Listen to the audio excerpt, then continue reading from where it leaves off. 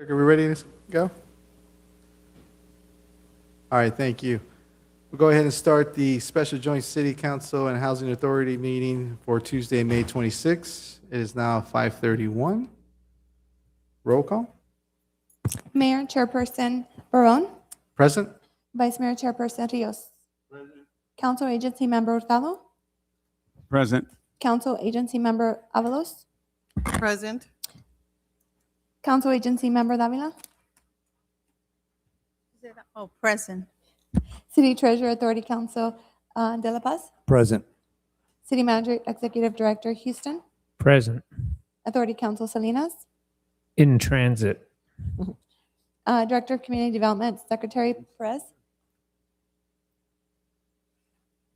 He's in the back. Yeah, he's in the back.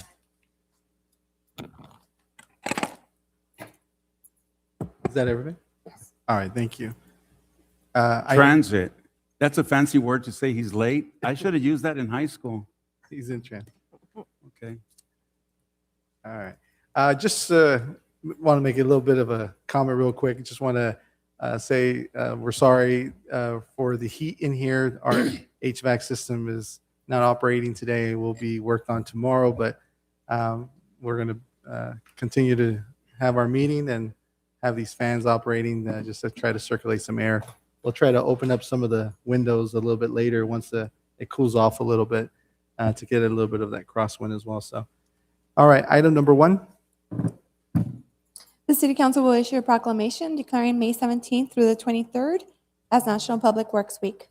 Thank you, Mr. Mayor. Thank you. Proclamation declaring National Public Works Week, May 17th to the 23rd, 2026. Whereas public works professionals focus on infrastructure, facilities, and services that are of vital importance to sustainable and resilient communities and to public health, high quality of life, and well-being of people of the city of Southgate. Whereas these infrastructure facilities and services could not be provided without the dedicated efforts of public work professionals who are engineers, managers, and employees at all levels of government and the private sector, which are responsible for rebuilding, improving, and protecting our nation's transportation, water supply, water treatment, and solid waste systems, public buildings, and other structures and facilities essential for our citizens. And whereas in the public interest of the citizens, civic leaders, and children in Southgate to gain knowledge of and maintain an ongoing interest and understanding of importance of public works and public works programs in their respective communities.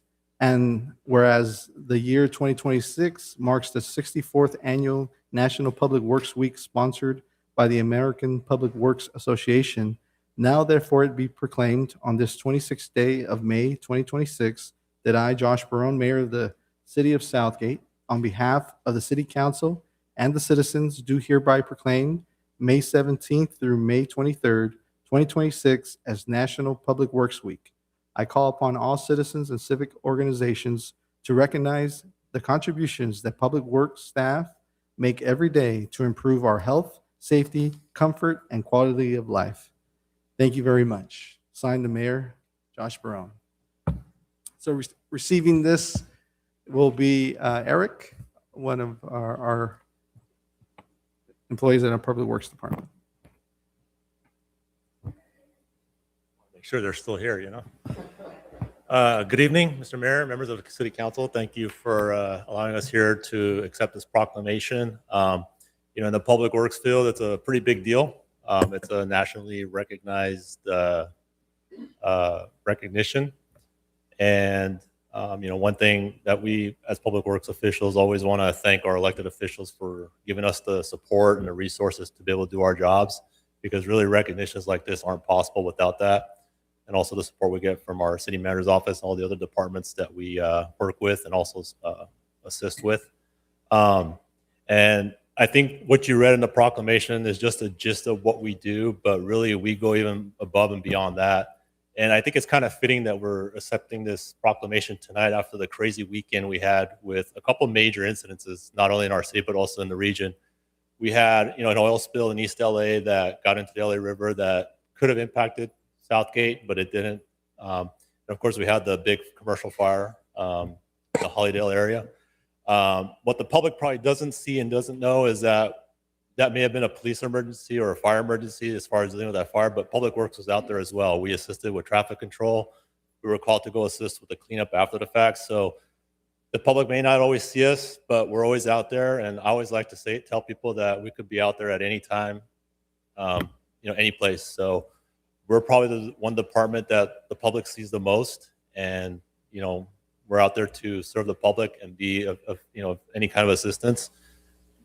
No call is ever too small for us. So please, to the public, never hesitate to call us for anything that you need. One thing I can tell you about our staff here in Southgate and the Public Works Department is they take pride in what they do. They don't say no. They don't question. They just go out there and do. And I think that's what sets Southgate apart from some of the surrounding cities here. So with that, and on behalf of the entire department, I'd like to thank you for your support and for recognizing the Public Works Department during National Public Works Week.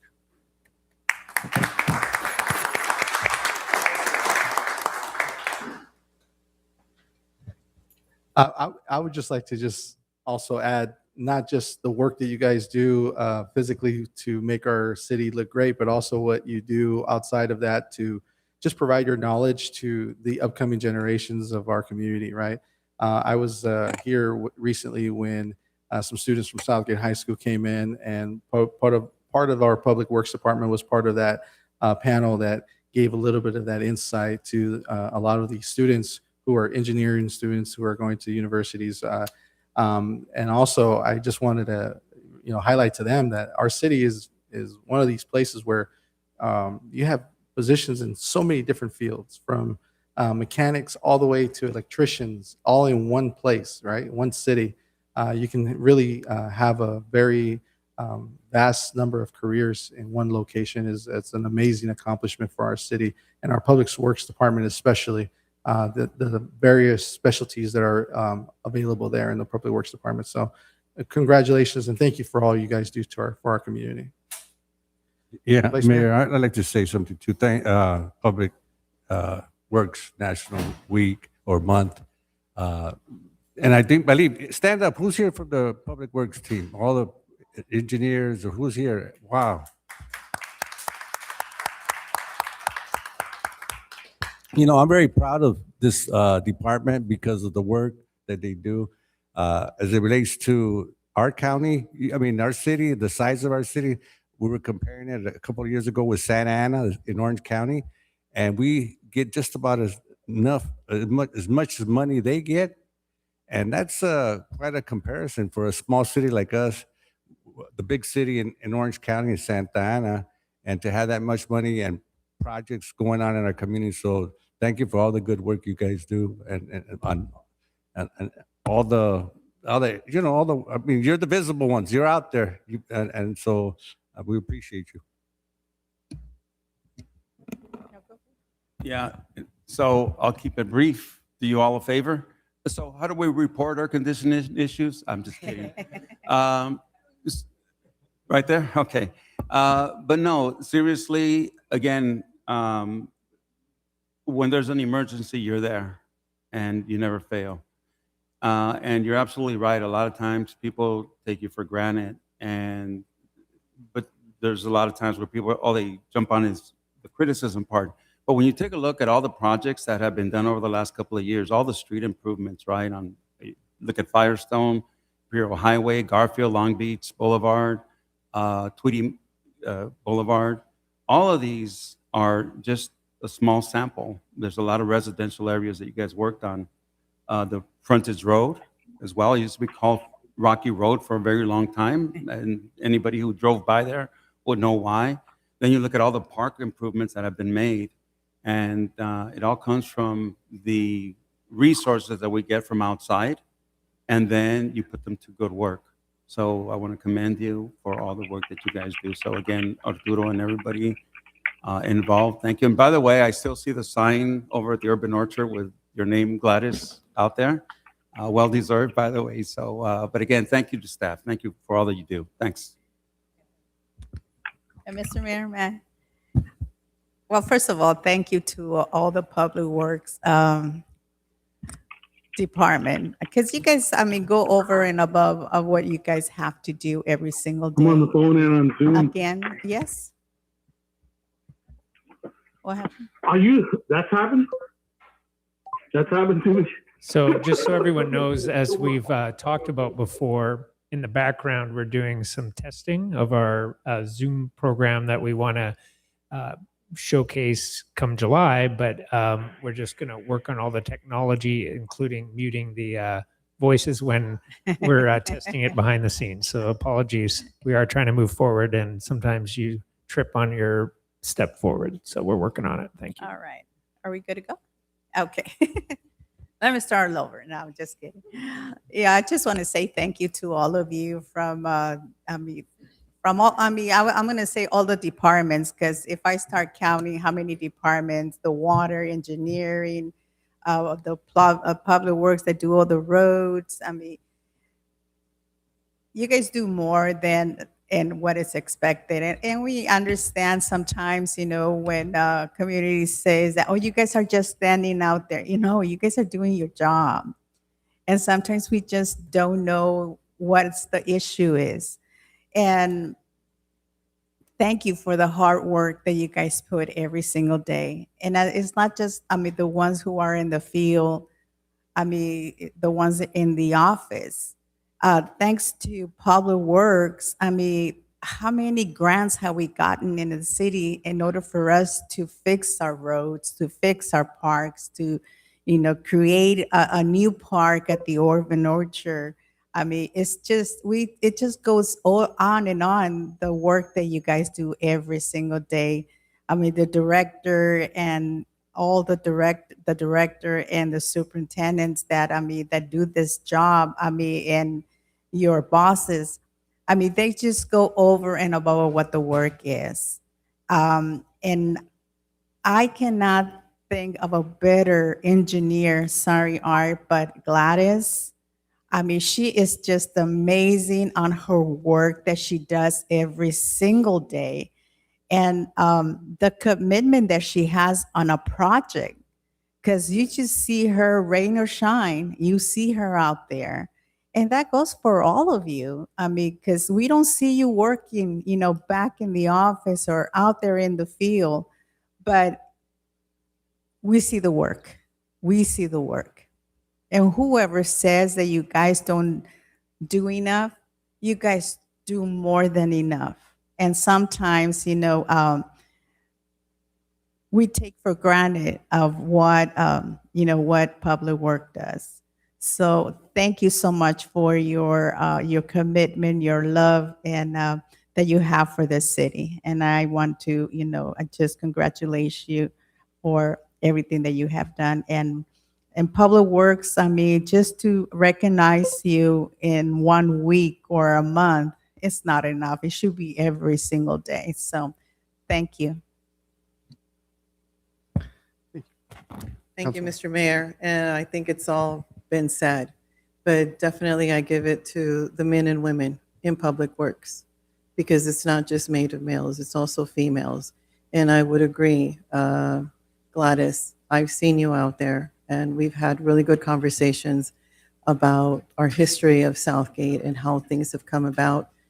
And I think that's the beauty that Public Works brings, is that they bring that vision that 100 years ago, someone in Public Works had the vision of extending Firestone Boulevard to 3 lanes.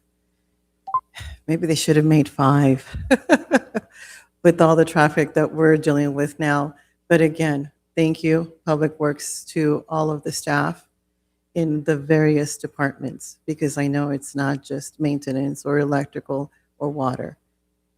You guys and ladies are really the backbone of this beautiful city that keeps it flowing day in and day out. So thank you. Thank you, Mayor. Thank you. All right, let's come up and get your presentation. And let's have all of Public Works come.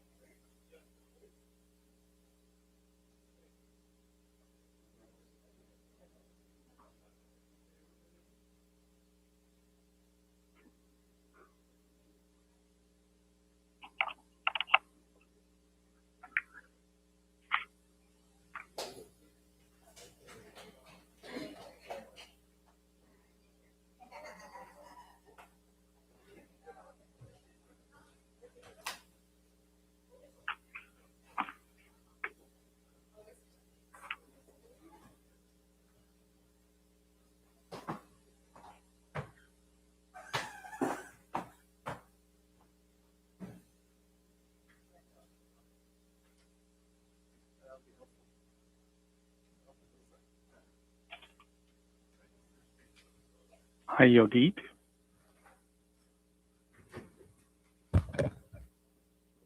All right, item number 2.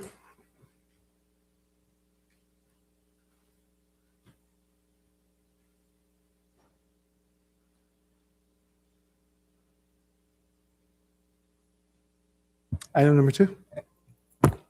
The City Council will issue a proclamation declaring May 23rd, 2026 as Memorial Day. Thank you, Mr. Mayor. Thank you. And reading the proclamation will be Councilmember Gil Hurtado. Okay, yes.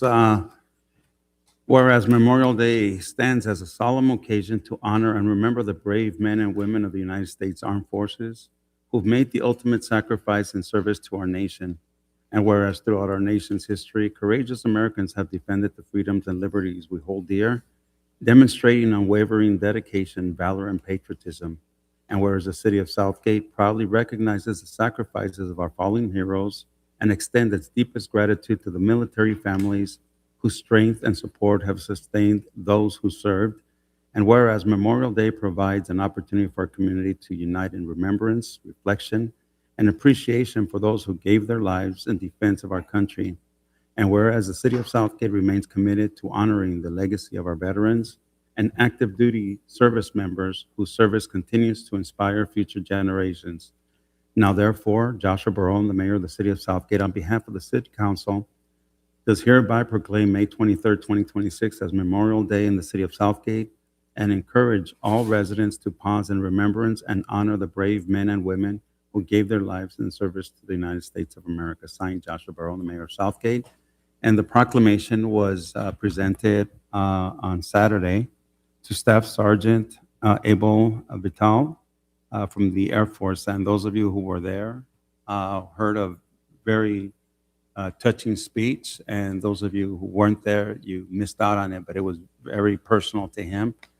He had himself in tears and had others in the audience in tears as well. And for their service, we got to make sure that we keep them all in our prayers all the time. Those who served and didn't come back, for the families, and for those who are currently serving. Thank you, Mr. Mayor. Thank you. And Tina, thank you very much for putting that event together with your staff. It was a really well done. And please thank again Abel Vital, Staff Sergeant, for his words. It was very nice to have him there. You guys always bring great speakers, but his story was very touching. So thank you for having him there. Thank you. Item number 3. The City Council and Southgate Housing Authority will consider A, approving the special joint meeting minutes of October 22nd, 2024, and approving the special joint meeting minutes of May 12th, 2026. Thank you, Mr. Mayor. Thank you. I'd like to go ahead and open up to any member in the audience if they have any questions regarding the minutes. Seeing none, any emails, Madam Clerk? No emails, Mr. Mayor. Okay, bring it back to, Motion to approve. Second. we have a first and second from Vice, or not Vice Mayor, Pick a but pick. Councilwoman. Councilwoman.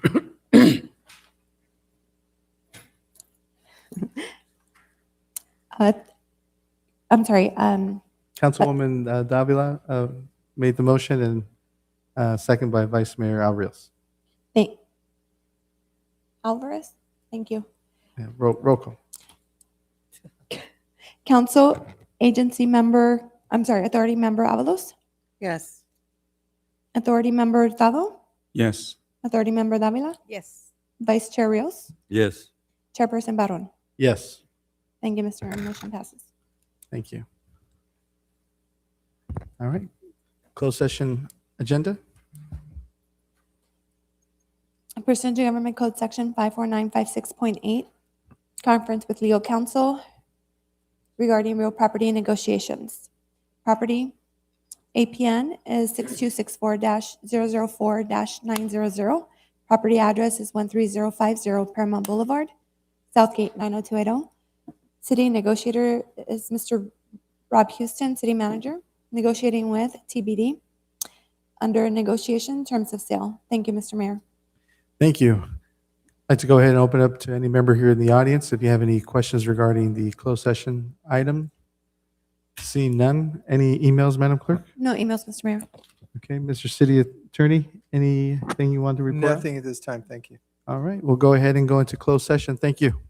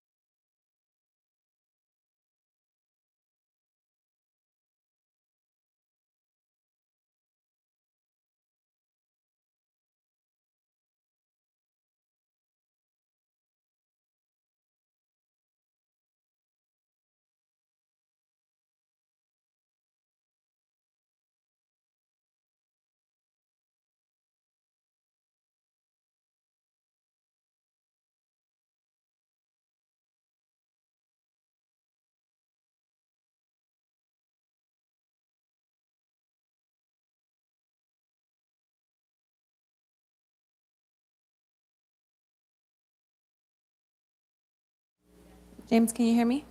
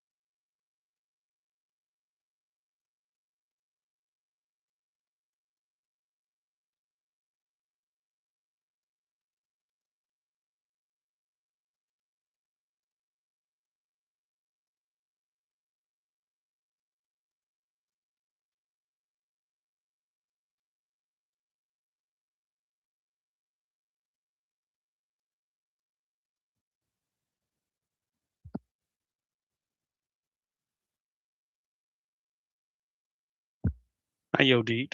This is James testing the app from my desktop.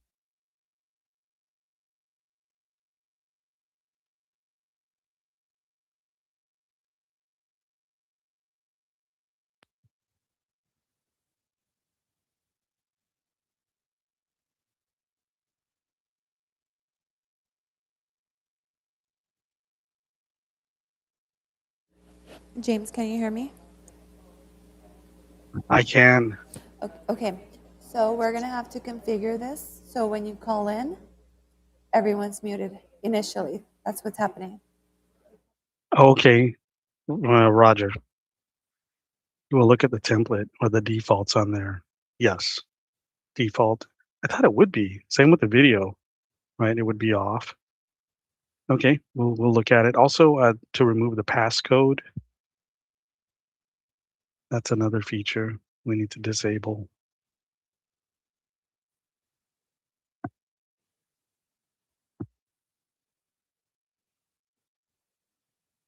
Can you please mute me? I'm gonna mute the system and see if you can hear me. Okay.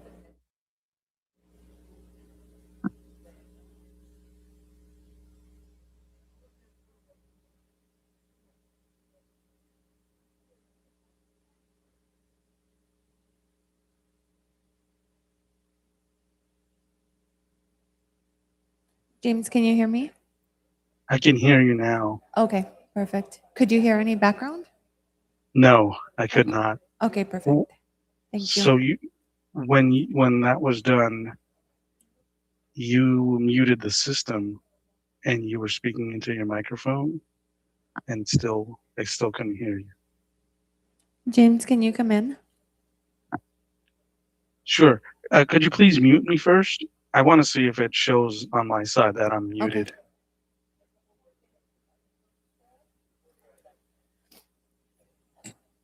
Thank you. I saw it. Right now, I have the ability to unmute myself, though. Okay, I'll see you in a bit.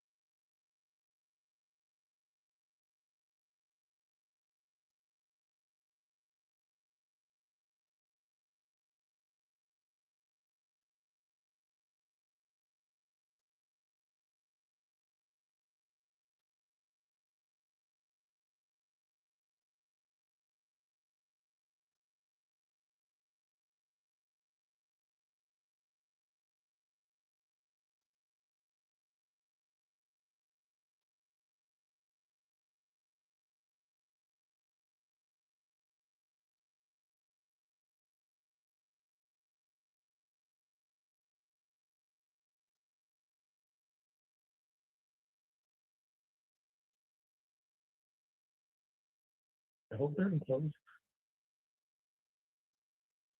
Check. Let's all get here.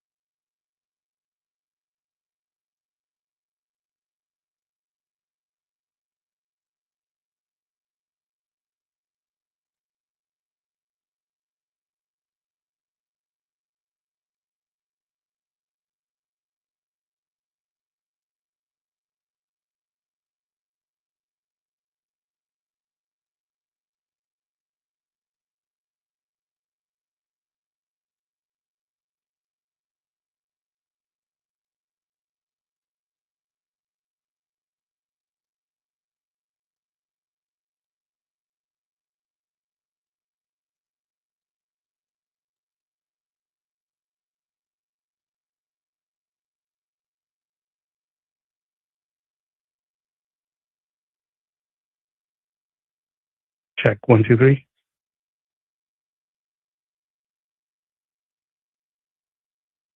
Check 1, 2, 3.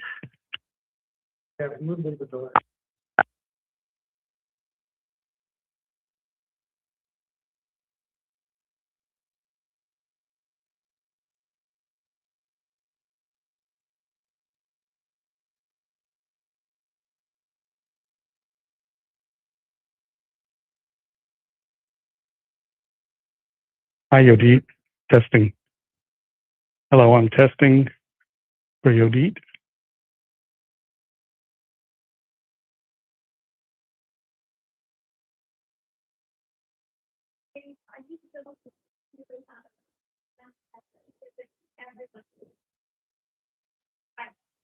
But they should hear me too. People will also hear me on the stream during this test.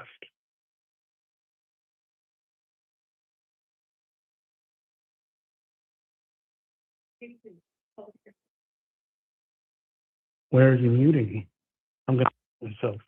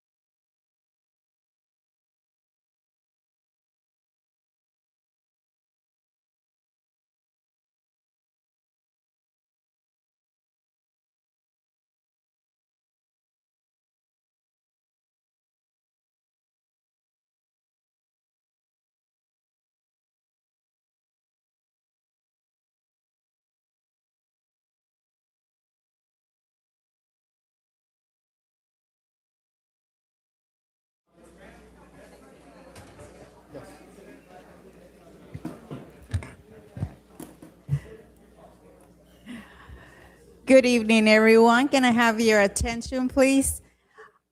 I'm going to make the announcement for the Spanish translation. Si hay personas que necesitan traducción en español, tenemos audífonos. ¿Alguien necesita traducción en español? No, we don't. Si necesitamos, por favor mantenga su mano arriba para que se le dé un audífono. We have the gentleman, please, manténgala arriba, por favor.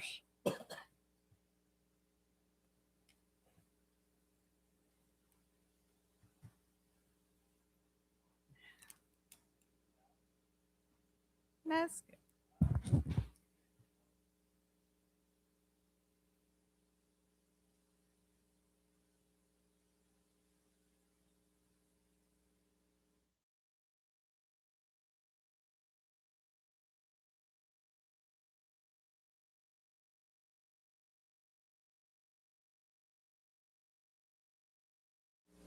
All right, thank you.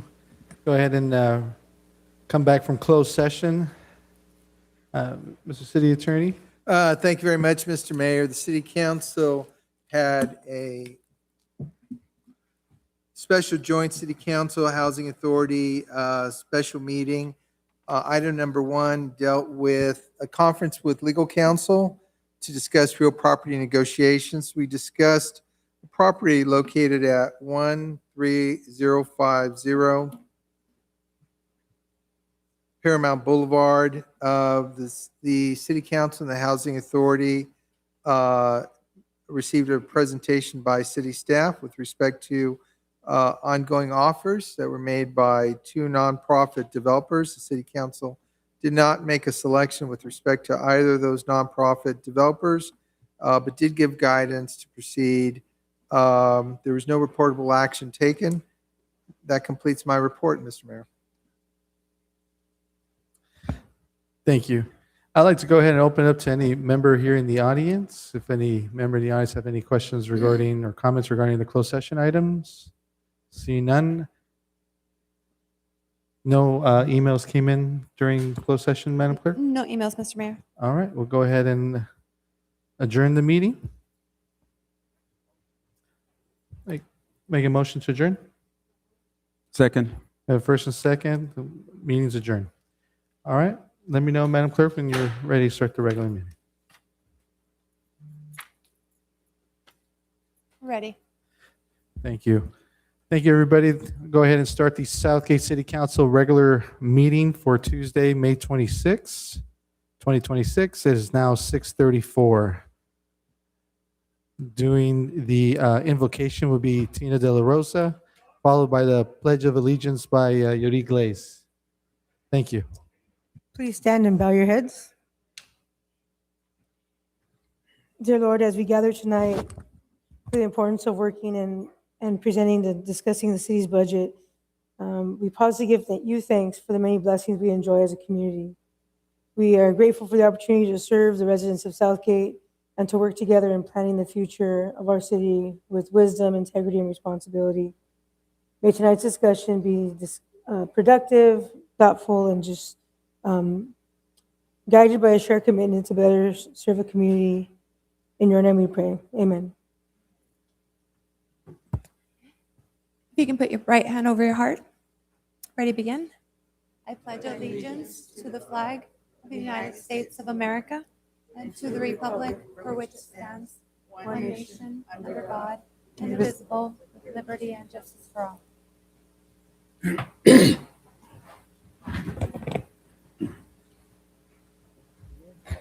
Roll call. Mayor Barron, Present. Vice Mayor Rios, Present. Councilmember Avalos, Present. Councilmember Hurtado, Present. Councilmember Davila, Present. City Treasurer De La Paz, Present. City Manager Houston, Present. City Attorney Salinas. Present. Thank you. Thank you. We'll go ahead and move on to public hearing, item number 1.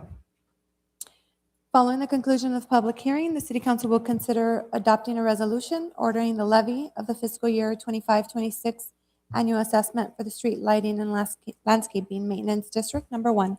Thank you, Mr. Mayor. Thank you. All right. Making this presentation will be Arturo Cervantes from Public Works. Thank you, Mayor. Just as a way of background, the Street Lighting and Landscape Maintenance District was established in 1981 to help fund cities' streetlights, traffic signals, landscaping, and irrigation systems. Property owners throughout the district pay an annual assessment that helps cover the cost of maintaining these improvements. State law requires that the city complete an annual assessment proceeding, including a public hearing, which is what's before you tonight, before the assessment can be collected each year. Staff is recommending that the assessment rate remain unchanged for this coming fiscal year at $2.38 per adjusted front footage. This particular rate has not changed for over 30 years. At that rate, the assessment is expected to generate approximately $2 million in the upcoming fiscal year.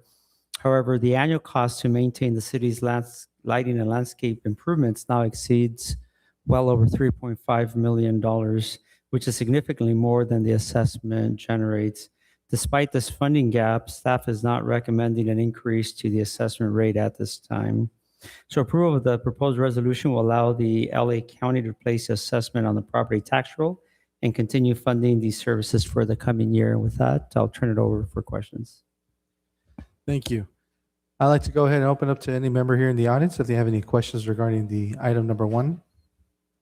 Seeing none, any emails, Madam Clerk? No emails, Mr. Mayor. All right, bring it back to council. Mr. Mayor? Yes. And I brought this up before, so the report shows that it's 8,660 that's going to be funded by the Streetlight and Landscaping Fund, but the report itself shows that there's a gap. So this is going to actually not come from the Streetlight and Landscaping Fund. It's going to come from our general fund. So it's already upside down. Do we know how much we're upside down at this point on the Streetlight Landscaping Fund year to date? Council member, we attempted to do a cost analysis. We know that the amount is approximately over 3.5 million.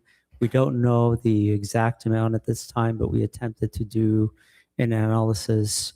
Trying to come up with the number requires having the services of a consultant on board to really help us work out the details of the numbers, but we're at least $1.5 million over. Yeah, and the reason I bring it up is because I know that we've been talking about the budget and the shortage that we might be having, the fiscal emergency that we're facing. And I think it would be important to try to let people know exactly where we're at, not exactly, but approximately where we're at. And even though 8,660 doesn't sound like a lot when you're talking about a multi-million-dollar budget, it adds up. And this is part of the debt. So even though it's coming from a separate fund, which is the Streetlight Landscaping Fund, that one's upside down. And I think it's important to identify. So I don't know if you want to add anything to that, Mr. City Manager? But No, well, yes. I will just say that, yes, as we're trying to find a way forward with our financial situation, we have various funds. And a few years ago, we had a sewer fund that the city had not increased for years and years and years. And the general fund was having to subsidize that almost to $1 million per year. And that meant that people who are accessing sewer services paid a fee on their utility bill that was not equal to what the costs were. And so people that are paying general taxes had to subsidize that. The council took the action several years ago to change that and adjust the fees to make sure that that $1 million went away. And so now it's covered and we don't have that subsidy. Another fund is this landscape lighting district, as we've talked many, many times. In 35 years now, it's not been increased with any increase at all. And it's a deficit to the tune of over $1.5 million a year. At some point, that needs to be addressed. The only way we can address it would be to go out to the people for a vote of the public to adjust the fee. But until that action might be taken, we're using general fund money that we'd love to use for all the services you'll hear later tonight are going to be cut. But until then, we have to subsidize this fund. yeah, and it's not just general fund money. We've been using other funds as well. And if at some point, I know we got a lot of things on our plate, but at some point, I would like to see how much money we've actually subsidized into the Streetlight Landscaping Fund from the general fund and all the other funds, and when that started, because it's been like 35 years, but it wasn't like just this year or last year we've been upside down on it. We've been upside down on it for many years. And if you get all the total of how much general fund money we've pulled out from the general fund, it would be nice to know that that would have been in the reserve instead of the meager amount that we currently have. So again, that's homework for us, okay? Thank you, Mr. Mayor. Thank you. Mr. Mayor, if I may. Yes, ma'am. It's either directed to Rob or to Arturo. So given the fact that we are running the street light and landscaping at a deficit, and it has to go to the people, what is the projected percentage or the cost that it's going to cost the community and that they're going to have to vote on it? Is it 5%? Is it 10? Is it 15, 20? What are the numbers? Yeah, I guess we don't have those numbers now, and it's a process to get to those. First step in that is to identify what the actual cost of the subsidy is. The second step of that is to craft a 5-year capital improvement program. Right, we've got, for example, a $30 million gap in trying to convert our streetlights to LED, and we've not been able to fix those. So part of this fund can also be used for capital improvements. That's an example. So, council can decide to try to fund the entire $30 million in 5 years, or perhaps in 10 years. And so, depending on what decisions are made, we would be able to determine what that dollar amount is, what that increase would be. But it'd be, in my opinion, at least double as it is. The current rate is only generating $2 million. That's leaving you with a $1.5 million gap. If you just want to close the gap, my guess is we're just over 4 million. But if you just wanted to close the gap, you're at least double, and whatever you add to capital improvements and what have you is more. And then if you want to improve levels of service, right, we're able to maintain a certain level of service with this at this funding level. That would add even more into that cost. So the actual increase really depends on what the goals are going to be. Okay.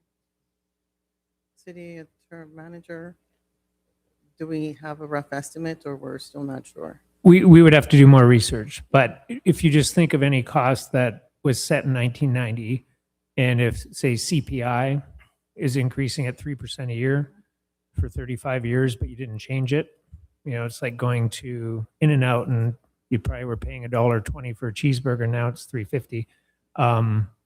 Our tree trimming costs are a big part of this cost, and the rates that the tree trimmers get, that is set by the state, has doubled. So a double is probably an estimate, but again, we don't want to nail down a specific number, and none of that increase can happen without a vote of the people, which would be a whole separate, put it on the ballot, and future time that would be up to the council to decide if they want to put it on a ballot. And, Thank and you. just, is it part of property tax, or would it be incurred as part of the property tax? Yeah, parcel tax line on your property tax bill, it's outlined as a separate line right now on everyone's property tax bill. Right. All right. If there's no other comment, then I'll make a motion to move forward on staff's recommendation here. We have a first and second. Roll call. Councilmember Avalos, Yes. Councilmember Hurtado, Yes. Councilmember Davila, Yes. Vice Mayor Rios, Yes. Mayor Barron. Yes. Motion passes. All right, thank you. Item number 2. Following the conclusion of the public hearing, the City Council will consider adopting a resolution ordering the levy and collection of assessments for fiscal year 26-27 for the parking and business improvement area known as the Tweedy Mile Business District business license as permitted by the Parking and Business Improvement Area Law of 1989, California Streets and Highways Code, Section 36500. Thank you, Mr. Mayor, Mr. before we continue with this item, I'm going to need to recuse myself because it is the Tweedy Mile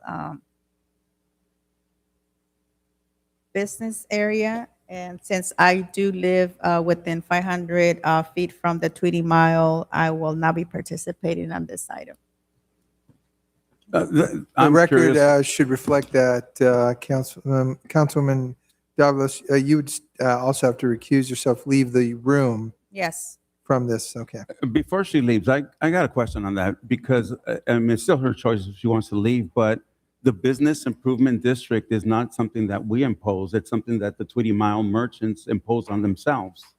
Understood, but It's still, okay, just for clarity for the, yes. okay, thank you. understood. All right, thank you very much. Making the presentation would be Leticia Aguilar. Hi, good afternoon, good evening, Mayor and council members. I do have a PowerPoint that I would like to present with you guys. So this item comes before council annually as part of the required process under state law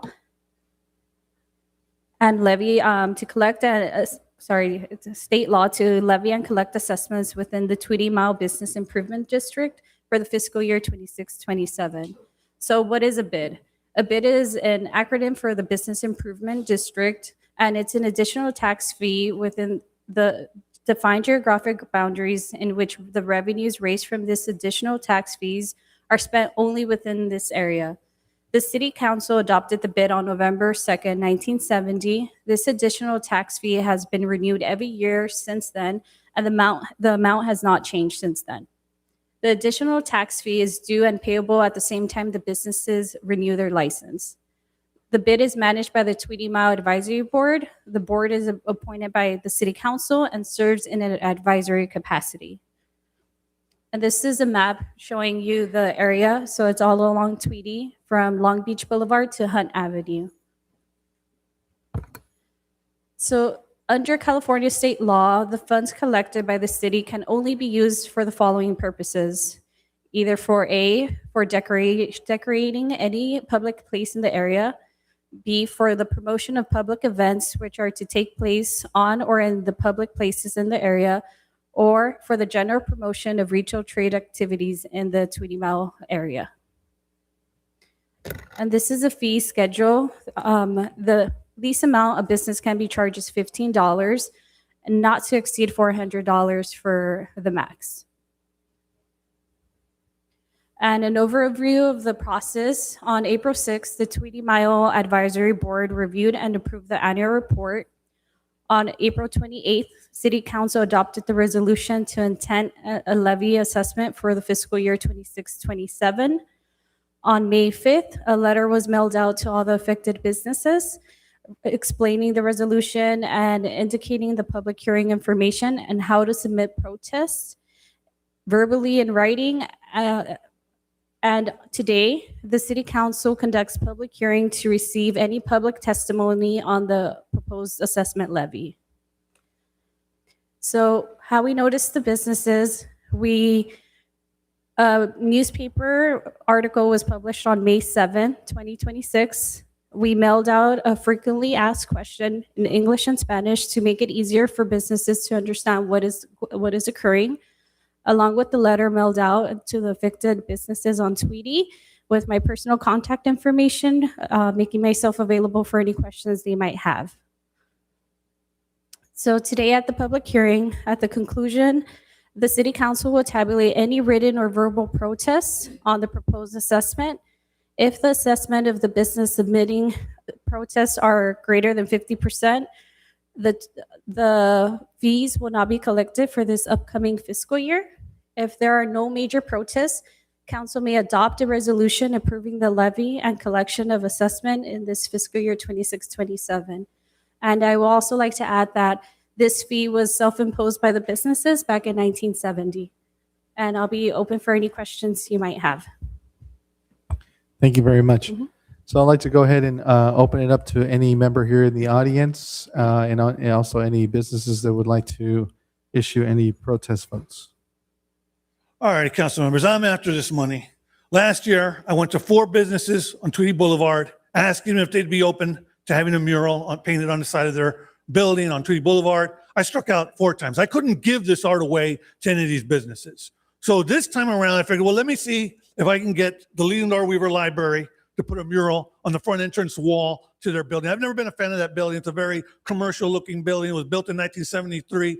And so I reached out to Deputy Doritza Gonzalez. She's Januson's Deputy of Parks, Library, Public Works, and then who's the other one? Patricia Rivera, who's the regional administrator, the South Regional Administrator. She oversees 19 libraries. Leland R. Weaver is one of them. The one in the Hollandale region is another. The one in Bell that's going to renovation. The one in Linwood also, right across their city hall. So they both has stated to me that they're both open to having a mural on this project. I got a hold of Diana Morales of the Stella Arts Foundation because I need someone to oversee, take on this project. So she said that she's willing to do it, but she needs help with the funding, and so she's actually had a meeting with Patricia Rivera and her staff. So what I need is someone from Southgate City Hall to speak with these other entities to say, hey, look, are you guys serious about this project? Is this something you're going to do? And council members, the idea behind this project is I want the library to partner up with San Miguel Elementary and have the students there come up with the ideas of what the mural should be. Let the kids decide what the theme should be, the colors, the subject matter, even name it. And an art project for kids, by kids. And this is really the best possible use of these funds, the best possible use of this money. And I would argue that this building, sadly, is probably the best looking building on Tweedy Boulevard. I challenge you to find another building that looks half as decent as the Leland R. Weaver Library. I tried to get Ms. Morales to be here tonight. She sent me an email explaining why she couldn't be here. Eventually this is going to go before the commissioners, the Tweedy Mile Advisory Board. So hopefully I'll be able to get her to be present for that. But I just want to bring this to your attention that this is the aim and the direction that I have to make use of this money, to put a mural on the front entrance wall of Leland R. Weaver Library. I'll end with that. Thank you. See no other public comments. I'll go ahead and close the public comment here in person. Any emails, Madam Clerk? We received no emails, Mr. Mayor. No protest emails? No, sir. Okay. Bringing it back here to council. Mr. Mayor. Yes, council member. So, Letty, when projects come forward, they come from the Tweedy Mile, right? Because it's their money. Correct. We collect it for them, we hold it for them, but it's their money. And so they want to put a mural, that would be their decision, not necessarily ours. Yes, correct. Okay. So, yeah, it would not be something that we would engage in. I want to make sure that everybody understands how the protest works, the protest vote works, because I've talked to some members of the Tweedy Mile who are happy with paying the assessment because they like some of the things that they're spending the money on, but there's some that don't. And so when a vote goes out, what are their choices when they vote? To stay on, what would they have to do if they want to stay on? So they could either write a letter back to us, to city clerk, or they could come in person to protest. And if they're in favor, they won't do anything at all. Okay, so if they throw it away, Mm-hmm. that's basically saying that they're okay staying paying, right? Correct. And I think that's part of the problem, because some of the people who are on Tweedy Mile, they get that vote and they're unhappy and they throw it away. In essence, by throwing it away and not writing a protest, they're actually voting to keep it on, right? So I think, and I brought this up in previous meetings before, maybe someone needs to educate all the merchants out there, not to get rid of them. I think they serve a purpose. I think when you look at statewide, the bids, the business improvement districts provide additional services for the merchants on whatever boulevard they're on. And I think this is the same thing here. But of those people who don't want it, their choice should not be to throw it away. It should be to actually indicate that they're not happy, right? Yes, Okay. correct. So I wanted to clear that up because, again, I think a lot of people are thinking that it's something that we're imposing on them. And all we're doing here tonight is just saying, are people protesting? Are people wanting out? And if we don't have enough votes to do that, then we got to move forward with it. So us approving this levy is just saying, based on your votes, or giving the blessing Mhm. to continuing with the bid. Is that, in short, what we're doing here? Yes, correct. If they're Thank not you. here present, yes. Okay. A follow-up to that, Leticia, were you here last year when we did it last year? Yes, I was here. Okay, so do you recall what the turnout was of those that actually responded? I mean, I believe versus, so but you're looking at those that respond and those that oppose, right? Is that what you're looking at when you get? correct. Yeah, if there's any letters back or even any calls. I did receive a few calls with some questions, but after I explained it to them, they did not choose to come to today's meeting. So it was a low turnout, would you say? Yeah, usually it is. It's usually Okay, so around not a the lot same. of participation, but it's mostly those that favor it that end up voting it. Is that the way it goes? Yeah, if they favor it, they initially don't have to come to the meeting or reply back at all. Oh, that's right. You don't have. Mhm. Okay. All right. Well, thanks for clarifying. Okay. Thank you, Mayor. Leticia, so we got no emails. You received phone calls. You clarified. How many people that you talked to or have come in and say, we don't want to continue paying this tax? From the calls I received, none of them were really opposed of it. They just wanted more general information as to what the letter was regarding, and just updating some mailing addresses as well. Okay. Thank you. My pleasure. One other question, if you don't mind. So small mom and pop shop versus a bigger store, are they the same amount of votes? My understanding is the bigger the business, I know that they pay additional, right? And it's Yeah. the amount that they pay is based on the annual gross receipts, Yes, the least amount is $15. The greatest amount will be 400. 400. Mhm. But the votes, it's all one vote All for? one vote for Okay, review. all right. Yeah, and thank you, Letty, for the presentation. Like I said, I also received some calls just asking, like, why is the city putting on a new tax to our businesses on Tweety? Where we had to kind of explain, say, no, this has been a long-standing levy that's been on the businesses for many years. And if you're new to the Tweety Mile, maybe we need to make sure that when we're signing up businesses on the Tweety Mile, that we're giving those explanations a little bit better. But this business that I was talking to has been there for years, has been paying that levy for years, and just never realized it because he never remembers receiving the letter. So I let him know that, you know, this is an annual thing, and just to, if he's interested in ever protesting it, to always reach out and get that information. But yeah, this is what we are doing today. We're just addressing that, and we're making sure that we're following the law, and that we're levying that tax on that. All right. Mr. Mayor, could I just add one extra clarification?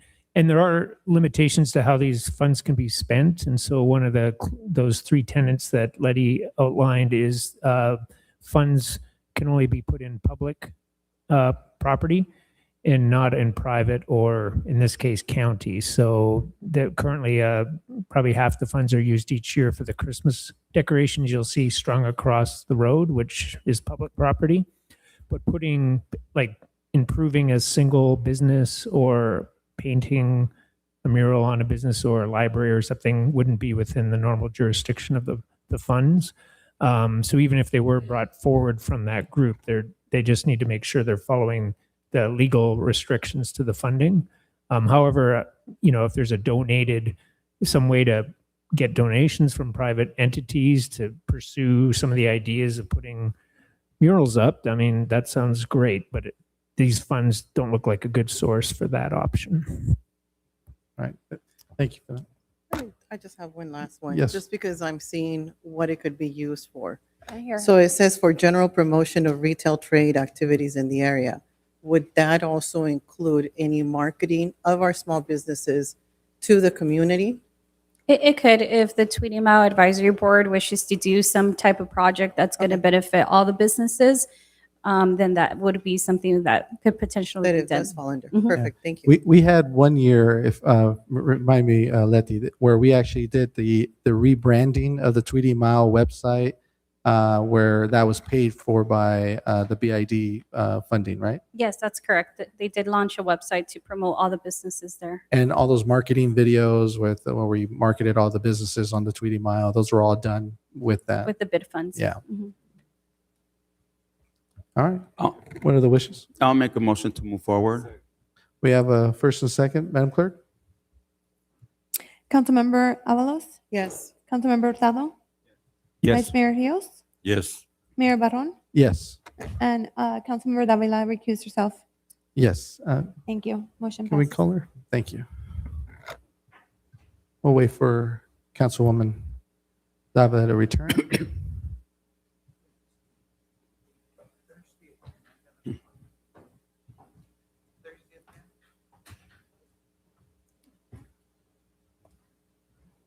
All right. Thank you. Presentations or reports, item number 3. Thank you, Mr. Mayor. The City Council will consider receiving and filing a presentation on the city's budget.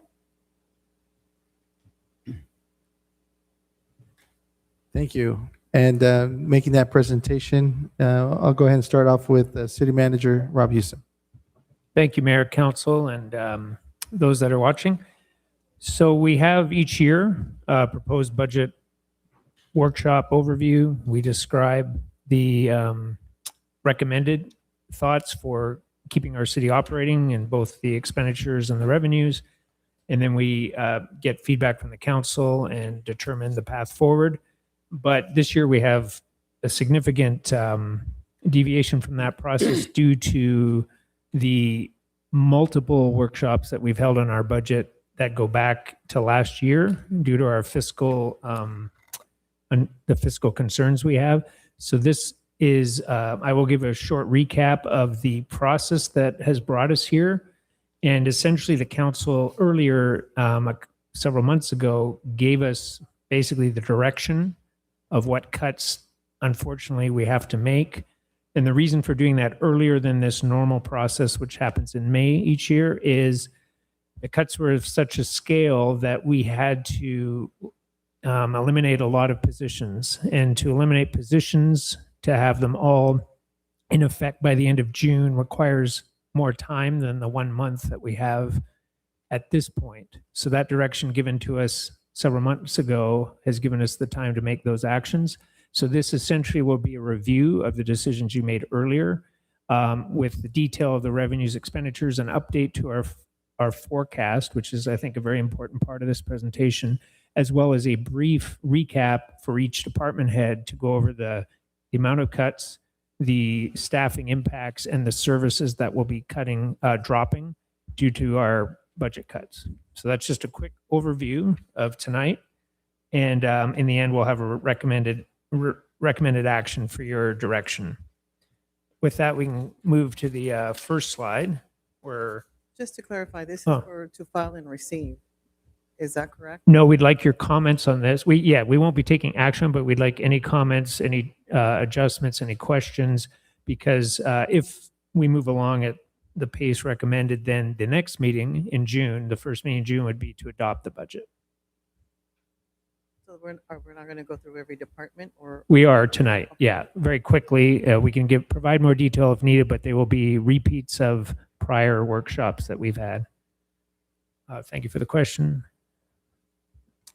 So I'll start off with this intro and then be handing it over to our Administrative Service Director. So this is the timeline and the fiscal actions we've taken so far.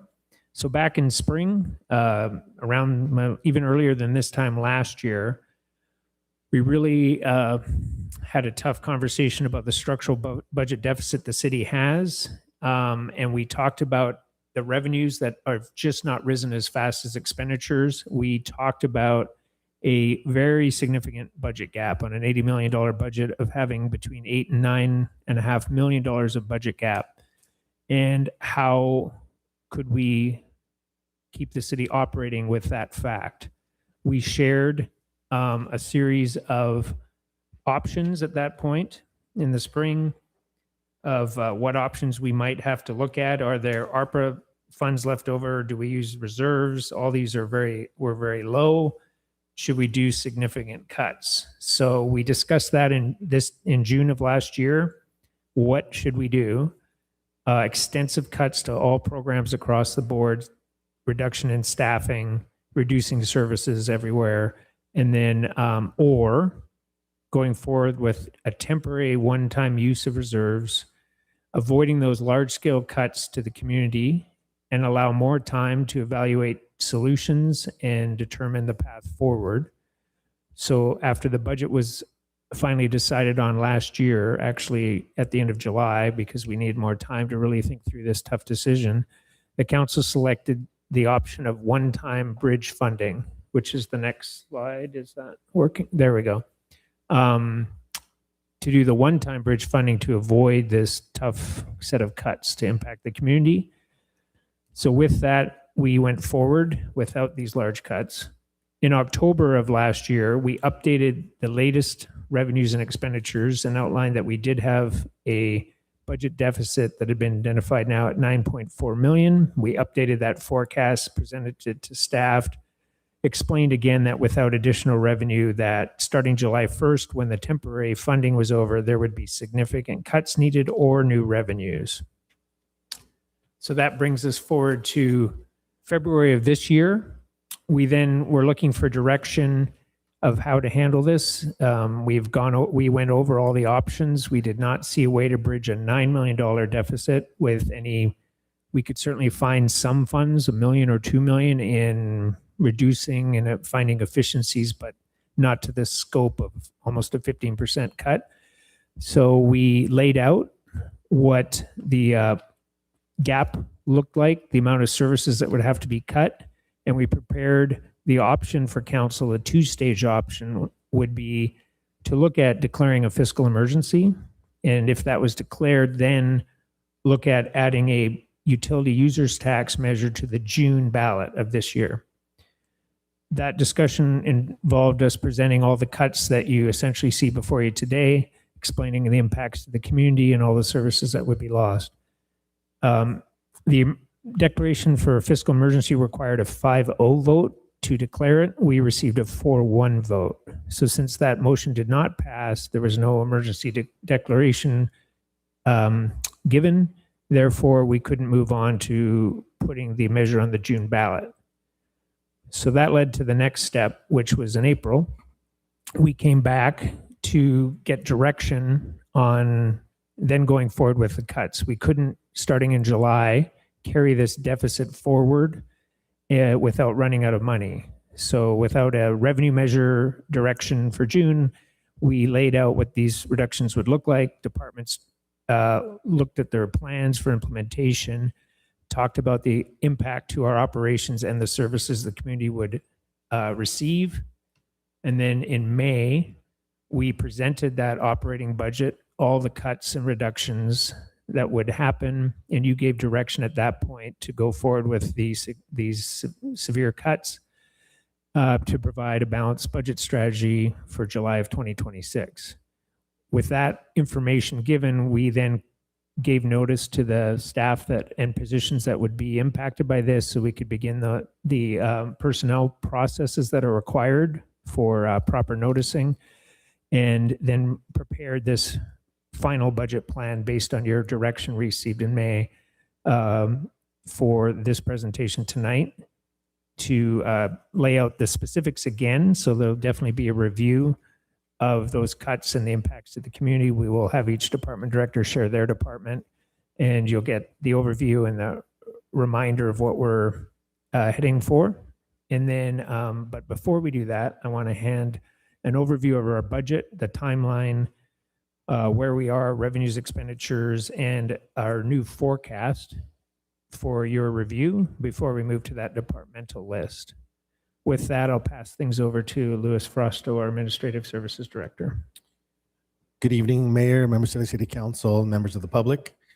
Just a quick snapshot of how we got here. Some of this City Manager Houston touched on, but this process began in June of 2025 with the adoption of the 25-26 budget. In that budget, there was about $2 million in reductions, as well as the identification and discussion on the deficit. In September through December, we worked on, developed, and presented the mid-year review and forecast. And that got us through. I think we had a little bit of a later mid-year this year. We started getting departmental submissions in January, February for this proposed budget. So this is about 5 months in earnest of the actual budget being developed. Presentations were given to the city council and the public in March and April, identifying the cuts, and then the proposed budget is being released to the public as part of this item. It was released last Thursday. And then that's not tonight, but on the June 9th, we are hoping that the city council adopts the budget. And here we are. In terms of this year's budget, big picture, all in, there's about a $228 million budget. Of that, the general fund portion that supports most city core services is $72.2 million. Our CAP 1 year is $51.3 million with 32 active projects. There are 313 FTEs with 22 frozen or eliminated positions. In terms of the breakout of where the funding goes, 58% is going to police, followed by 15% to Parks and Rec, 9% to Public Works, 8% to Community Development, and the rest of the departments make up the remaining 11%. Now, public safety is making up almost 60% of general fund expenditures. I thought it was important to note that this is not unusual, and it is very much the norm, especially it's actually a little lower than most cities, but it's not too far off. This is just a different representation of those numbers we talked about in more detail. This presentation will be available for download online for those that wish to have a copy and dig further into these numbers, but same information, just presented differently. You'll see the percentages were broken out in a pie chart format. Personnel snapshot, what I wanted to highlight here is when we look at a net change, we're reducing positions this year. There's 22 positions, like I said, that are being frozen or eliminated, on top of some of the positions that might have been frozen or eliminated in prior year. The prorated vacancy funding. So just like last year, each position is only being budgeted for the time that it's going to be anticipated to be filled. So if it's a current filled position, it was budgeted at 100%. But if a position is currently vacant, we worked with the department heads and human resources to identify when we think that position will be filled based on its recruitment life cycle, where it is in the recruitment cycle. And so that's helping to reduce the burden on the general fund unnecessarily. Big picture this year, it's still not looking good. We had projected revenues of $60.2 million, down about 1% from 25-26. And the expenditures are at $72.2 million. And so this fiscal year, we've been talking a lot about the $9.4 million number. In total, between 25-26 and 26-27, we were able to get close to that 9.4 in cuts. We got to 9.3 million. 7.3 of those million in cuts were made this fiscal or being proposed in this budget. And 2 million of that was incorporated into last year's budget. Again, for a budget reduction of 9.3 million over a 2-year period. However, there's still a structural gap remaining of about $4 million this year.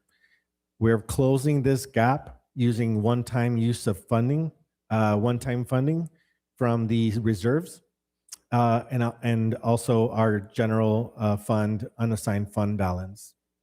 So key takeaway here is basically that even with combined cuts of 9.3 million over a 2-year period.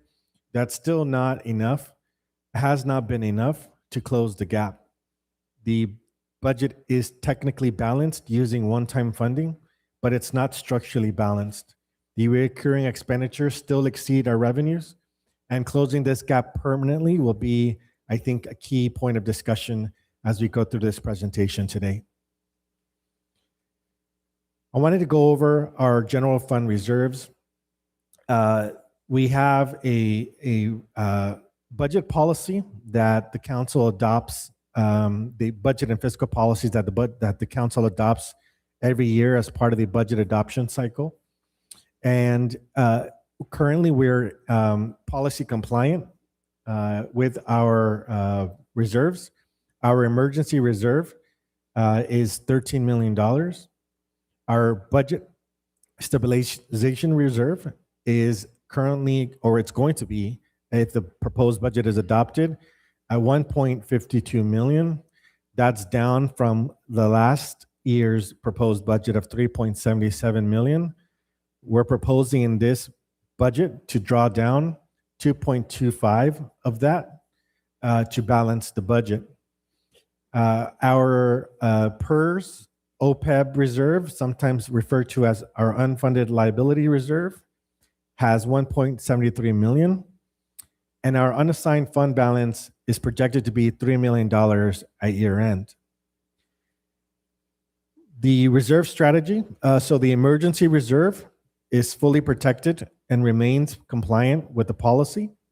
The budget stabilization reserve absorbs these one-time structural issues by design. That's its purpose. That's why we're using it. However, we won't have very much of that funding remaining after this fiscal year. If the city council, if the public votes to pass AUT, then restoring the stabilization reserve will need to be a priority over a several year period. It's not something we would want to do right away all in once, but it is something that I wanted to flag for the council's awareness. Looking at our general fund revenues by source, the biggest chunks continue to be our property tax and sales tax. The sales tax component of our revenues are the orange and green slices. The orange and green slices combined is our total sales tax revenue. The Measure P funds are always going to be a little bit higher than our local sales tax or state sales tax portion, but not by much. Our property tax remains strong at $19 million forecast. And then we have a variety of other revenue streams that make up the rest of our funding. We often get asked about our investments, and we do a quarterly investment report. There is one on the agenda tonight, but I want to just flag this. So our total portfolio, our investments, is $96.9 million, roughly $97 million. Uninvested, so liquid cash, is roughly 8.4 million that are held in deposit accounts at our bank. The distribution of investments in cash, there's approximately $20 million held in unrestricted general funds. So the question might be, well, of this 97 million, how much of it is general fund money? The answer is about 20 million of that. The remaining 80 million, roughly, if you include the unrealized gains and everything else, is distributed among 56 other funds. And those are restricted funds. They can't be used for general fund purposes. So we can't liquidate our portfolio and use this cash for however we want. There are restrictions on that money. Now, our assets were historically held at U.S. Bank under a passive approach prior to very recently. And so that has changed drastically since we've hired an investment manager. So Meter Public Funds is managing our investments as of March 2026. And we are anticipating that this money that we have in investments, this portfolio of $97 million, is going to bring in $3 million in interest to the city. And again, the interest money that comes into the city is distributed based on how the funding is set up. So again, 20 million of that, or 20% of that, is roughly general funds portion. Now, I wanted to provide some context in terms of what's changed and why costs keep rising. And this is meant to address the question, if we made all these cuts, why is the budget still tight? Why is there still a structural deficit? And like most household budgets, cities' costs rise every year, even when we cut spending. The cuts you see, or the costs you see, sorry, include the drivers we've been discussing at prior meetings over the last year. Our unfunded pension liability has gone up $5 million since fiscal year 2019-20. Our health benefits costs have gone up $2.1 million. Our liability insurance costs have gone up $3.9 million. And the subsidy to the lighting and landscaping district has gone up $7.8 million since fiscal year 19-20. But there are other things that often don't get talked about that have an impact on our budget. Almost all of our contracts include CPI escalators. So these are costs that are built into contracts to cover the vendors' cost of living and increases that they see.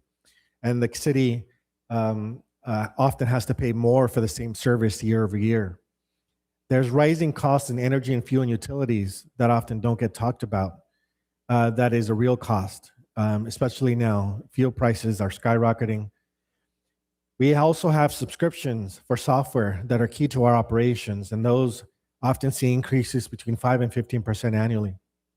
And then we have state and federal mandates, often unfunded.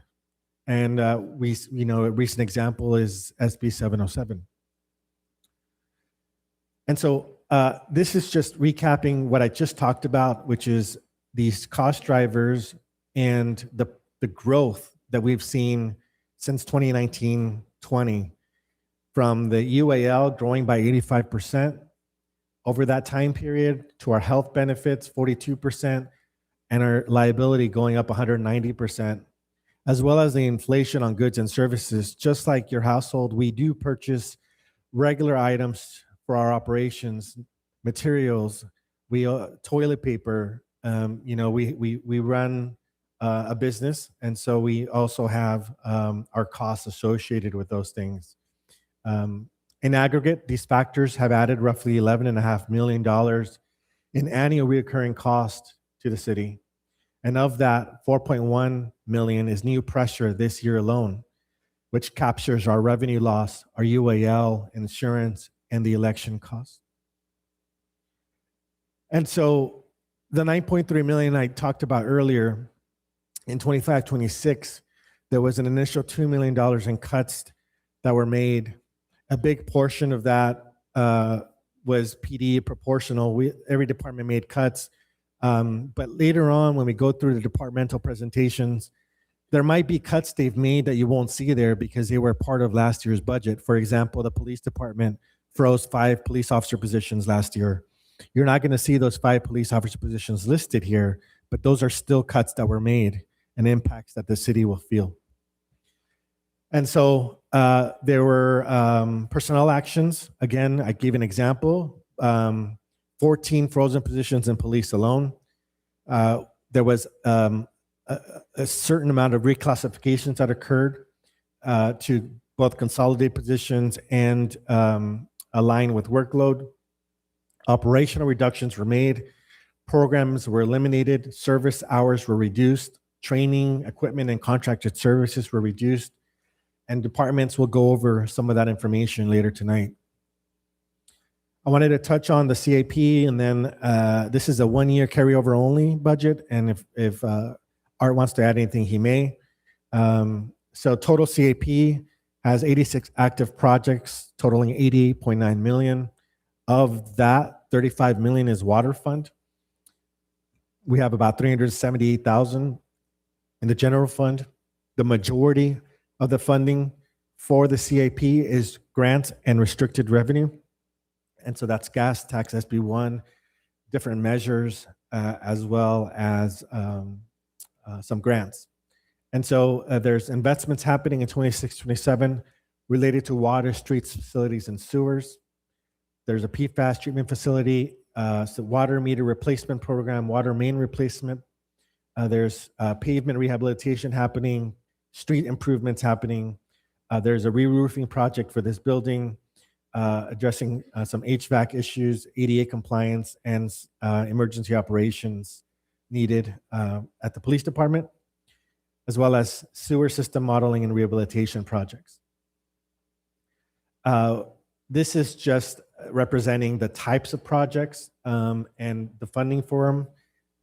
Again, it's just showing that the majority of the funding is going to streets, highways, and storm drains. And most of it is being funded through water. The funding sources, again, federal and state grants represent 37% of our CAP budget. Our water and sewer projects represent 41%. The general funds was not even 1% of this. And so that's by design. The Public Works Department, Arturo has made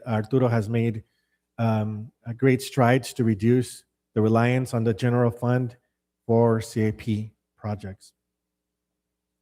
So looking ahead, this is not that easy to follow, but I'll try to explain the best that I can. So what you're looking at in this red or maroon color is what the deficit would be if we took no action, no UUT, and you'll see 0 is where we break even, so the middle line there.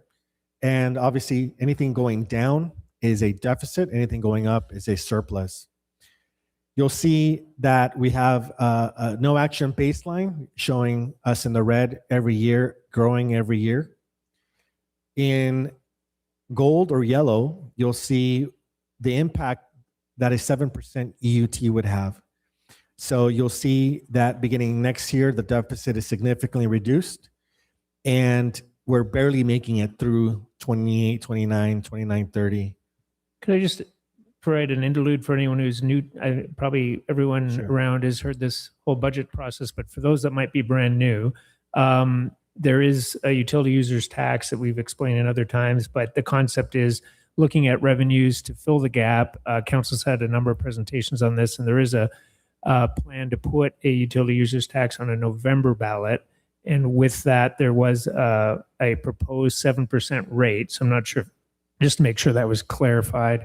And the options to cover the deficit at a time when we looked at that 3 or 4 months ago, we'll show that in the next couple slides. 7% seemed like how we could cover the gap, but in looking at current recent increases in costs and lowering in revenues, we're outlining how that may play out over time and the potential of needing to look at an 8% or 9% as what might be on the ballot is part of this presentation. So I think Louis covered it. I just wanted to over cover it, but thank you for that interruption. Absolutely. And so I think that's where I'll end in terms of this slide. Here is our latest forecast for general fund. And this forecast assumes that we maintain status quo, that we don't have a UUT to lean on. And what you'll see here is that these numbers are pretty bad. It means that even with the 9.3 million in cuts between 25-26 and 25-26, 26-27, we'll need to make an additional 6.6 million in cuts next year, and then another 4 million the year after, and another 4.8 million the year after that. And these are stacking, so they're pretty significant. And dire picture this is painting. In February 2026, when we were having discussions around what would it take to get us to a good place out of this deficit, we had projections that we worked on to help inform us in terms of what that would be. And so back in February, there was a lot of conversations around the UUT and the recommendation that initially we would go with the 7% UUT, or at least discuss the 7% UUT as a viable option to address the city's deficit. And this is the forecast that helped inform that. What you see here is that in 27-28, even with the additional UUT, we'd have a little bit of a deficit that could easily be addressed by our reserves, but that deficit would go away in 28-29 because we would be paying off our pension bonds in 27-28, and those pension bond payments are about $2 million a year. And so we knew that we would struggle a little bit in 27-28, but in future years, we'd have a little bit of breathing room to be able to restore $7 million of cuts, not the full 9.3, but still be able to operate in a somewhat okay level and have a little bit of money there for one-time projects or as needed services. And so this was the original projection that helped inform the 7% recommendation. But a couple of things happened. So we updated the general fund forecast with the latest information that we have, and a dire picture came about. We saw a reduction in revenues, or projection in reduction in revenues, of 2.7 million, and that's a big number. In addition to that, we had underestimated some of these cost driver costs that continue to go up every year. So combined with our increased costs and lower revenue, it created this roughly $4 million gap. And so we've plugged in this information, this data. We've worked with our consultants and partners to update our revenue projections. And what you'll see now is that the 7% UT, which is the blue section you see at the top, will barely get us, I think, above water in 28, 29, but only for 1 year. You'll see that after we pay off those bonds in 27, 28, we'll have some revenue to help offset the deficit in 28, 29, which will be the only year we'll be in the black. But then in 29, 30 and forward, the deficit starts small, again, manageable to some degree, but will continue to grow exponentially moving forward. And so this deficit, although it looks like it's $500,000 in 2030, 31, will likely be double that if you look at a longer term forecast. And City Manager Houston wants something to add. Thank you. Doing a great job. Just wanted to outline that another assumption in this forecast, because this $4 million change, so a total of $4 million less increased gap from February, that's how sudden these forecasts can change, have changed the outlook. So we looked to mitigate that. Again, we're trying to keep any requests to the community, any percentage as low as possible. So although we're proposed, and if recommended here, we will enact a $9.3 million cut to services, positions.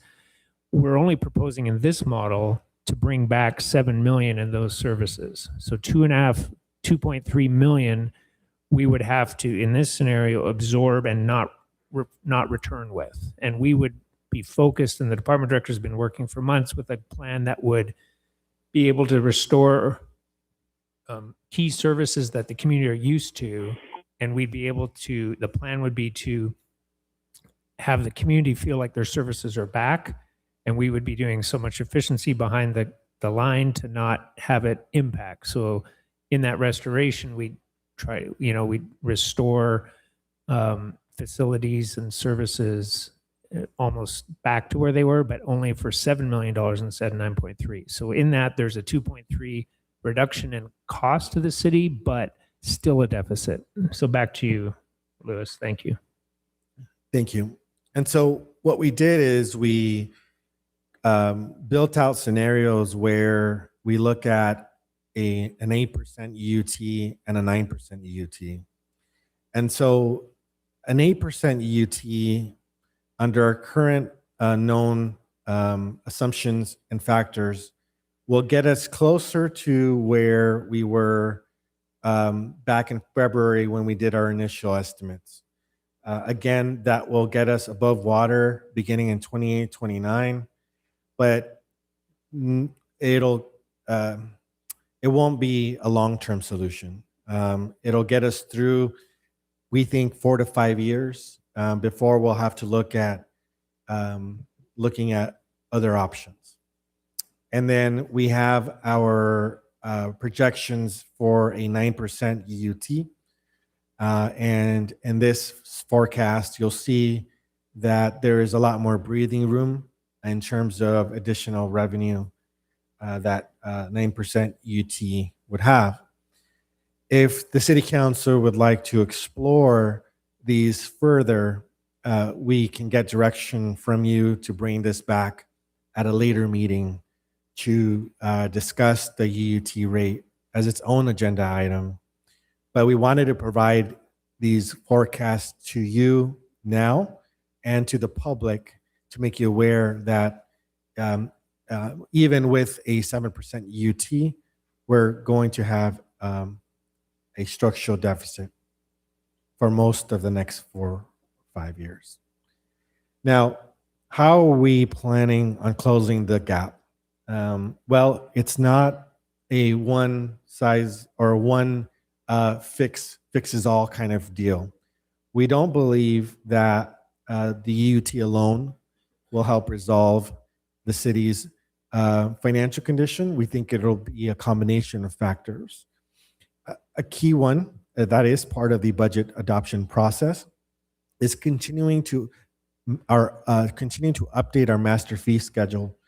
For a period of time, the city did not increase the master fees schedule by CPI as we were supposed to be doing. And so there has been a 2-year effort to correct that. And this is the final year where we're right sizing the fees. And there's additional work to be had on the fee schedule. We'll need to bring in a consultant to do what we call a fee study and a cost allocation plan to ensure that our fees are accurate and defendable as they relate to the cost of doing business. Now, the recommendation from GFOA, which is the Government Finance Officers Association, and the California Society of Municipal Officers recommends that we do this every 5 years. And so it's about that time where we do that fee update. The revenue monetization that I talked about is one piece of this, but there are also other efforts happening. The economic development efforts are a big part of that. There's quite a bit of movement and projects happening that are intended to help attract business and support existing businesses.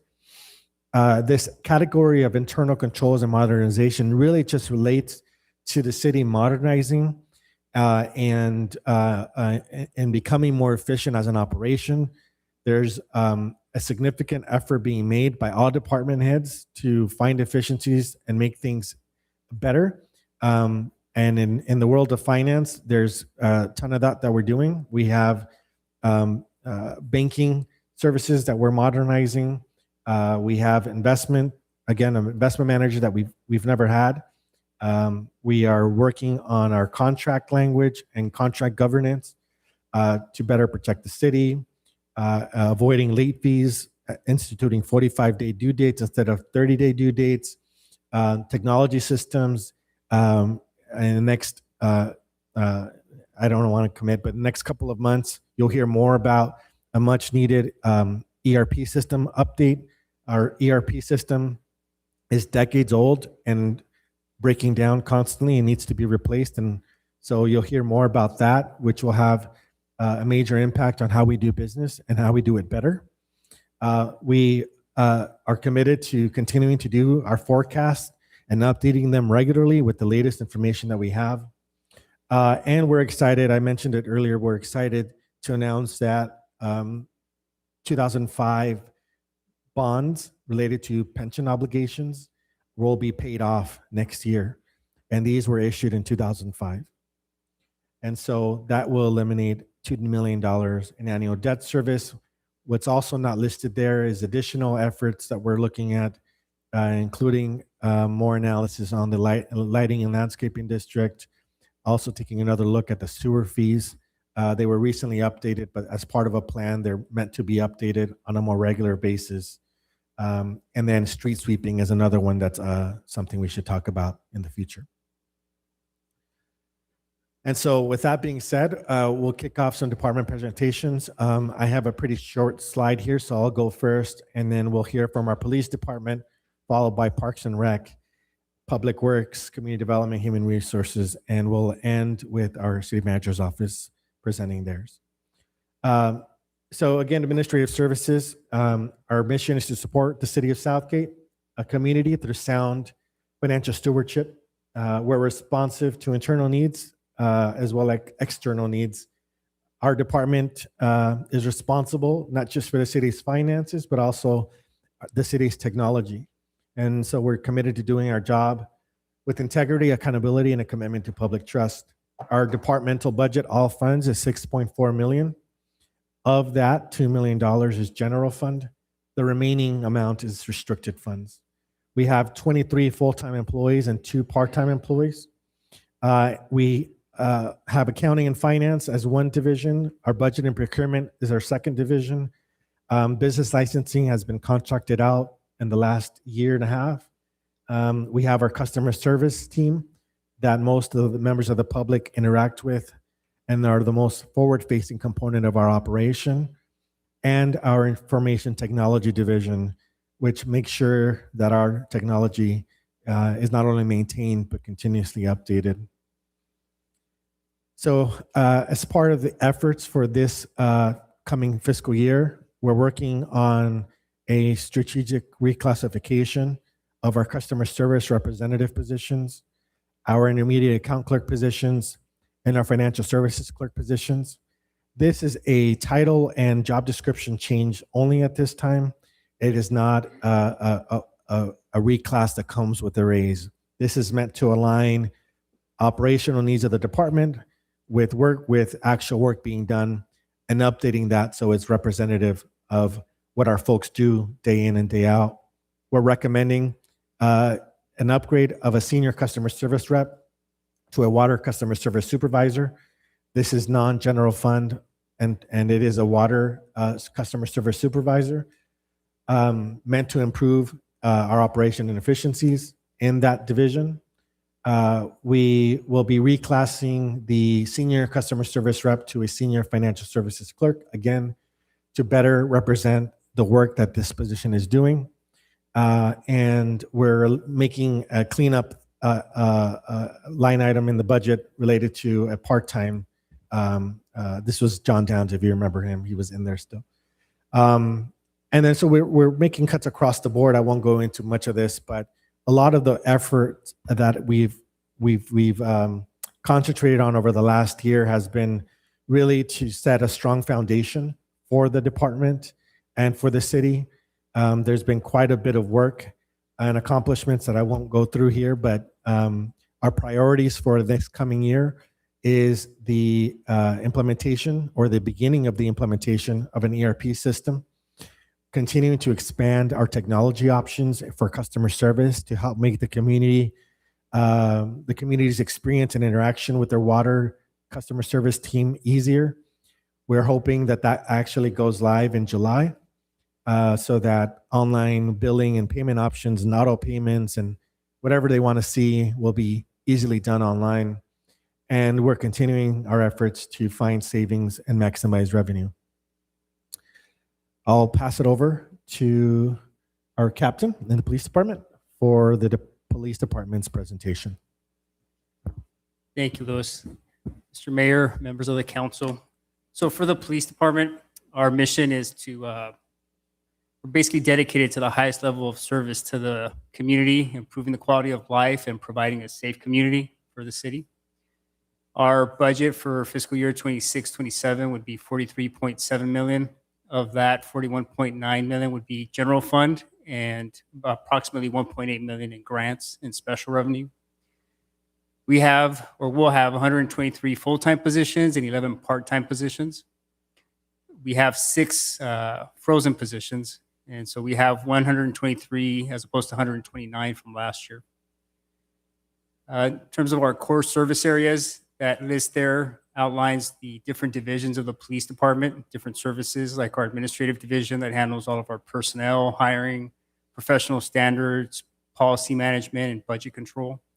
Our patrol division, which is the day-to-day patrol services that's provided to the city.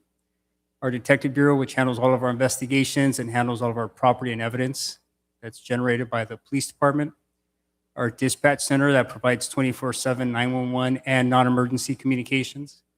Our traffic bureau handles traffic education and enforcement throughout the city.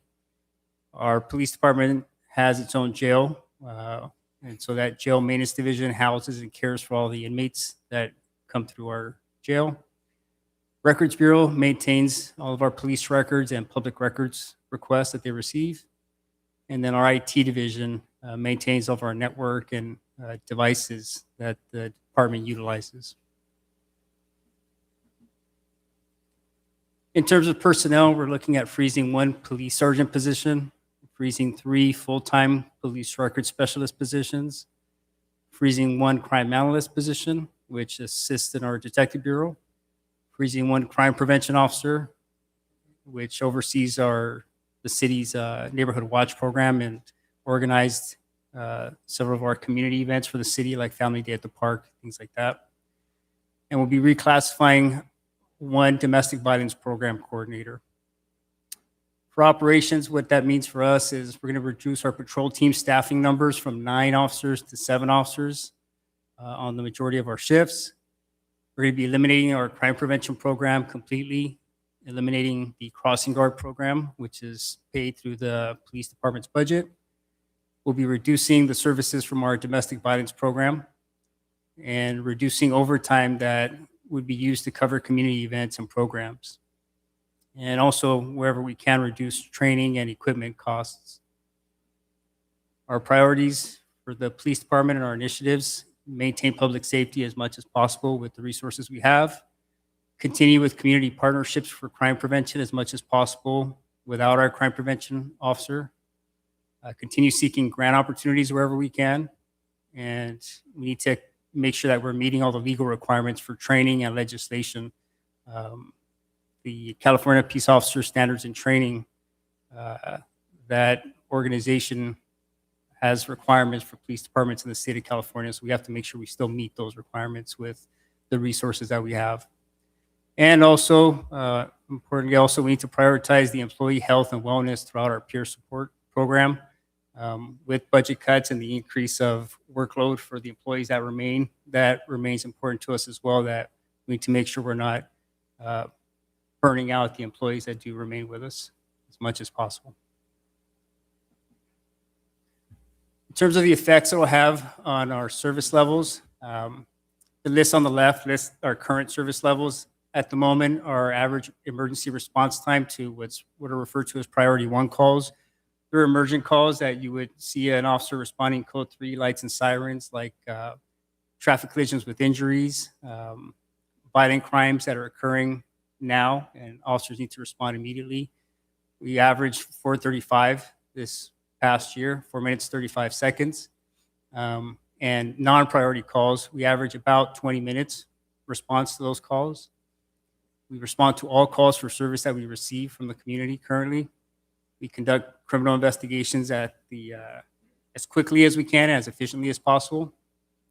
Our record bureau was operating with our front lobby window being open every day from 9 a.m. to 5 p.m. and we had crossing guards at 37 sites throughout the city. We had our crime prevention program, which I mentioned earlier, handled our neighborhood watch program and organizing other crime prevention events and community events. And we had a domestic violence prevention program where our coordinator worked with domestic violence victims and also victims of sexual assault to assist with various services that they were offered. And we also participated in community events and outreach programs to the city wherever possible.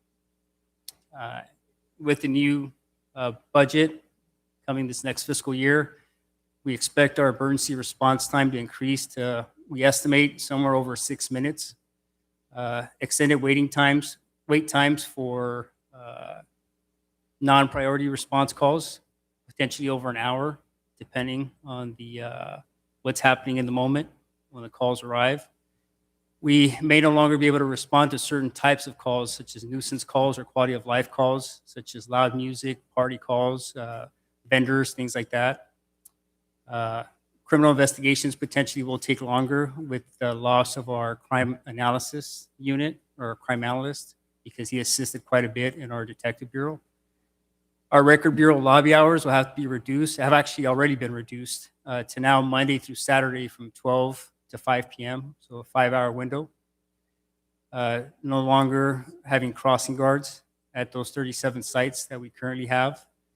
We no longer will have a crime prevention program, although we're going to do our best to try to maintain those connections and that communication with our existing neighborhood watch captains that we already have. We're going to have limited services to victims with the loss of our domestic violence prevention program, or not necessarily the loss, because we're going to try to reclassify her duties, but there'll be, we'll have to minimize the services she's able to provide. And there'll be much more limited community events that the police department can participate in. And that's it for the police department. All right. Good evening, Mr. Mayor, members of City Council. I'm going over the Parks and Recreation budget. So our budget for 26-27 is at 16.6 million, with 10.7 out of general fund and 5.8 million out of special revenue. We currently have 139 funded FTE positions, 47 full-time, 92 of those part-time. Our core service areas consists of administration, which is responsible for budget, staff development, capital projects, grant applications, and support to Parks and Rec Commission.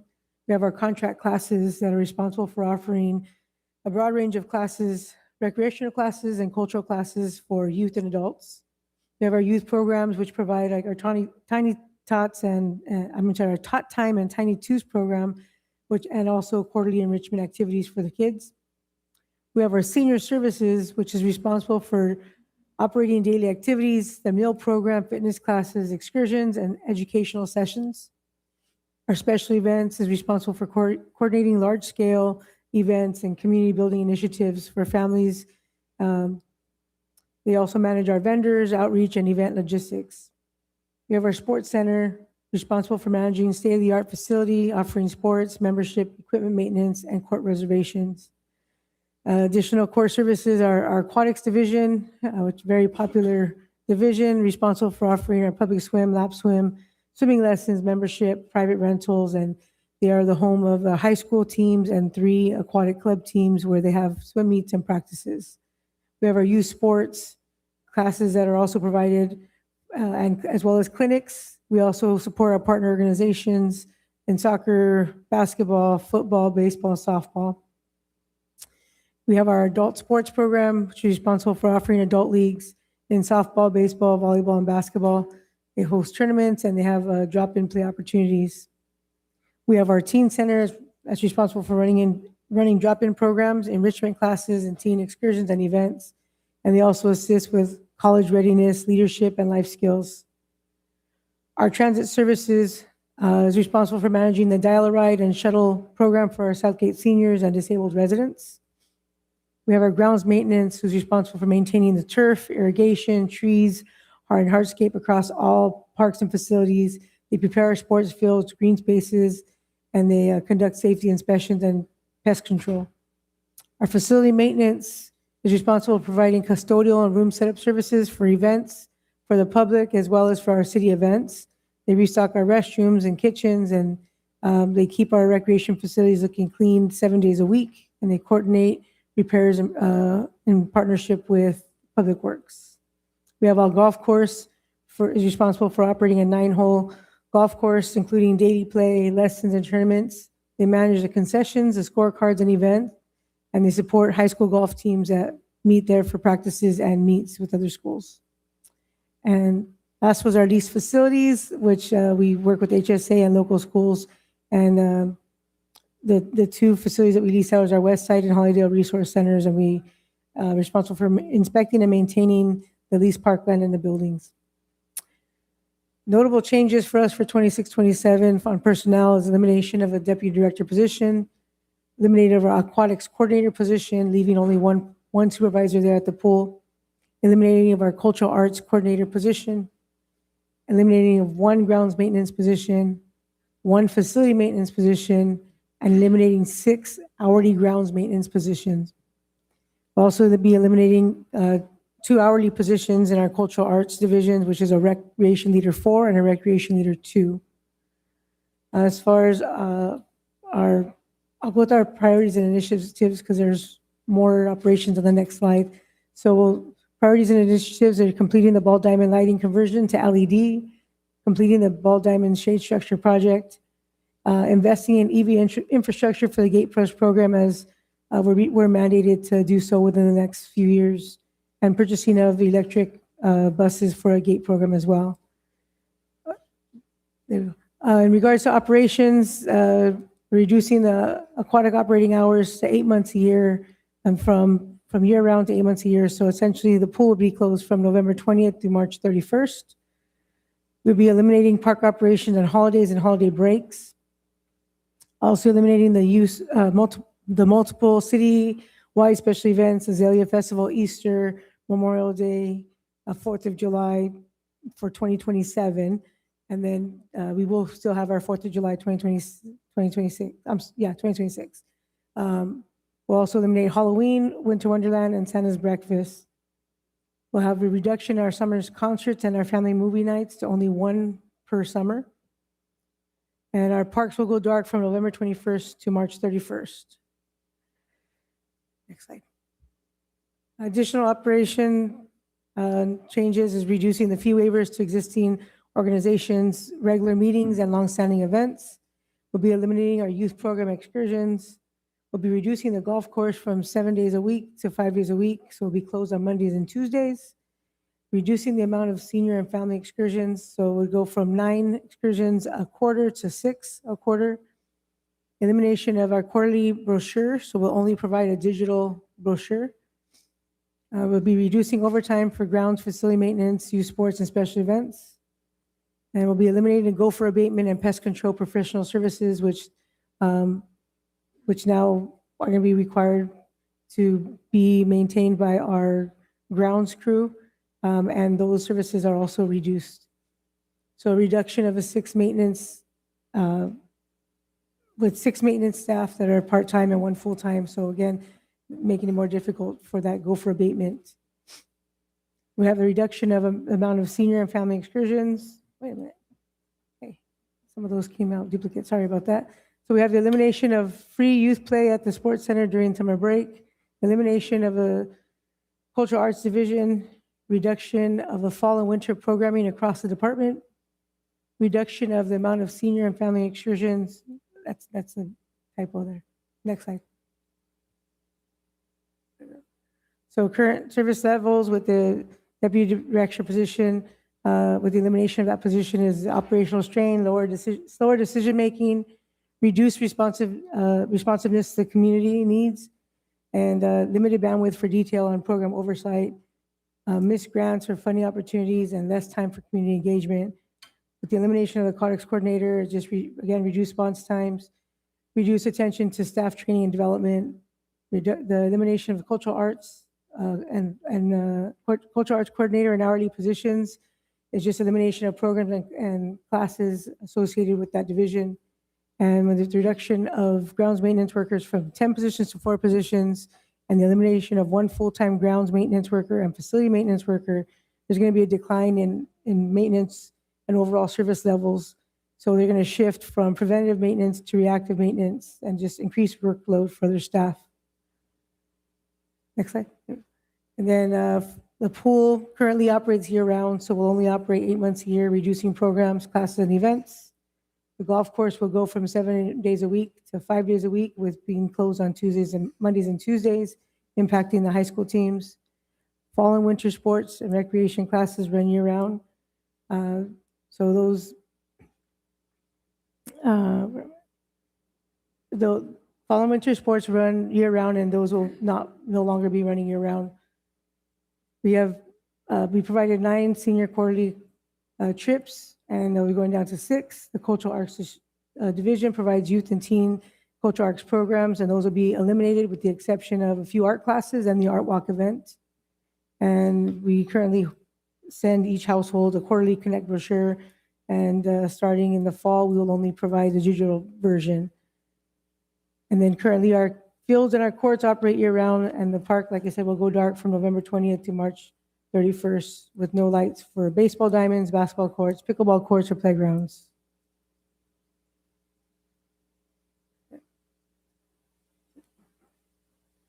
Thank you, Tina. Going to pass it on to our Assistant City Manager and Director of Public Works for Thank you. Public Works presentation. Thank you, Mayor, members of the council, for the opportunity to present the Public Works budget. So Public Works is responsible for the planning, design, construction, operation, and maintenance of the city's infrastructure. Infrastructure is generally our roadway system, or bridges, our water system, or sewer system. City owns just a vast amount of infrastructure. This year, we're proposing a $143.7 million budget. The majority of that is funded with restricted funds, with only $6.2 million being funded with the general fund.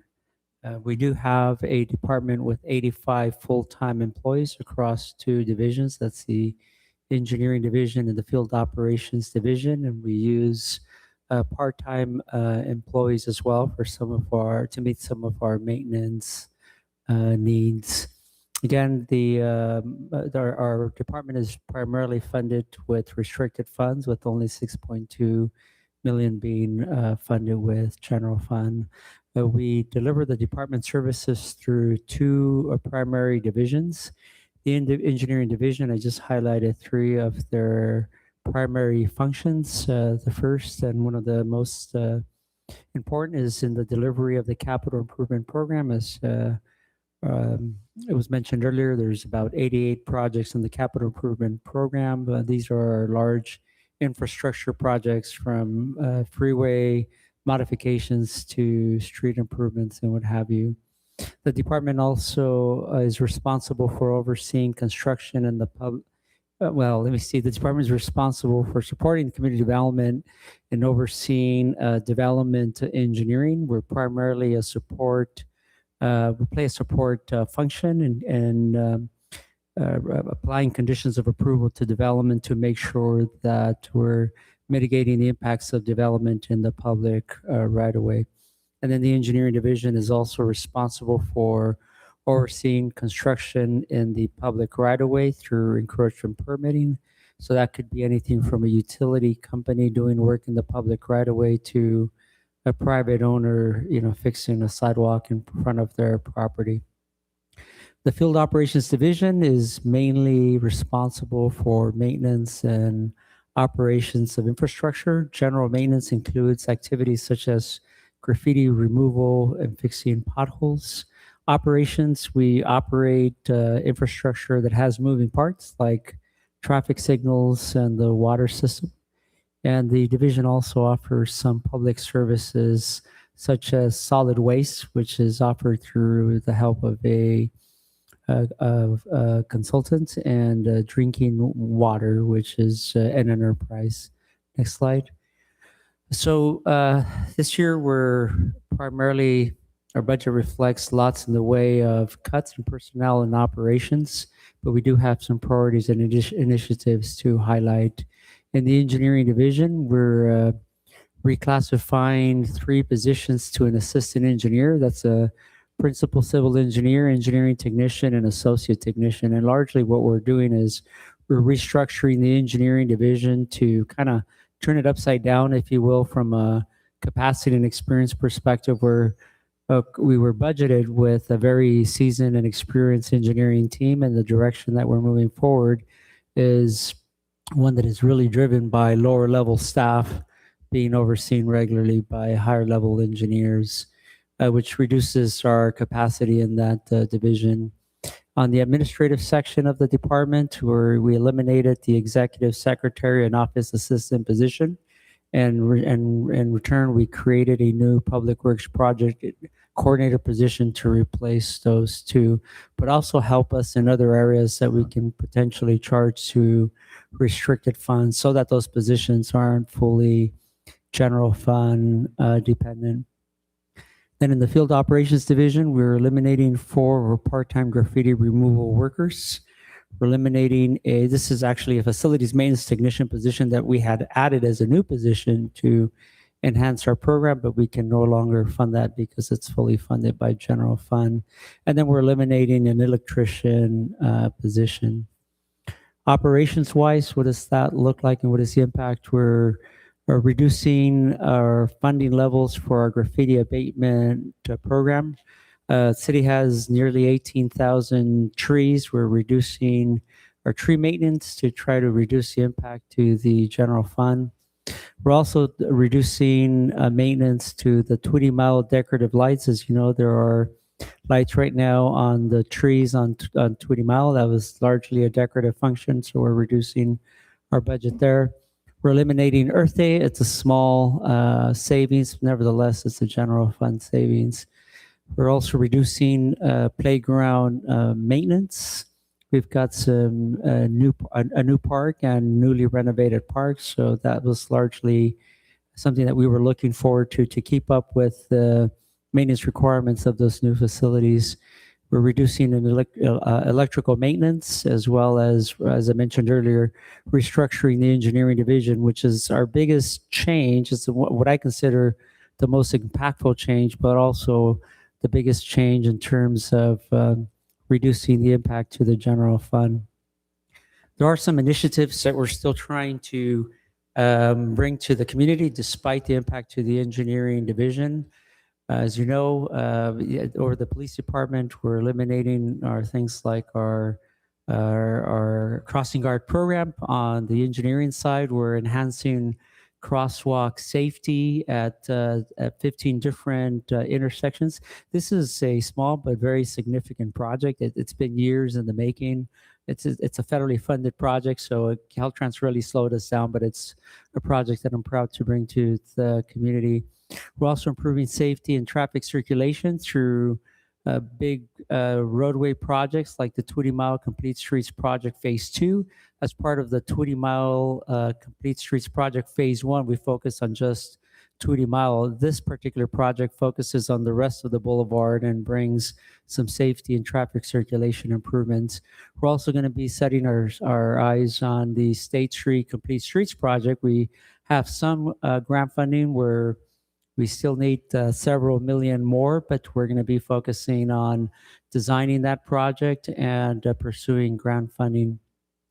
From a regional perspective, there are some sizable projects. The first is the Southern Avenue Bridge Extension Project. Many years ago, there was a bridge that was crossing the Alley River that was washed away because of some major emergency that caused that bridge to collapse and be removed. It was never reinstalled, so we recently received grant funding to start the planning and some studies to see what that bridge extension might look like.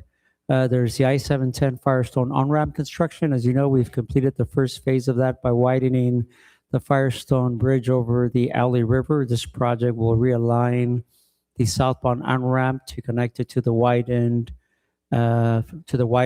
bridge and make those improvements permanent.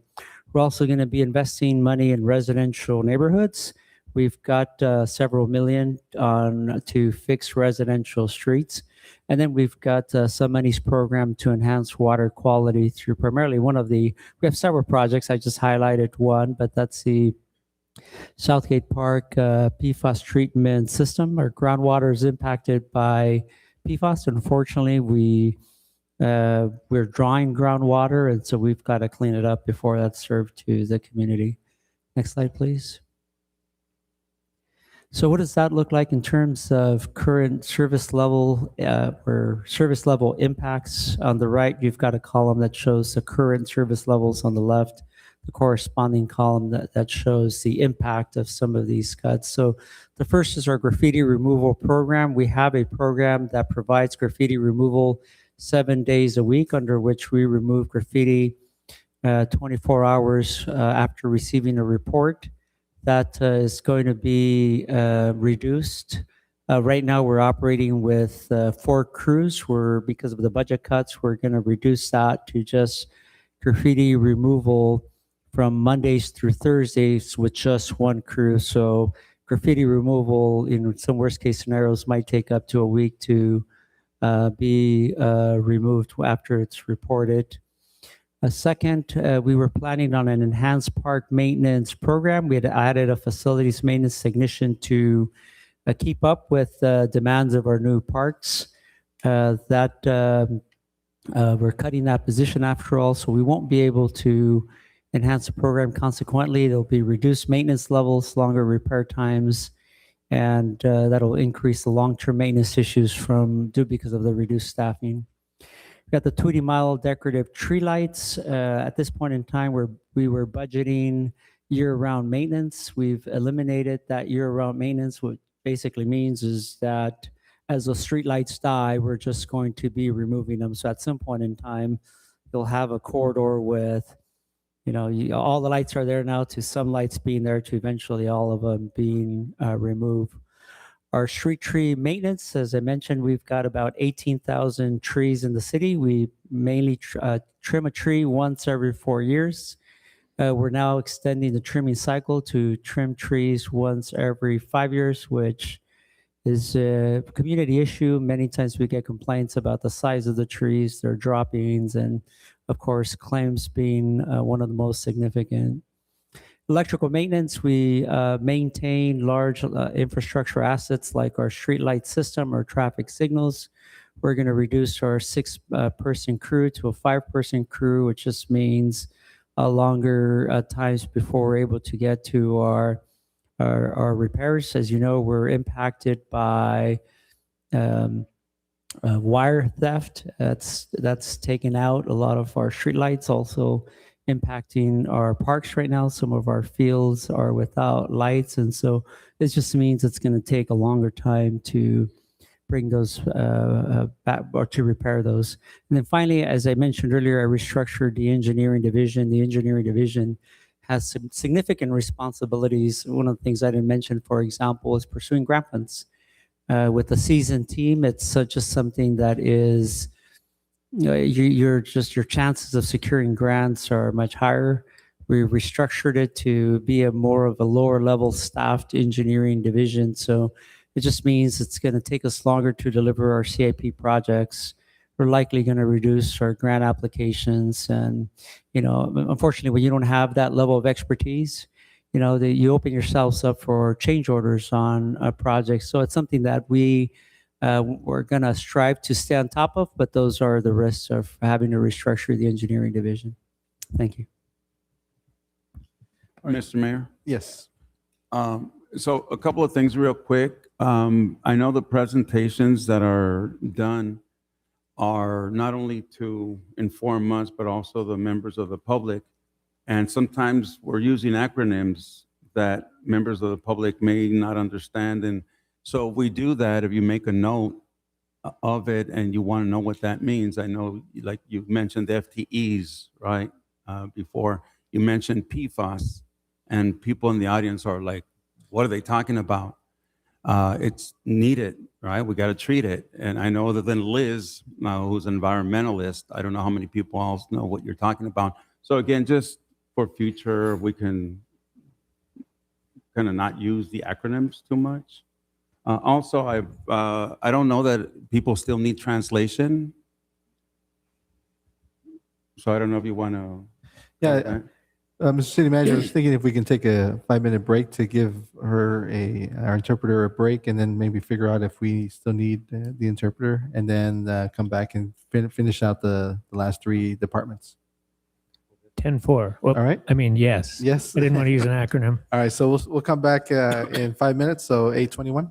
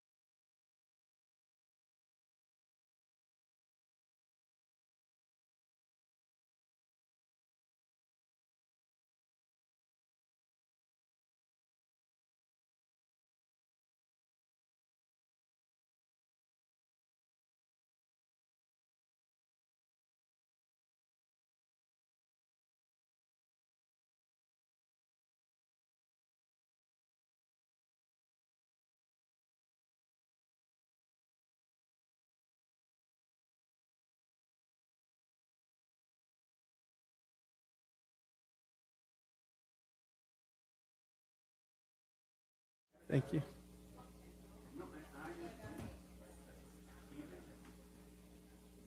We'll do.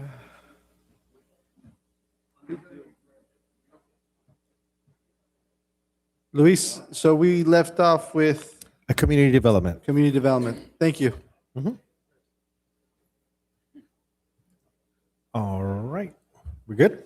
All right. So the next portion of our presentation, or we're going to continue departmental presentations, and we'll start again with our Community Development Director, Gabriel Perez. Thank you, Mayor, members, City Council. Gabriel Perez, your Community Development Director. Community Development, the budget is 14.9 million. The budgeted positions this next fiscal year is 24 positions, which is going down from 27 full-time positions. The core services for our department is the Housing Division, Administration Services, the Planning Division, Building and Safety, Code Enforcement, and Economic Development that we share with the City Manager's Office. Next slide, please. Thank you. So the proposed reduction in positions is actually freezing 5 positions. One of those positions is the Senior Planner, Code Enforcement Officer, a Senior Secretary, Clerical Assistant, and Management Analyst. We will be eliminating 2 part-time Code Enforcement Officers. In order to do that, we will be reducing training and our equipment budgets, as well as reducing professional memberships. Our priorities for the next year are going to be adopting the Gateway District specific plan for the future Firestone Metro Station and streamlining our zoning and entitlement review processes and implementing EdSoft case processing for the Planning Division, implementing digital permitting, inspection scheduling, and plan review processes, increasing housing choice voucher utilization, and also implementing the CDBG funded projects for the next year. Next slide, please. Oh, as far as the current service levels, processing ADUs and other administrative projects take 30 to 60 days. With the freeze of the senior planner position, we assumed the administrative delays would cause ADUs and other administrative projects to take 90 to 150 days to be reviewed and approved. Processing conditional use permits and variances take 4 to 6 months today. With the freezing of the senior planner position, those types of projects would take 9 to 12 months. Larger discretionary projects take 6 to 9 months, so that might be like a large shopping center. Freezing that senior planner position could increase the time for reviewing those projects and approving them to 18 months. And then lastly, there's a reduction in code enforcement officers, and therefore currently they handle those complaints within 3 days. Freezing the one code enforcement officer would result in delays to investigate those complaints of up to 10 days. We also mentioned reducing the part-time code enforcement officer positions. Doing so would reduce our impact on reducing illegal dumping and dealing with the code compliance there. That's the end of my report. Thank you. We're going to pass it on to our Human Resources Director, John Hamilton. Good evening, Council. Tonight, just to give you a quick overview of the actions that are occurring in the Human Resources Department. We have a $12.5 million budget, general fund of which is 1.6, and the other is from the sewer insurance and water fund to pay for like the liability insurance and whatnot. We have, with the new budget, we'll have 6 full-time employees. We are reducing by 1, and our core service areas that the Human Resources Department provides to the city we're responsible for handling all aspects of the city's personnel. That's including recruitment and onboarding, benefits, employee grievances, disciplinary matters, citywide training, labor relations, which is labor negotiations, workers' compensation, protective leave administration, and risk management functions such as workers' compensation, claims, and other liability concerns. Significant changes that are occurring within this department. We are eliminating the entire risk manager position. This is going to put some burden on the rest of the department. So we are not up here, but we're having some slight reclassifications. The human resources tech will be a human resources analyst. This is so that there's an even distribution of responsibilities, that the risk manager's position will be spreading out through the department. And also the risk management office specialist will be a risk management or a human resources associate. Part of the reduction, in addition to the biggest thing, is the elimination of the risk manager position, but we're also reducing events that are conducted through the Employee Relations Committee. These are events to boost employee morale. And we're also canceling some citywide training for our Leadership Academy, which is what we've traditionally used to develop our supervisors and managers. Our priorities for this next coming fiscal year for the Human Resource Department is to, as I mentioned, reorganize the department to absorb the risk manager duties.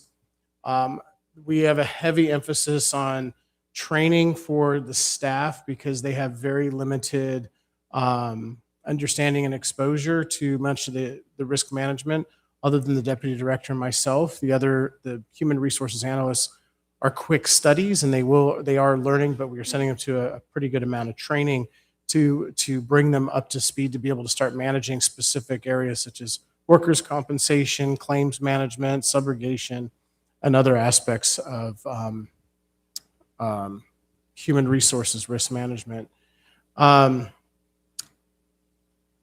So our current service levels with the risk management functions, the risk manager oversaw all of these risk management functions, managed that, and with the elimination, those duties are now being transferred to the rest of the staff. And while they are highly professional individuals, the burden is definitely seen, and they are working through it. Also, currently we recognize our city employees. We honor them, their time and service. We provide many variety of different events, and with those eliminations, it's gonna have a significant impact on employee morale. We are doing our best, but unfortunately, these cuts do impact this function, was quite discretionary. It's a pretty broad overview of the changes in the Human Resources Department that you'll see in this budget. But with that, I will turn it over to the city manager for his presentation. Thank you, John. City Manager's Office is the last one to be reviewed in this discussion. The City Manager's Office oversees the City Manager's Office. It also provides the administrative support for the City Council, the community engagement for social media and communication is in this department. And we're also moving the clerk's administrative division into the department this year instead of having it as a separate entity. There's also Public Access Corporation and the bid, as you saw, Letty from our office for the Tweety bid support. With that, we have a $2 million budget, 6 full-time, 1 part-time, and the overall plan is a significant reduction in staffing. It's very hard to find these the numbers that we need for this level of cut, and so I'm trying to lead by example, but it will leave us very short in our overall services within the office. This would involve eliminating City Hall receptionist, executive assistant, the city manager position, clerk assistant, clerk services assistant, and clerk services coordinator positions.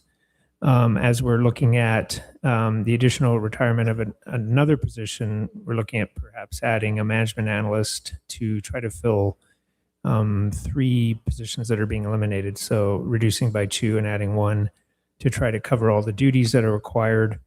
We're also looking to find the savings that we need through eliminating our federal and state lobbyists, which are important, but at an annual cost of $70,000 a year. We're having to make cuts somewhere.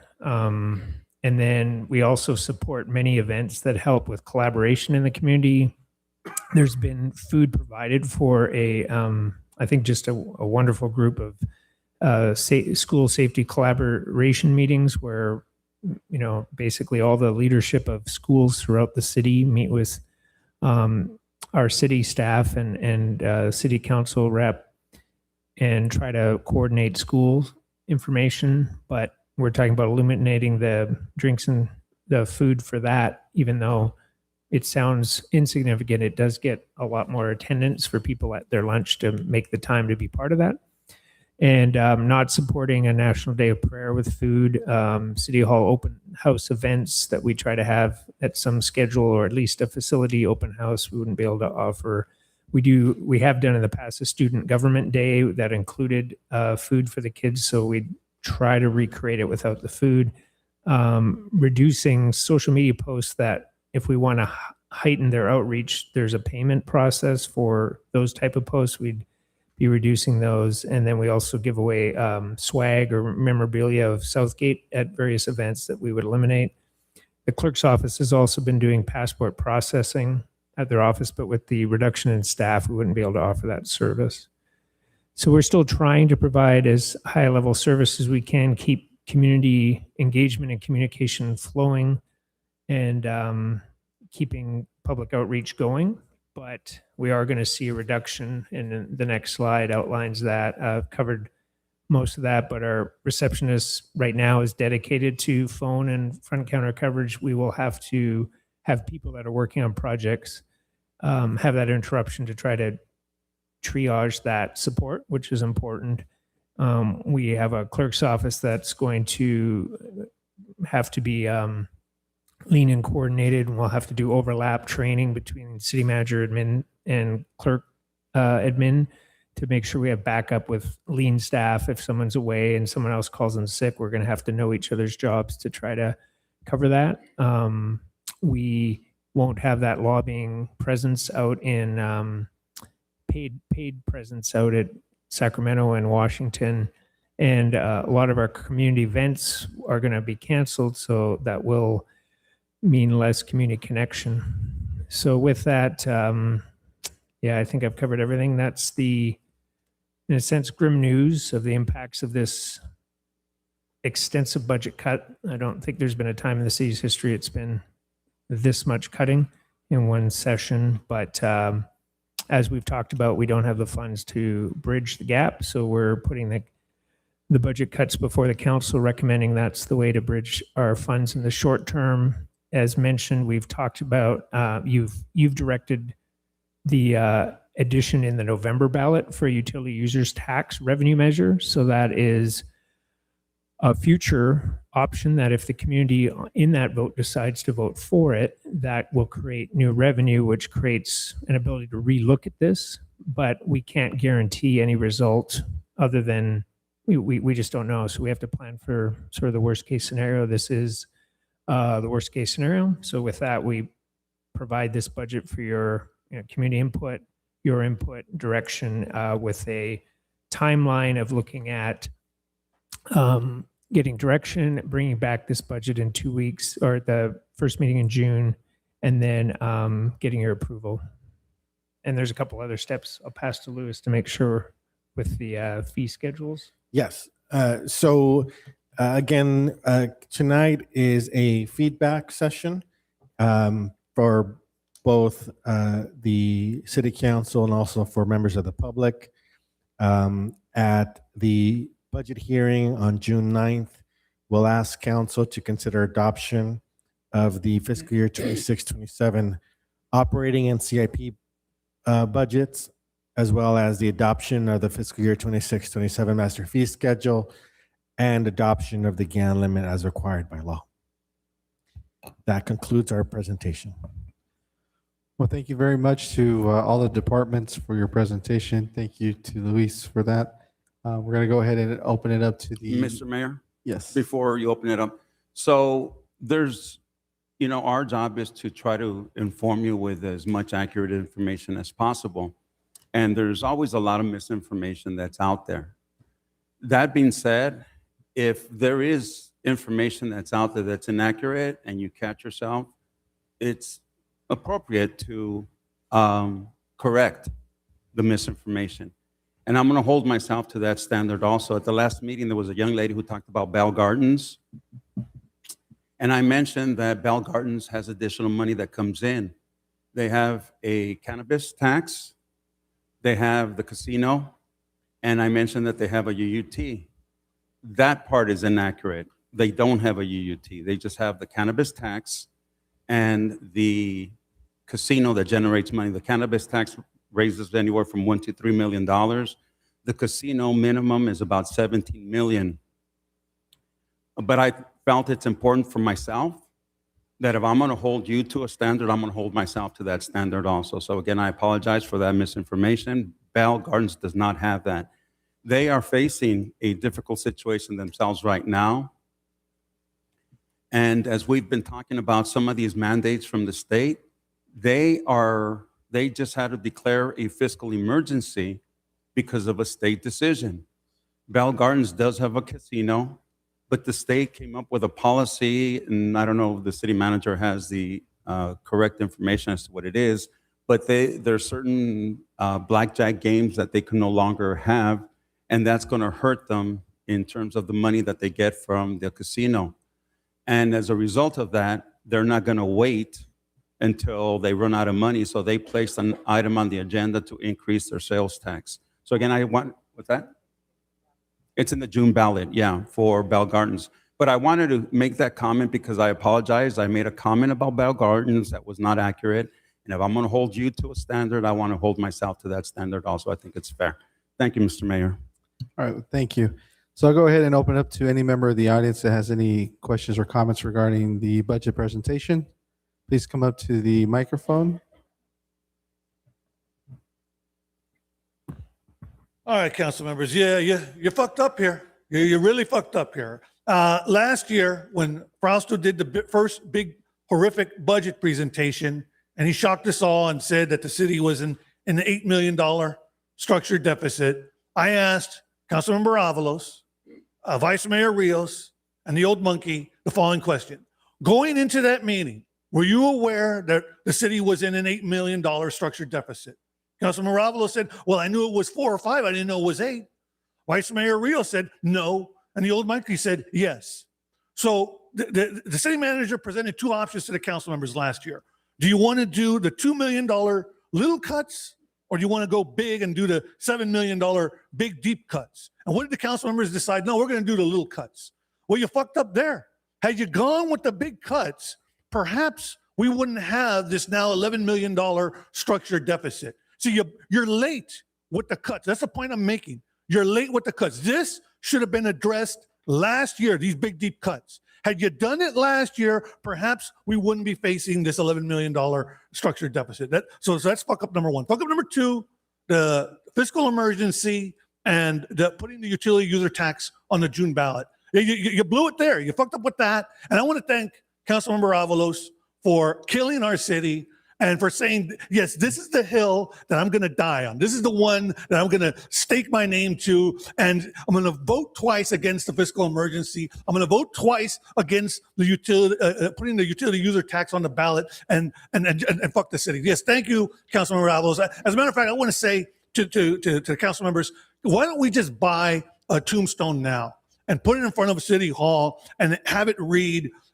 established 1923, dead 2026. We're at $11 million structured deficit. And one of the presentations that Frausto did last year, he did a forecast saying that we would be at 11 million by what? 2027, 2028, 2028, 2029. We're there now. We're already at $11 million hole now. And what's sad is that it's like as if our city went over a cliff and we're just free falling and there is no bottom. We're heading in the wrong direction, folks. And we're nowhere near November. Nowhere. What is the number going to be in terms of the structured deficit once we get to November? What, 15, 16? I wish I had solutions to you folks, but this is all really comes down to your city neglect and the years of not moving forward with implementing the utility user tax years ago. updating the fees. You're supposed to update those fees every 5 years. I found this out with Cudahy. Cudahy's doing the same thing with updating their fees. I'm going to end with that. Thank you. Next. Hello, I'm Dania Gomez, resident in San Juan. I've owned property here for 6 years, but just became a resident and voting member 2 months ago. So I'm here making sure you guys are using our money the right way. I'm new to this, but I've listened in the last 2 meetings, and I have a lot of comments and lots of questions. First is, you're approving this to raise our taxes and reducing our services, and you have a timeline for the coming years. But where's the timeline for regaining those services back? When do we reach a point where we get the jobs you've lost, we get the parks lights on, we get domestic violence victims more help? I think that should be part of this plan, and I don't see that anywhere.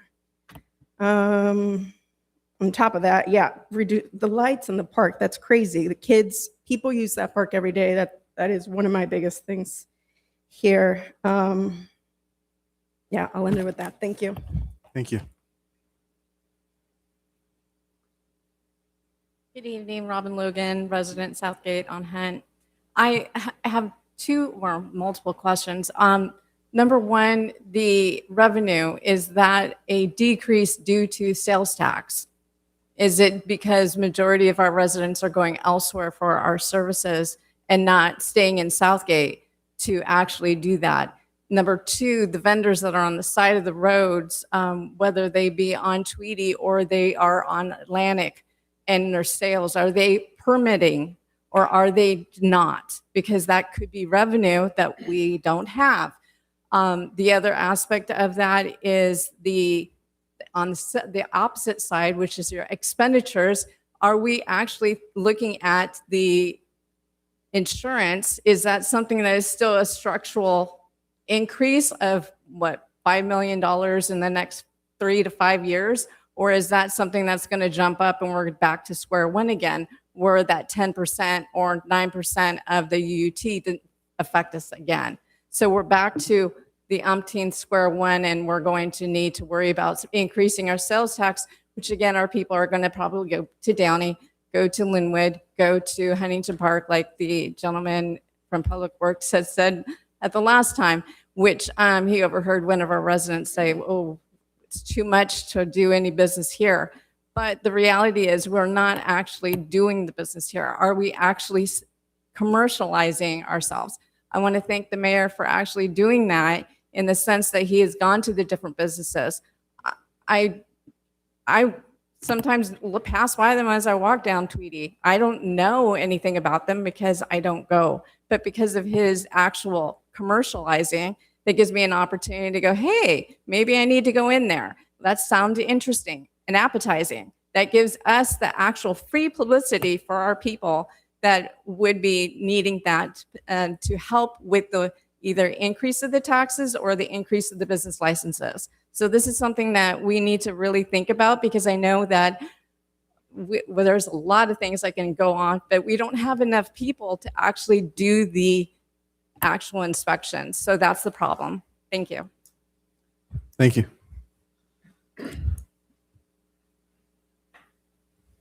Hello.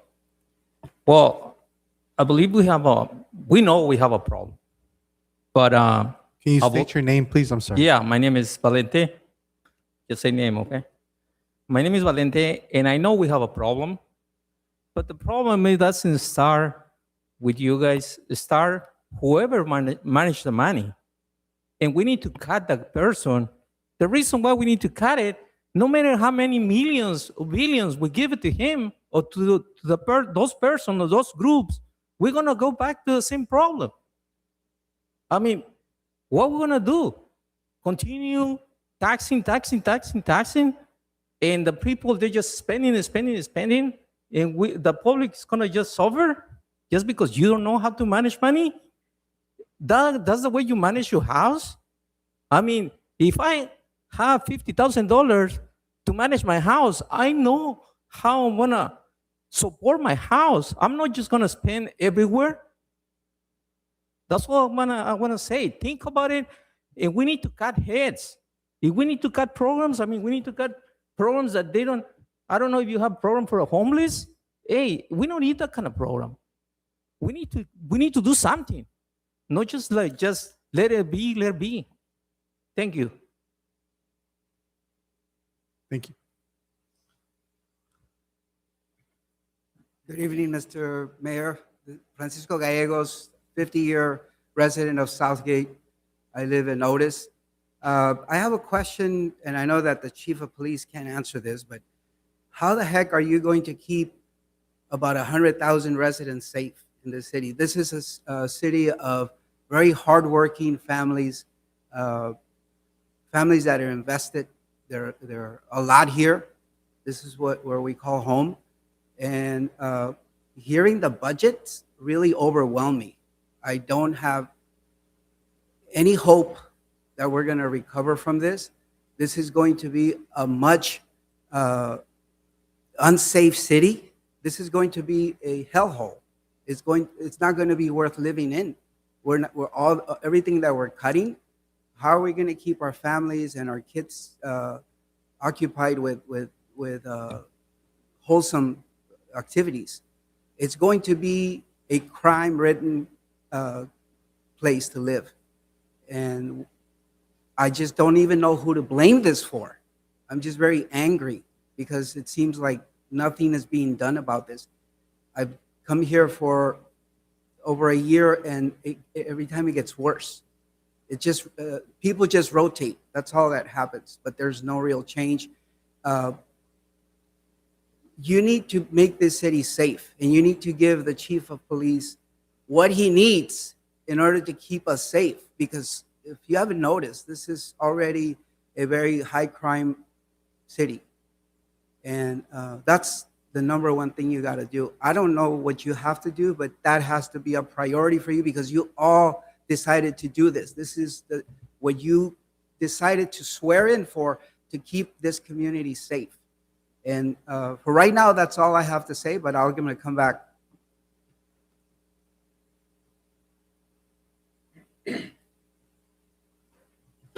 Liz Reese from Kaufman. Yeah, I mean, I agree with the previous speaker. It's very disillusioning to hear all this news, to see it get worse at every meeting.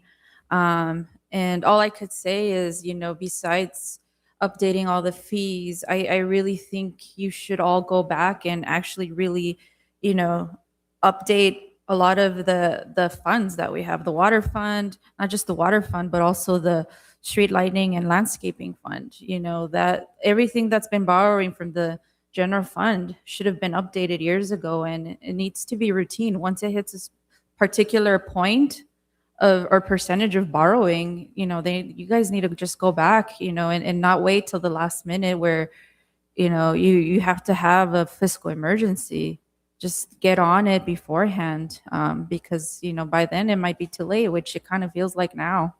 And so maybe that's something you all should be planning for, because it's really scary to see how much worse it's getting. But thanks. Thank you.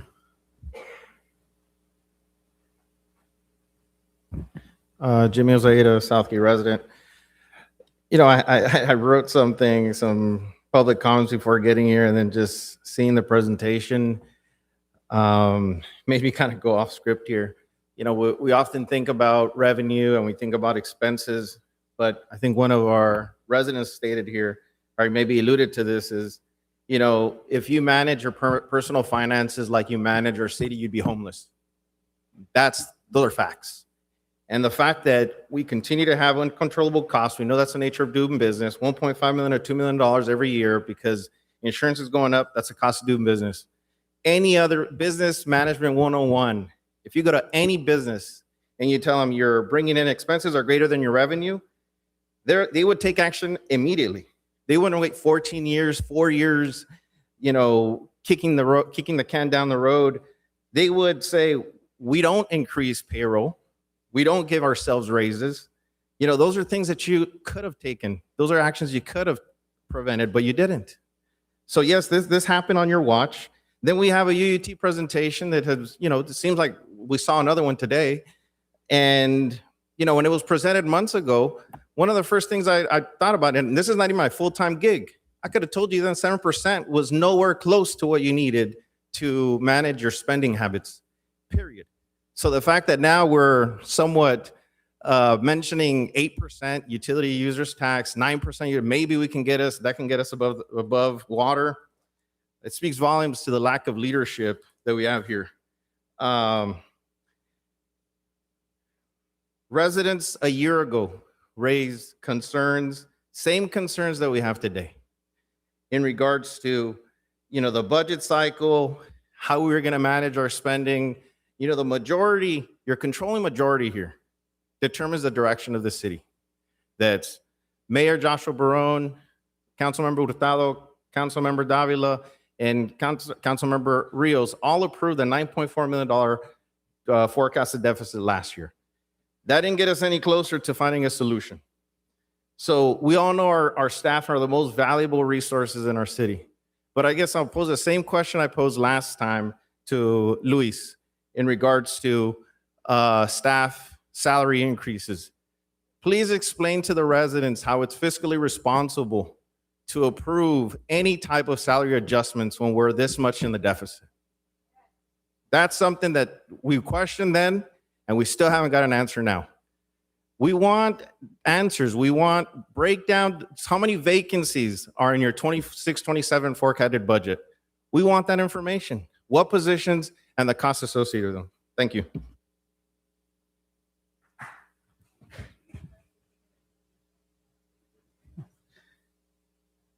Seeing no more comments, I go ahead and close the public comments. Any emails, Madam Clerk? We have no emails, Mr. Mayor.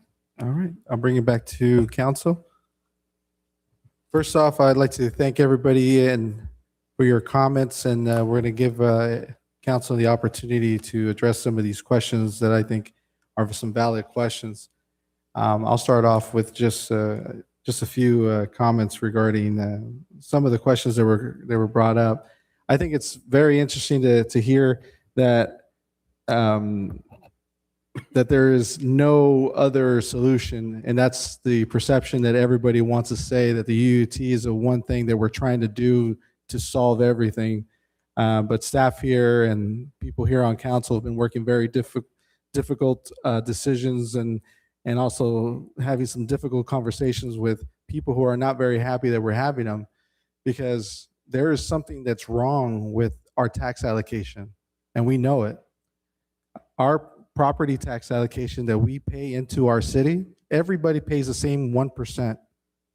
But what we get back in the city of Southgate is very little compared to what other cities get back. Our city only gets $6.15 for every $100. Other cities can get anywhere from $10 to $12 to $13 for every $100. And we've been getting that same allocation for over 50 years because a law in 1978 decided what we got. And nobody has ever said, wait a minute, like, why is this happening to us, right? It wasn't until we started questioning not just the allocation of that, but also the how that gets distributed amongst the city and what percentage gets to every city and how it gets divided and what the calculation is. For a long time, I assumed it was because, well, we got county libraries, we had county park, some county funding here. We had county fire department. So because we got county money, I figured, oh, that's the reason why it was lower. And it wasn't. It wasn't that. Gil Hurtado and I have been working on this for quite some time now. 2 years, we've been trying to figure out exactly what the reason was, and we found it. We were a no tax city, a no property tax city. People in 1977 decided that the city of Southgate was going to be no property tax city, which means we weren't going to tax our properties at all, which means we weren't going to get allocated nothing. What happened was there was a lawsuit that came up, and they said, wait a minute, we're not getting no money back from our property taxes. We need to get something back. And the county said, okay, fine, we'll come up to an agreement of 6.15%. And we took it. Those people in 1978, those people, the leaders in 1978 decided that was the best deal they can come up with. And we've been dealing with that. When cities like Downey currently get 13% of their property tax money, we only get 14%, sorry. We only get 6.15. Long Beach gets 21% of their property tax money. But it's not just Southgate. It's very funny that the cities that were impacted the most are all in Southeast Los Angeles area. Southgate, Cudahy, Maywood, Bell. These are the cities that are impacted the most with this allocation. So yes, we're having some very tough discussions right now with some state legislators and saying this needs to change. And with the county assessor and saying this needs to change. But that's just one thing. Everybody here has an Amazon account. I can guarantee most people are buying an Amazon, and little do you know, we're paying the 10.75 on Amazon, but we're getting 0 on that property or on that sales tax coming to our city. We get a portion of it through some type of calculation that's very little. And I'm questioning it. If we're going to deal with the vans coming into our city, why are we not getting the full sales tax for the delivery being made in our city? Those are conversations we need to start having. We need to start asking, why aren't we having that? Because these are revenues that we need to start having into our community. These are tough conversations that we need to have, and the most immediate fix that we have right now is the UUT, because 100% of that money we guarantee comes to our city. There is a tax measure on the June ballot that a lot of people are not even aware of. It's called the ER tax measure. It's a half-cent sales tax that the county put on that's going to raise, if passed, raise our sales tax to 11.25. And I know that if it passes, the first thing that we'll hear on social media and everywhere else, and I know some people here will probably say it too, the city of Southgate just raised our sales tax to 11.25. But we didn't do that. And we don't get nothing from that half-cent increase. So we're asking our residents to ensure that they read the ballot, understand what they're voting on, because that tax measure is to pay into a system that we're already paying into, that the federal government decided they're going to just not give us that money. And we're trying to cover up a hole because we're fighting with an administration right now. So yes, this is very tough. We have LAUSD making cuts. They just announced they're going to have 1,000 jobs being cut. You know, every city is dealing with the same thing. But the city of Southgate has not increased its tax on any other avenue it could have. Utility tax, hasn't requested a join in the cannabis tax, hasn't tried to open up a casino. It hasn't done all this other things, right? All we've done is try to manage our money in the best way possible by reducing staff numbers, by going out and getting grants. I mean, we've opened up 3 new parks in our city in the last year. No other city has been able to do that. And they just wrote an article about us saying how a small city like City of Southgate was able to do that. $39 million in grant money to open up parks. Total, I think it was over 45, right, with the 3 parks. So it's a tough situation that we're in. We hate seeing these cuts. I hate seeing them in the parks. You know, I'm a volunteer in a Parks and Recs department, you know, in the Parks partnering organization, the JAA. I coach, and some of those, you know, wire, you know, theft and copper theft has impacted our league quite a bit. You know, I'm having to coach games on Fridays and practice on off days, and it's difficult. And these, you know, but these programs are adjusting. So I'll leave my comments as that, but I'll make additional comments now. Yeah, Councilman. Mr. Mayor. Go ahead. And again, thank you for all the comments that are made. They aren't just overlooked. We appreciate very good comments, and a lot of people are, once we start informing them, they start getting a little bit more. So again, Mayor Barone touched a little bit about how the property tax allocation came about. But the structural deficit started, again, when Firestone left, and it's their right. I mean, we can't hold them here. No, don't go. They generated a lot of revenue. They left in 1980. 1982, General Motors left. They took not only really good paying jobs, but they took all the revenue. And that was after the decision to only allocate 6.15% of the property tax. Major, major hurt. A couple of days ago, a friend of mine sent me a news article from 1988. And I'm grateful that she did that because she brought something to my attention that I wasn't aware of. So I did research on this one. In 1988, the city council that was here started struggling with their finances. And I passed along some of the information to the city manager and the city attorney. They put a ballot measure to address some utilities. It was Measure N back in 1988 because they saw that there was a problem. It failed miserably. We're talking about 90% voted against it and only 10% supported it. So it allowed that void to continue. One of the reasons why it failed is because the percentage that we're asking for was 15%. Yeah, that's pretty high. So when our staff started looking at how much should we ask for, 7%, 8%, 9%, the amount that was selected, 7%, one of the reasons that it wasn't asked for higher was because, okay, let's say that we need 10%. Can we get voters to support a 10%? More than likely, no. 9%, 8%.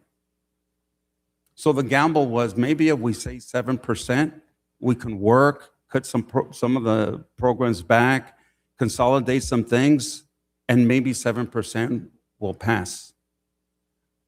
So while other cities around us, and a little while ago, I don't know, some of you might have seen Councilwoman Davila asked me if I had the list of all the cities that already have a utility users tax. And so I handed it to her because a lot of cities already have that. It's a utility users tax that a lot of cities already use to generate the revenue. Our goal has always been keep the taxes down low. We've been successful. But when you have almost $11 million dumped on you starting in 2020, that's where the problem comes in. To say that mismanagement, this mismanagement, that, again, our employees are entitled to fair wages. They all are. You, as workers, are entitled to fair wages wherever you are. You know, I've always been a union person. My dad was a union person. I support unions, UTLA, SEIU, the healthcare workers. People deserve fair wages. When you look at some of the states where education should be a priority for everybody, but you look at some of the states where they don't allow unions for the teachers, poorly paid. They're having to do second and third jobs just to feed a family. And I think it's unfair. So again, to say that we gave salary increases, all we did was increase the salaries based on the cost of living adjustment. That's it. You know, and if that is so bad, you know, again, I'll take the heat for it. Our employees, no different than you, wherever you're working, I hope you get paid fairly. I hope you do. You know, one of the big complaints I have here in Southgate is, how come we don't have rent control? And I hear from some of the people who own property, don't you dare put rent control in here because it's going to hurt me. It's always about me. And I get it, and we're trying. I have 100,000 me's I have to worry about. So when we try to keep the taxes down low, it's with you in mind that we do that. But what we're facing now, that almost $11 million worth in additional costs that had nothing to do with what we did here, we have to deal with it now. And again, some cities around us, they have a UUT already, and now they're being hit by some of the same challenges that we're facing now. Some of the cities already have ballot measures in June. Do you have a list? I think there were a couple, right? Bell Gardens, I think I mentioned Bell. Bell Gardens are 2 cities. Carson, I think, is another one. There's quite a few cities in the southeast area already have a UUT and are adding additional taxes on the ballot. But again, an effort was made in 1988, Measure NN. You're welcome to look it up and you'll find an effort was made shortly after General Motors and Firestone left that city council. And you had people like Bill DeWitt was on the council. I believe Henry Gonzalez might have been here also. I actually looked up. And these are people who didn't like to increase taxes, just like we don't. But at the end of the day, they had no choice but to put a ballot measure NN, look it up, 1988, failed miserably, about 90% to 10%. I'm on that list that doesn't like to pay taxes, just like you. But we're facing a situation here that we have to deal with. And again, our goal is to try to inform you to the best of our ability. A couple of other things. We talked about the property tax. I've been working with the county assessor, and he's being as brutally honest as he can. He doesn't think we're going to have a chance of changing that meager 6.15% that we get back. So again, whatever you're paying into property tax, we only get to keep 6.15%. I wish we could get a breakdown. Louis, maybe you can give us a breakdown at some future meeting as to how much that 6.15% generates for us, and what would it be if we were able to get lucky and get 8%, 9%, or 10%? Because I think it's important for us to push for these things. And I say that because we are not the only city. Cities around us also are either no or low property tax communities. And you get cities like Long Beach, they get 21.66. They have a utility users tax. They have high sales tax. They have tourist things. They have hotels there where they get additional taxes from that. And here we are struggling with only 6.15%. Are you trying to look for a number? Councilmember, I know we get 19 million, but yeah, but sorry, I'm not getting your question. okay, I'm trying to see how much we get on property tax, because property tax isn't just real estate, is it? No, are you asking for a breakout of property tax? Yes. Okay, thank you. We'll provide it. Okay, and the reason I think that's important so that we can see how we can go to the county assessor and see if we can get a little bit more and how much of an impact that'll be to our favor if we're fortunate. But we need to also look at surrounding cities. Mr. City Manager, since you go to city manager meetings, maybe we can start a coalition of people trying to fight this. By the way, I don't think it's just in Southern California. It's through the whole state of California. It's not going to take just one city fighting this. It's going to take a lot of cities getting together throughout the state to try to get that number changed. Okay, thank you. Thank you. Mr. City Manager, there was a question that was asked that I think is pretty pertinent regarding, if we were to get the revenue coming in, how quickly would we reestablish a lot of our services? And Yeah, I think I wrote down that question. When we talk about all these cuts, but when could all these important services be restored? And I think, first of all, is there going to be more revenue? So if we don't have more revenue, then we don't have a solution to restore cuts. We've talked about this utility users tax item for November. In the event that was passed by the community, that would give us the funding to restore the services. So that would be November restoration. Now, the way that type of tax works. It's 3 to 4 months before the city starts receiving the funds. But we've gotten a plan to start notifying everyone that starting January, we would ramp up all the services we could. The difficulty we have is because we're having to give these cuts from July through to, say, December.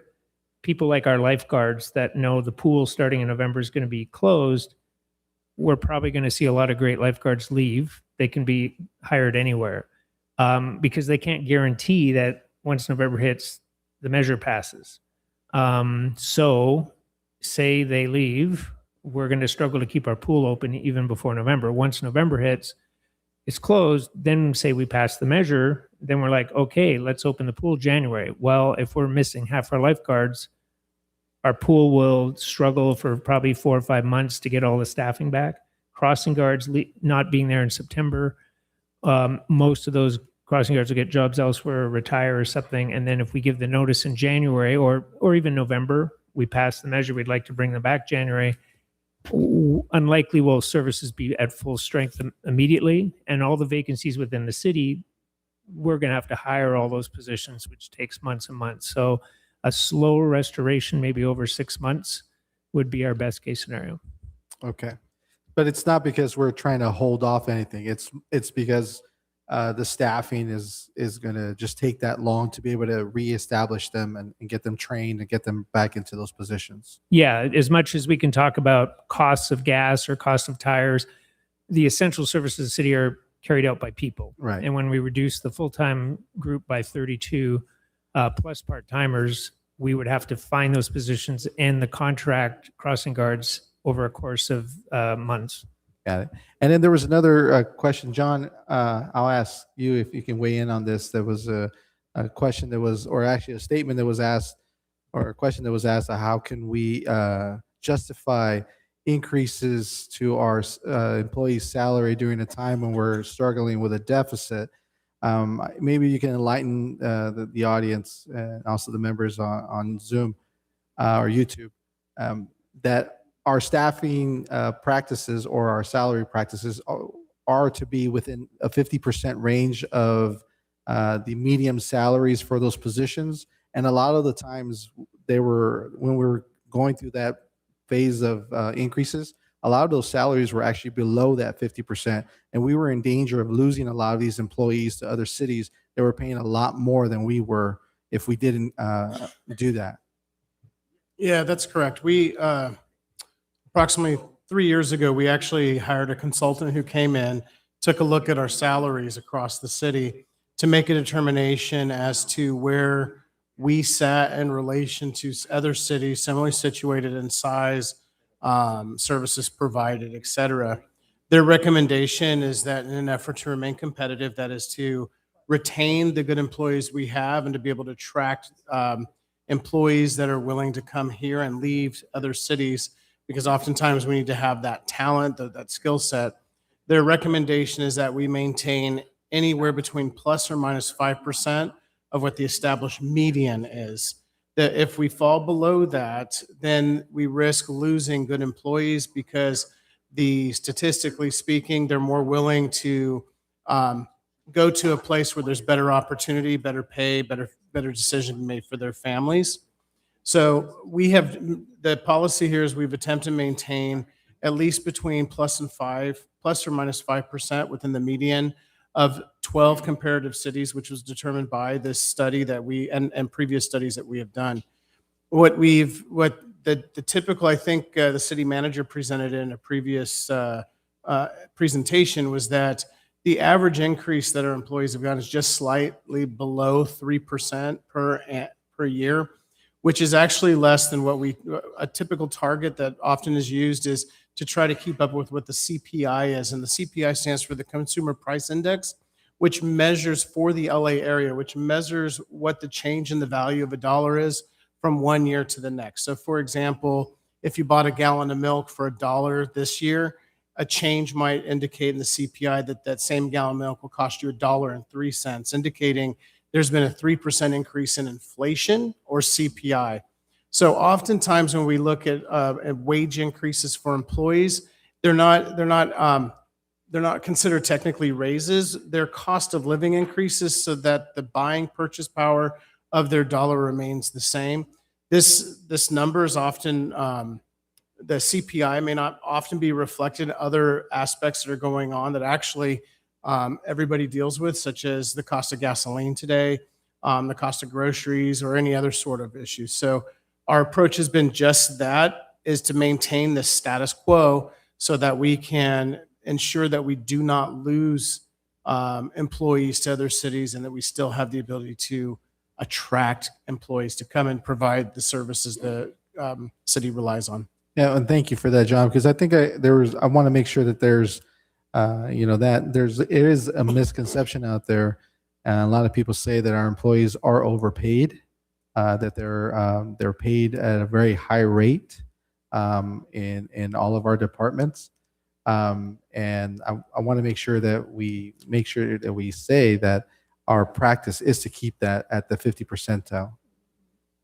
Yeah, and in fact, I think probably the biggest example is right now, I think the last analysis we did is our police officers are about 11 or 12% below the median, which means that that's dangerously threatening our ability to retain them. Yeah, and that's a good point that, when we have one of our residents, Francisco Gallegos, coming in saying, how do we, manage our community safety? And yet we're having numbers where our police department is making anywhere between 10 and 11% less than the industry standard just in our area.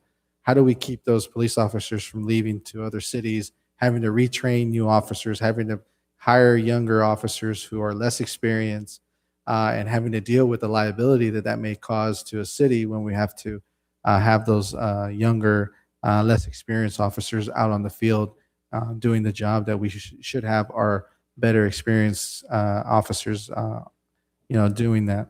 So a lot of good information. So thank you. I just wanted to make sure we clarify that because I think that was there was a question that was made that I think it's a little bit loaded, the statement that was asked, and I want to make sure that we clarify that. Any questions or? Sorry, Mayor, just one more thing for council member that asked regarding the property tax. I just want to publicly state the calculation is 1% increase in our property tax would result in about $3 million increase annually to our general fund.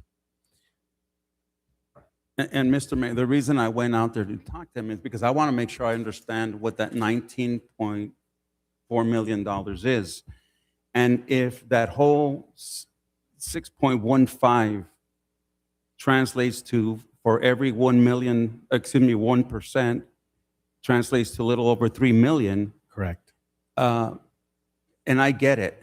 The pie, the county pie, I don't care what other cities are getting. If our slice is only 6.15%, you got cities like Long Beach getting 21.66, Downey getting almost 14%. I don't think it's fair. We're paying into property taxes and we only get a meager amount, but it's not anything anybody did. Most of you weren't even born yet. I was 18. I wasn't born yet. Well, I'm doing some of you a favor, I think. But yeah, that decision is a 1978 decision, and our city basically got stepped over, and through no fault of anybody. And that was the decision that was made in 1978 was based on the fact that we had General Motors and Firestone here, and when they left, that revenue went with them. And again, it's not their fault. They have a right to leave. It's America. They can go anywhere they want. And they did. And they took the jobs and they took the revenue. And then we got stuck with a frozen 6.15% of what you pay into. Everything else goes to the county and the state. And I don't think it's fair. So I've been working with the county assessor for quite some time now. And I've been looking into this. And again, maybe it's a little slow, but I've been working on this since 2020. Looking at the history as to how it got, and I wanted to get it right. And I've made a couple of speeches on that. And again, I think, people are getting it here. And again, I talked to the city manager. Maybe we can meet tomorrow and really get a good look at those numbers and then come back. And I appreciate Mayor Barone, by the way. He's been, I shared this information with him and he took it seriously.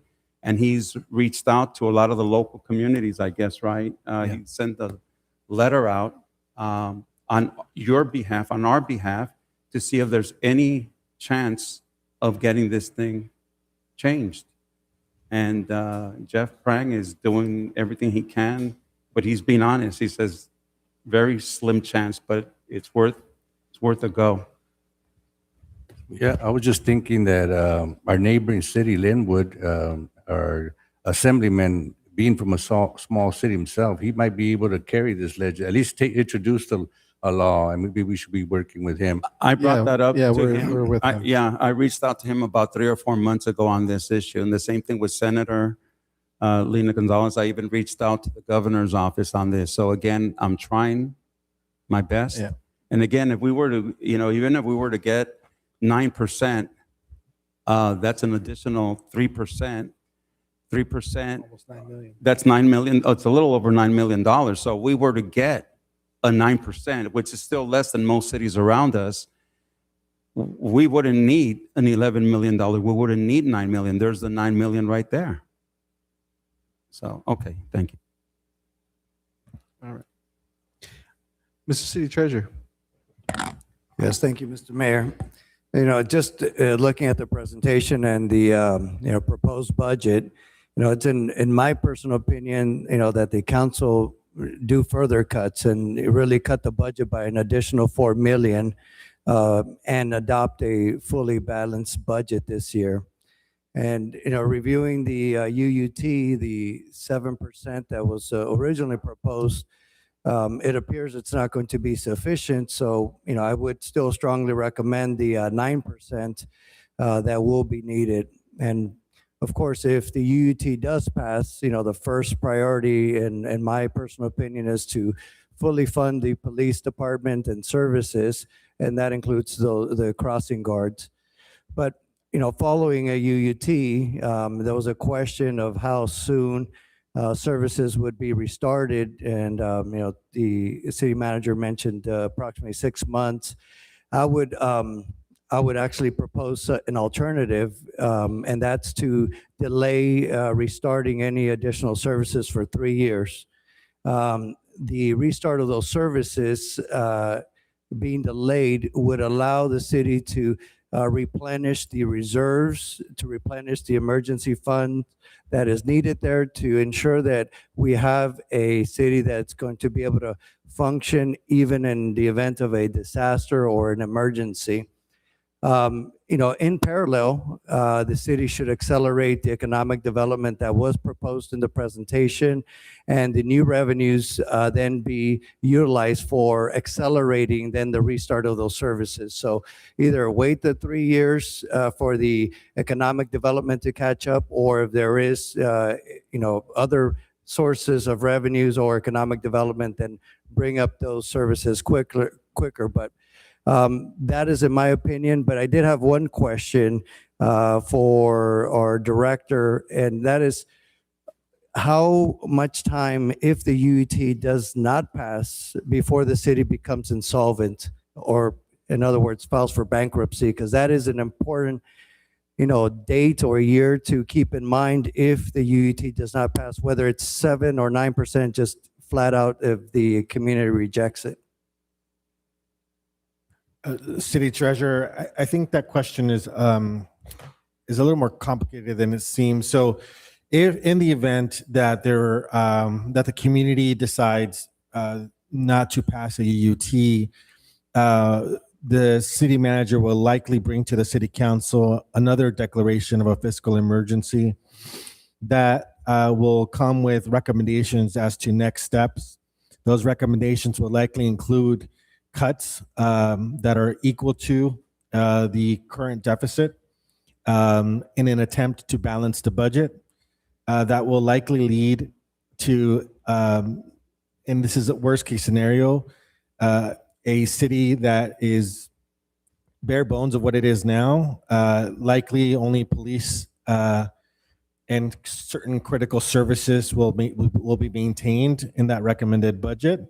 And then we would begin to draw down on our, not just the budget stabilization reserves, but in our core reserves, I believe that it is not going to be an immediate bankruptcy situation if the city council decides to make those immediate cuts. Would it be within 5 years? Would that be safe to say, given the presentation and the Yes. increase? Yes.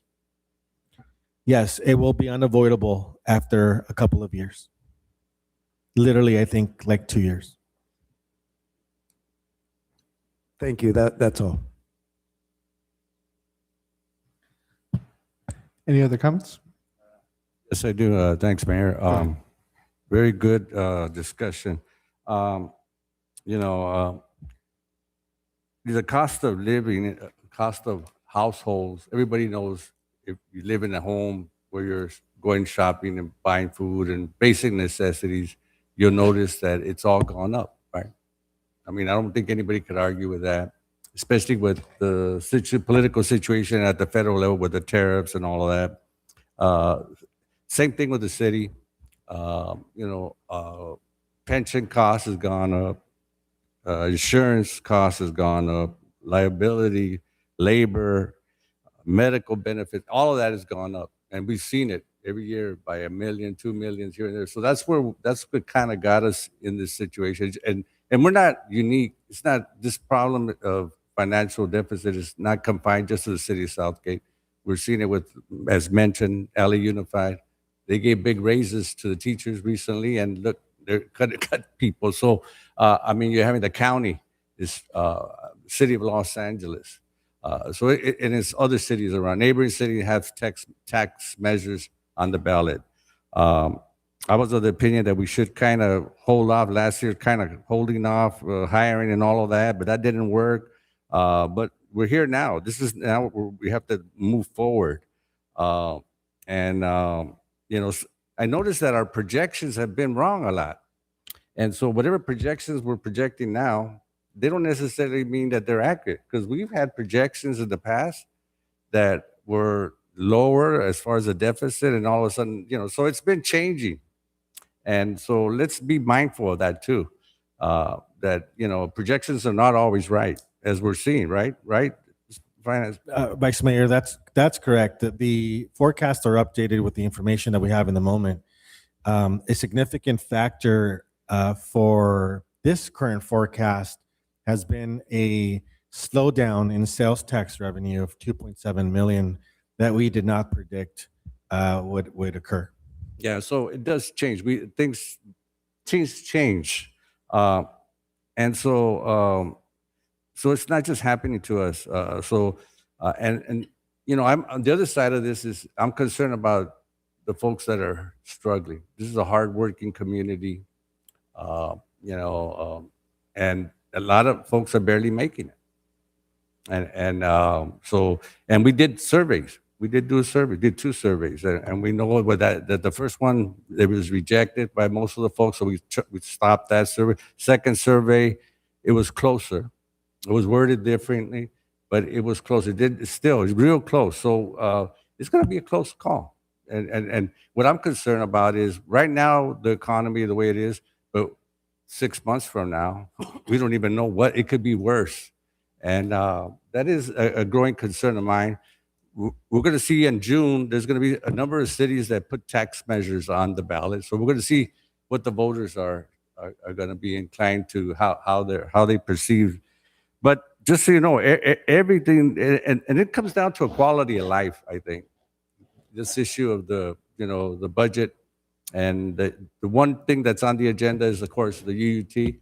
But it comes down to, if it doesn't pass, we're going to be looking at, a lot of people thinking about, do you really want to be in a city that the response time is not 3 minutes and a half, now it's 6 minutes?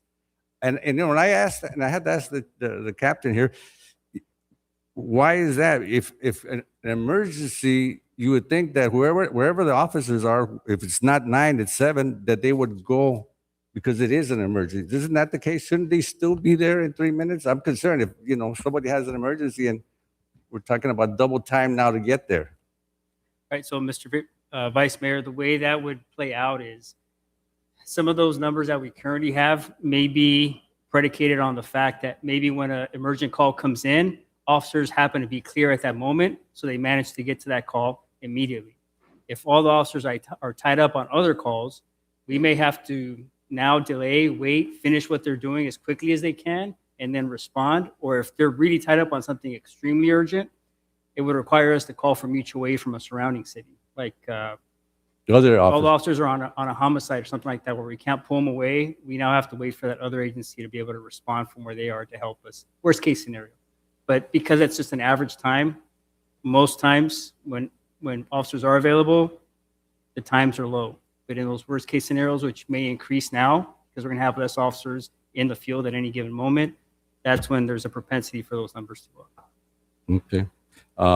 Yeah, so that is a concern. The other concern is, employees morale. I know it's been mentioned, and we've lost some more employees because they see the deficit. They say, well, this job security is important for folks. They're raising a family and so forth. So we have lost some key employees, and we'll continue because of the situation, right? I mean, that's kind of the situation. We have a good team of employees that are that we have now, and we want to keep them. But yeah, I've thought about it. If this thing doesn't go, we're in bad shape. But we have to also plan for if it doesn't go, right? We have to be mindful of that and really look at, and that and it might mean looking at our police department, because that's the biggest chunk of funding. I mean, we have to look at that. I mean, that's almost 60% of the funding. So I don't want to go there, but I mean, if it doesn't pass, we have to. Everything's on the table, And I think some of us council members we probably wouldn't want to be on here on the dais, because it's going to be really challenging. So so morale, to the point where I think it's important that we keep those programs, not the high cost where we go to a hotel or anything, but we could do things at the park. I think we did some things where we bring in, even this council members pitched in for food and hot dogs. We could do different things to maintain the morale. We don't have to, we got to continue to do those kinds of activities. The same thing, I think, as far as we're cutting the programs, with the street fair and the Christmas parade. We could do other things that don't cost that much, that we still bring the community together, we spare space, and we celebrate the community. So let's think about what we could do, because those are important things, but the symbolic, bringing the community together. So I think those are important things. I was thinking of, a way to be, myself and the mayor met with LA Unified regarding the crossing guards. I am concerned about the crossing. We're both concerned. Everybody's concerned. And we were trying to find some resolution. So I did tell the mayor I was going to look into San Diego. They have crossing guards. They have a volunteer system. So we're going to look at that and see if it makes any sense for us. But, we have to be, even if it means carrying, whatever we could do. I would like to know, I still haven't gotten, city manager, what the cost breakdown is. I've asked that question for the crossing guards, I don't know, 4 or 5 times already. So I need to get that, because I think that's important, how much we're actually paying for the crossing guards and how much for the vendor to oversee it. So let's get that information so we could kind of have that information. I think that I don't see it real. We have to think out of the box. Security and safety for our kids crossing the street is very important. We've had a couple of tragedies around the park, and I'm just concerned that the way people are driving these days, that little kids crossing the street by themselves, it just does raise a lot of concern. So we're going to explore ways that we could. I know the police department could definitely train. I mean, crossing guards, and I see the folks that are out there. I mean, it doesn't take a lot. And so I know people that are retired that want to do things like that. The community likes to get involved. I think this is a community that wants to be involved. Okay, now people say, well, they're not being paid. Hey, sometimes cities have to go pay and find ways to make things work, still salvage things. And so I'm willing to help out with training. I'm willing to do whatever it takes. And maybe we have to look at where we could be strategic there. because I do think that's something that's, we started to get notices from principals, from schools and so forth regarding that. There's still time to address that a little more.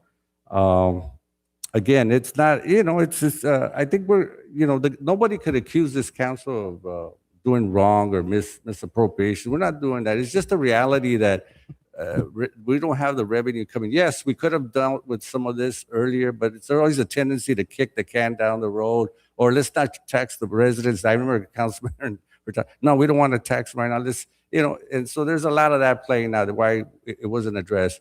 But we're in this situation now. We have one option, and we're gonna look at also other ways of raising money so that we could address some of the critical services.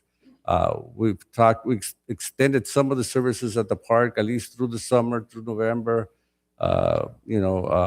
Hopefully we keep our parks maintained, because that's at least a jewel in our community. All the traffic we have, that's important that the restrooms are clean. I know they were shut down this past week and the other past weekend.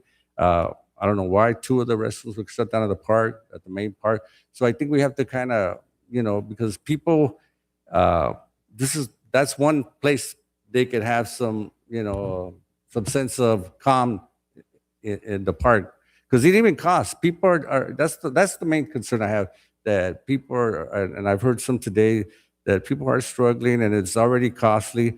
One thing I was looking at, I'll just be out of the box, is our water department does really well, right, Arturo? Really well. I mean, really, it had in the millions, like $57 million. I don't know how much is our. It has a lot of money. Let's face it. But yeah, it's a lot of it for water. Now, a lot of folks in our community contribute to the water. They pay the bill. If there are, maybe we could find a way to offset some of the costs for the UUT, to kind of give some credit to some of the, find a way for some of the residents that are struggling financially. Because I think we have to think of the community. We can't just impose this on the community. We have to think of ways out of the box where we can help the community. If we have a surplus of money there that's sitting there, maybe we reduce some of that, because we do have some money there, some savings. I know we're doing some things there, but I always see a big carryover, over $50 million. So that's something just to think out of the box. It might mean only a few million, but it offsets somebody. It encourages people to, and we're trying to take another side of this, looking at this, thinking out of the box. Just some thoughts for discussion before we approve the budget. Those are my initial thoughts, and I think that's for right now. Yeah. Mr. Mayor, I just want to be on record saying public safety is my #1 priority, and I'm not sacrificing our police department. We've got to. What good does great parks do if you have crime? What good does having great stores if you have crime? Priority #1 has been, is, and will always be the #1 priority. Thank you for your comment. Councilwoman? Thank you, Mr. Mayor, and thank you to the community that's here for the questions, as well as those that are on YouTube. This is a very difficult conversation to have.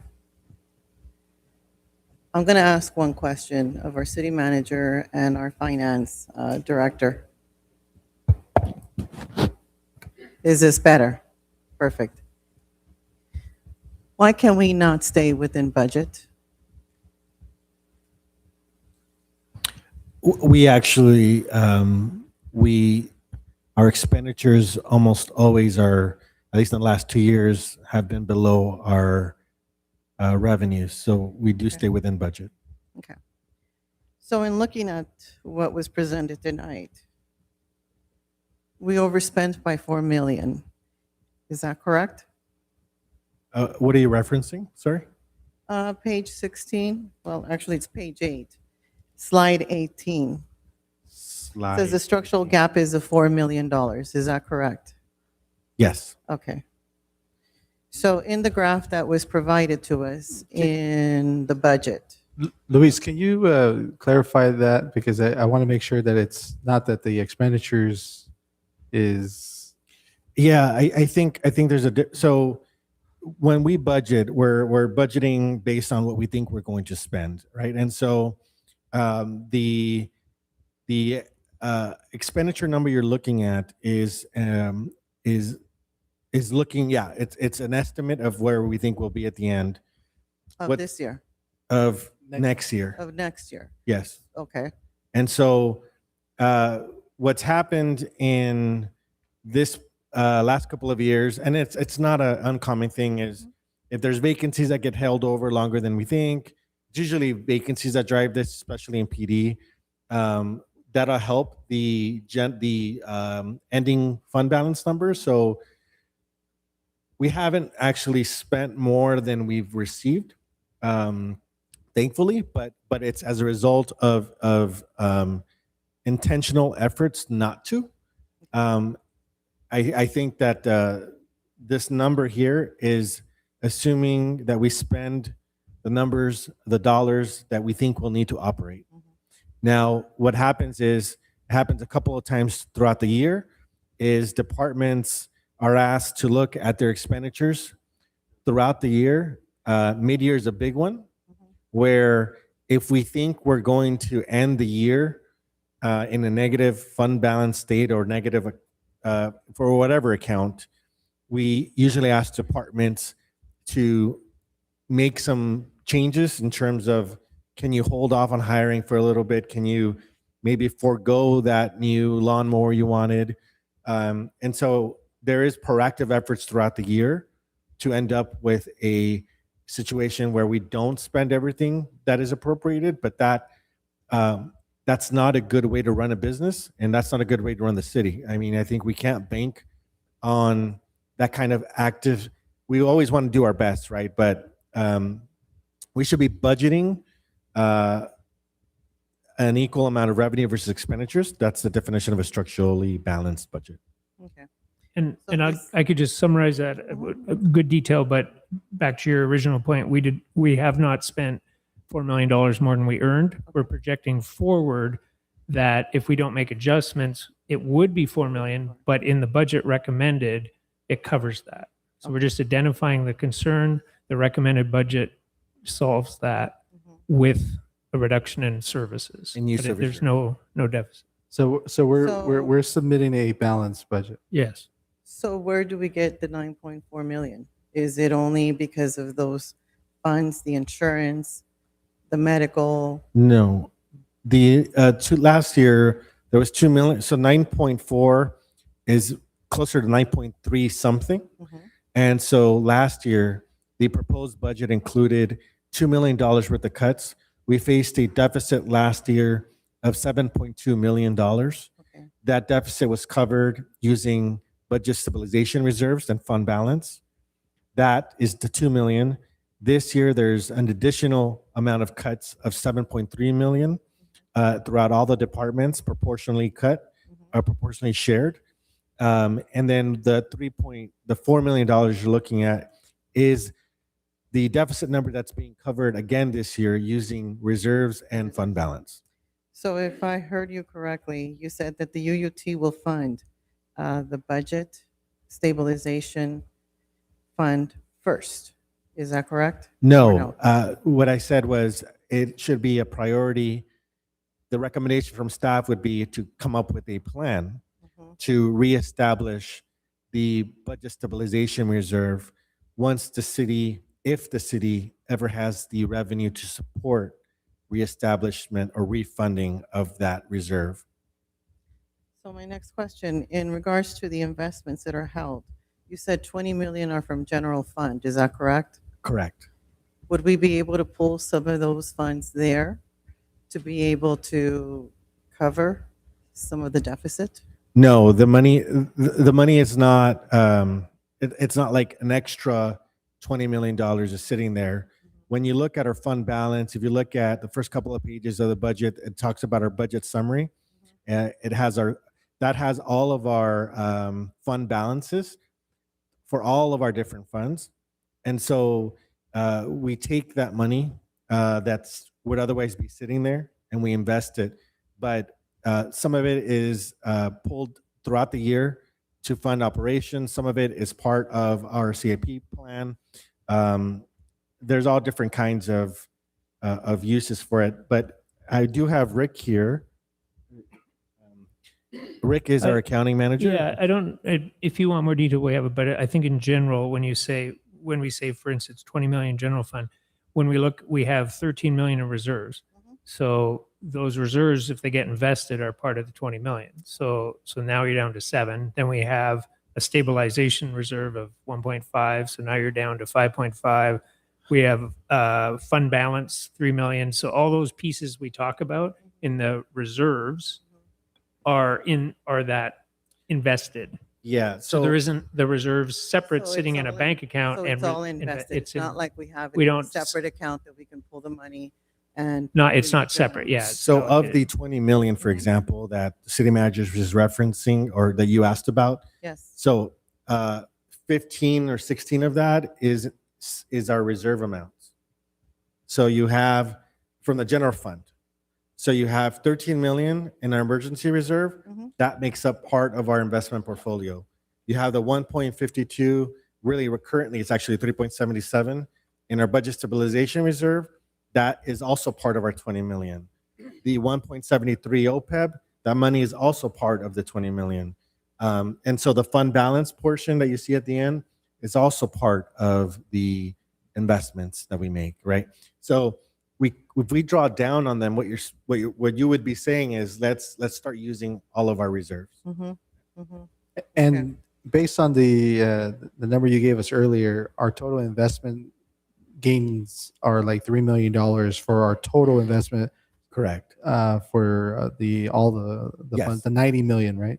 We're estimated to get $3 million a year from our current investment portfolio. Right. So 20% of that would be what we would gain from the general fund portion of it. Correct. Go ahead. On page 32, you say assume pension bond payoff in 27-28, reducing the cost by 2 million. What does that mean? Elaborate a little bit on that. In 2005, the city issued bonds to, at that time, pay down our unfunded pension liability. And I believe it was for police only. And those, the bond payments will be paid off in that loan in 27-28. And so we pay $2 million a year for that debt. It's like paying your credit card. So we'll pay off that credit card Every year we've been paying 2 million? Is that what every year. And so we won't have that expense no more. That's right. Oh, that's going to be a savings for us. It'll be, and then so with that being said, let me go back to, so when we look at the forecast, the reason why the deficit doesn't continue to grow in 28, 29 is because we're factoring in the $2 million that we would not have to pay for our pension debt. All righty. So I had an opportunity to go through the budget. I did a deep dive, literally. And I think I would definitely agree with our treasurer. We need to cut another 4 million out of this budget. And in looking at it, I did a comparison in comparison to what this council was informed back in April of all of the cuts that we were going to do. In some of these, I'm just going to give one example. I was told, and the council was told, that it was only going to be the elected official and one employee. In looking at the budget, it's the elected official, an employee, plus on top of a receptionist.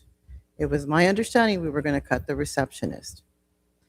In the city manager's office, again, we are not, 3 of our employees are going to be separating from the city, and we're going to hire another management analyst. So I'm asking, how many vacancies do we really have in each department? Because I'm being told one thing and I'm seeing something totally different in this budget. And I am not incongruent. I say, and I better see what I say. And that is not what I'm getting with this budget. I'm seeing other positions being included. I'm being told in certain departments we're cutting X amount. I've been cross-referencing, and the numbers just don't match. We'd be happy to meet with you and go over those discrepancies you're identifying. But that's one. And then the other thing is related to the positions. The departments have been working on these budgets for about a year. There are cuts, and I think that would probably be part of what we would go through with you.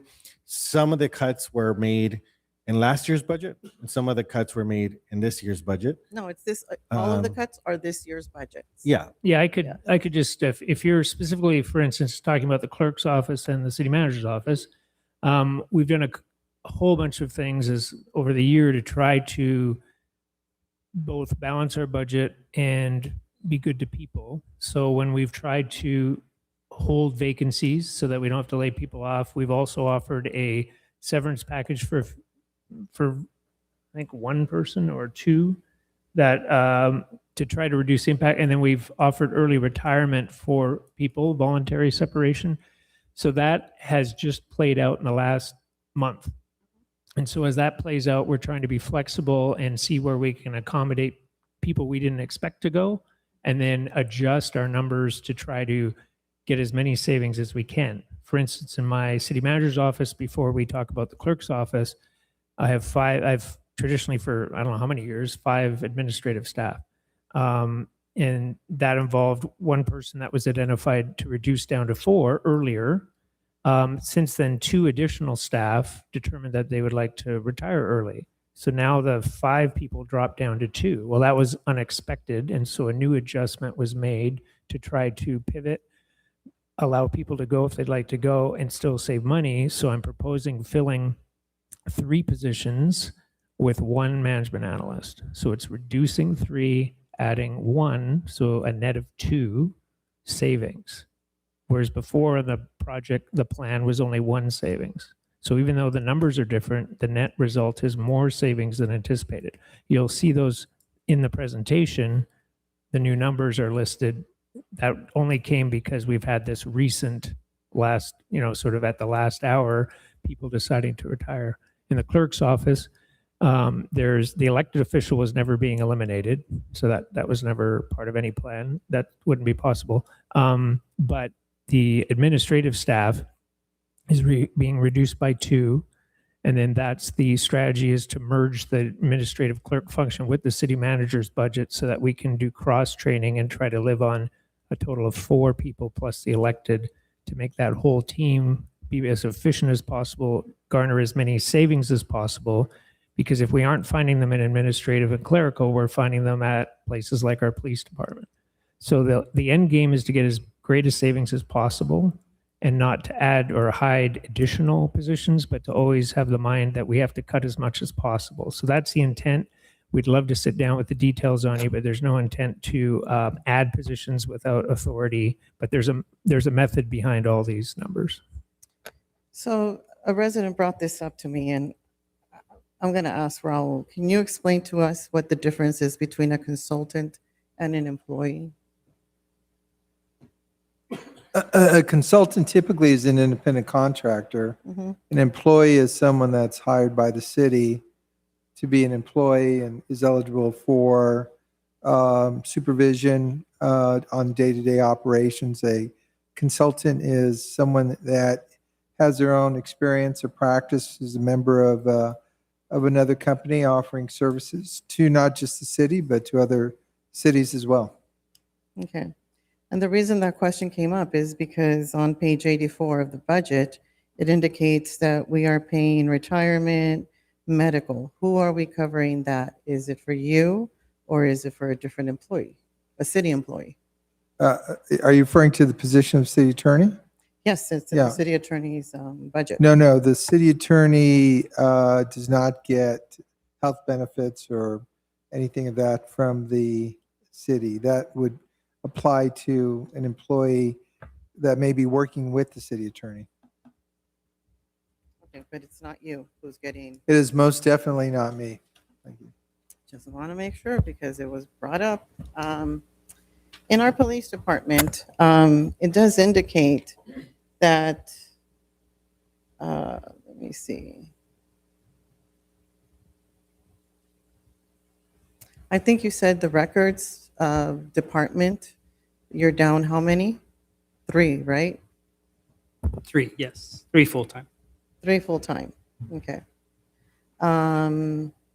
Because in going through it, it indicated in here that you actually have 4. So are we reducing or are we keeping what we have? So those positions were already vacant. They became vacant a few months ago Mhm. because of retirements and 2 employees moving to other positions. And so when they became vacant, they were frozen at that time. Okay. So how many vacancies do we really have in each department? I mean, that's one question that I'm going to be asking you, city manager, because again, what's here is very different than the presentation that we were given. So hopefully we'll be able to sit down and go through this in depth. Yeah, all the positions presented today on each department have the correct position amounts. There isn't anything different than that. But in any particular position in any department, depending on the week or the month, we have staff that might leave or retire. That creates a new vacancy, and then we have new people being hired. So it's a constantly changing figure. But positions that maybe in the past were vacant, that have gone on the cut list will no longer be available to be hired. So we can go over the list if you'd like, but again, the overall goal is the maximum hired amount of people that we would get would not exceed the expenses that are being listed here, so we don't go over budget. Now, I noticed that in the Parks and Rec, Tina, we're eliminating the cultural arts person and a senior grounds maintenance. However, it's not reflected in this budget. So are we cutting them or are we keeping them? The cultural arts position, Mhm. so the person who's currently in that position is going to be moving over to a vacant position, which is our recreation marketing position. Okay. But that cultural arts position is being eliminated. And what was the other position you asked about? It's the cultural arts, I guess, director. The coordinator. Yeah, the coordinator. Mhm. And then you asked about another position. I didn't catch that. And so I see that we're adding the intermediate typist clerk for the parks, It's not being added. There was because it wasn't in our budget last year, last year, or this year, I should say.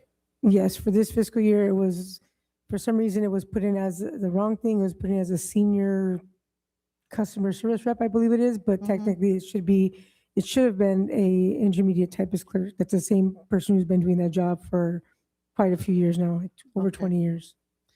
So I know we talked about the lifeguards. We budgeted for this year 33 lifeguards, and for the next fiscal year, we're budgeting 21. So are we going to keep those 21 or are we going to let them go after November? Again, because if that's the case, then that should be more of a cost savings there. No, the goal, the concept is that the pool is not closed forever. It is closed for a number of months starting in November and then reopened after spring. So that would create a savings, but not an elimination. If that we all hope that that's the worst case scenario if we had to limit, but we're not budgeting for that. We're budgeting optimistically that the pool returns, and we have part-timers that make up a lot of that. And so they, hopefully would come back. And in the end, it's a savings, but not a complete savings if the pool reopens in the new year. Do we know how much of a savings for those months that we're going to be closed or no? I don't know if we have a specific number. No, I'm asking if we have the actual numbers for pool closing. closure month. Well, not only I the don't have it pool, with but the me. park as well, because it's going to go dark from November to March, correctly? Correct. Yes. Yeah, we've got estimates to make up the overall savings that Parks and Rec is committing to, and that includes an overall facilities, utilities, maintenance, all that aggregates together to the savings target that they're having to come up with to make their portion of the budget cut that we're presenting. So it all aggregates up to the total number for Parks and Rec, which is somewhere Okay. in $2 here. million. And in the city clerk's office, are we keeping the receptionist or are we letting them go? Because I see that the city hall receptionist was removed from this year's and next year's but yet we have it added down at part-time as one. Yeah, we will try to function with a total between the city manager's staff and the clerk's staff for administrative clerical people and the city manager and the city clerk. So that's the total we're trying to run within. Thank you. All right, well, thank you very much for, Let me, yes. I didn't say it, because we've been going through this budget for the past year. A lot of the numbers, projections and numbers that we knew that it was gonna come to this at one point. And we've seen the numbers, we've been giving numbers since, if I recall, since February and that last year. And we've just been working with numbers and cuts. But to come to this point, we knew as council, we knew that we were going to come to this. Because we did try to get, we wouldn't be seeing this budget if we had put in the ballot, and we were hoping that the UUT would have passed in June. We wouldn't be seeing these cuts, because staff was ready with 2 different budgets. This one and the one that it would work with the UT. Is that correct, City Manager? Yeah, we had prepared 2 options in the event that we did have an ability to put it on the UT on the June ballot. And if it passed, then yeah, these cuts would be avoided, but we didn't get that. Right, thank you. So we knew as council, and the presentations that it's been provided to the community and to council. But unfortunately, we didn't get that extra vote to declare a fiscal emergency. And that's why we're here now. So now we have to work with the projections of numbers that we are getting from staff.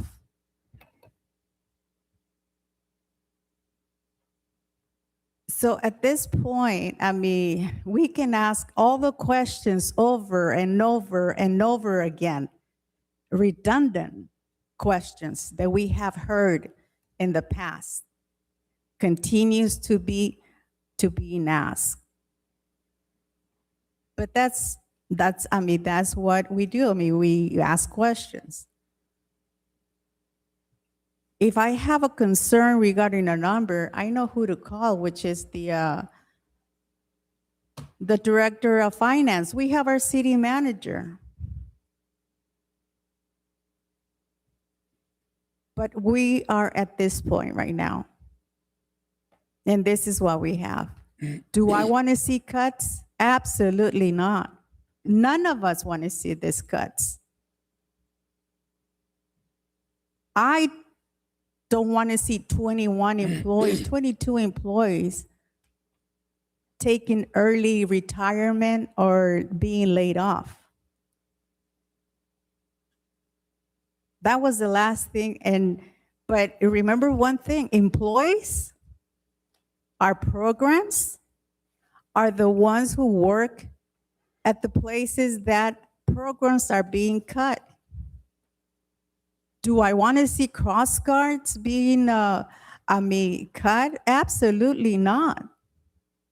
The whole point of us declaring a fiscal emergency is because we've been seeing this, and it's not that we didn't know. We did know that it was going to come to this point. Yeah. And I agreed with our city treasurer. 7% is not going to help us a bit.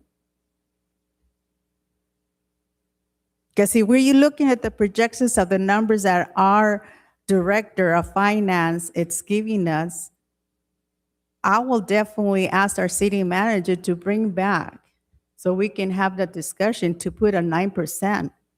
I know it's high. I know it's high. But we need to inform, educate our community. Do not let social media educate the community.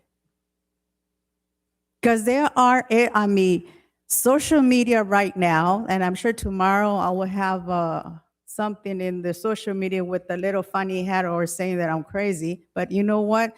We as council, we as a city, and we need to educate our community. And I just want to thank staff, and I want to thank the all of you who are here and came and asked questions. Because, we are the ones who are going to get affected, which is us, all of us, because we all live in the city. We all have to tax ourselves. But thank you, Luis, because, and I know all staff have been working on this budget, on the budget that you have proposed and have left us in our office so we can look at it. Let's take that look at that budget, but this is it. Whether we like it or not, this is it. We knew that at this point it was going to come to this.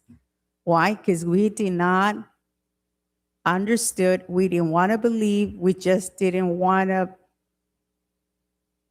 put it upon us that we were declaring a fiscal emergency when we needed to.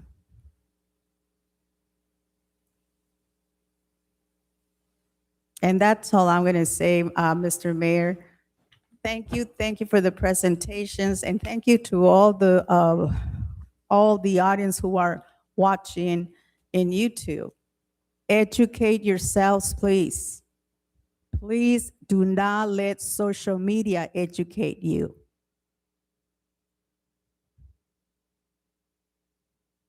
Because there's some social media out there that doesn't like us, and that's understandable, and that's fine. That's what they believe, but please do not let social media educate you. With that, Mr. Mayor, thank you. Mr. Mayor, real quick, kind of sort of to piggyback on something that Councilwoman Davila brought up. If you get on the city's website, you get on the search bar and you put budget and transparency and you click on that. And then go to down, you scroll down and you go to, let's see, I want to give you the exact thing. So June 30th of 2014, annual comprehensive financial report. And the reason I send you to 2014 is because that's the oldest. There's 2015, 16, 17, and so on. But if you get on that 2014 document, it's a comprehensive report. And then you go to page 5 of that report. Here's what you're going to find. There's a line there. Here's what it says. This is 2014, mind you. It says, the city continues to struggle with structural deficits. 2014. We've known all this time. We had Bill DeWitt on the council, Henry Gonzalez on the council. But with that, we decided now's not the time. Let's not tax our residents. Every single year, we did that. Should we have done it?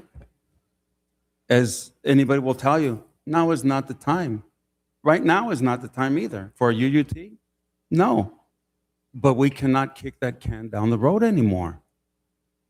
You know, and again, if there was revenue that was coming in like other cities have, because they were blessed with a higher percentage on the property tax, there's no fault of anybody here.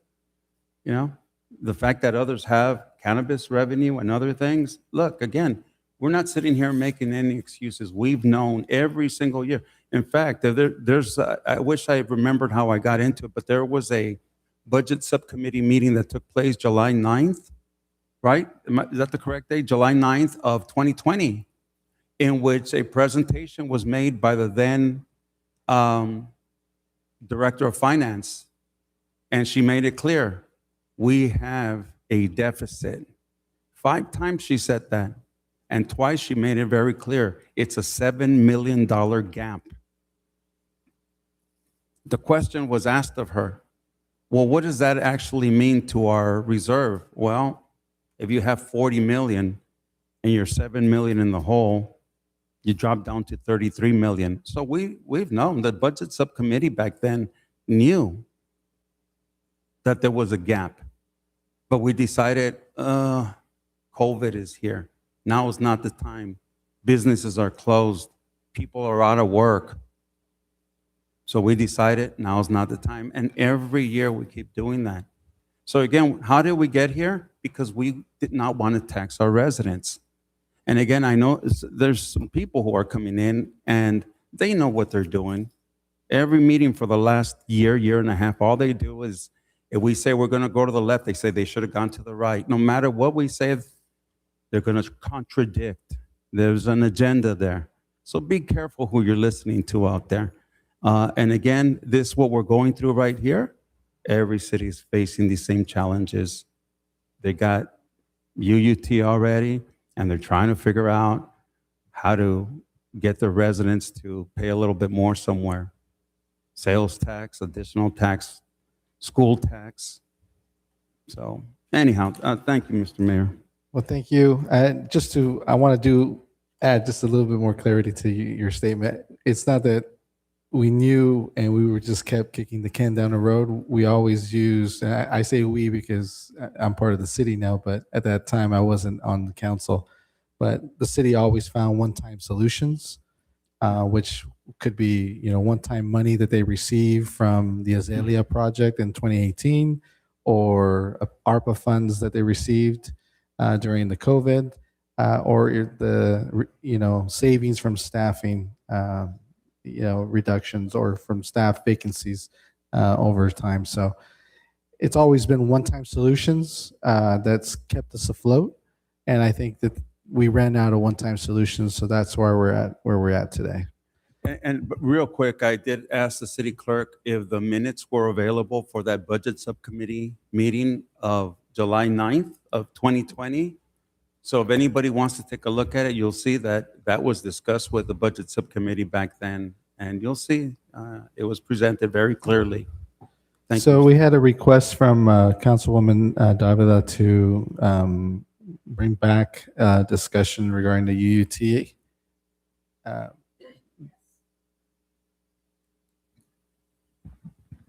Yes, I don't have a problem with that. Is that what, you need two of us to tell you that? Is that what it is? Yes. Direction. Okay. Put it on we can Yeah. bring it on the next agenda.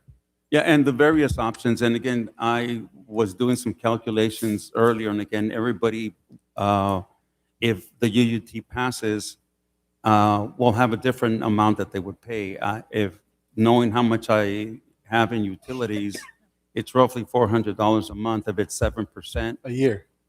Excuse me? Oh, your fee a year? My monthly Oh. payments on utilities are roughly $400 a month.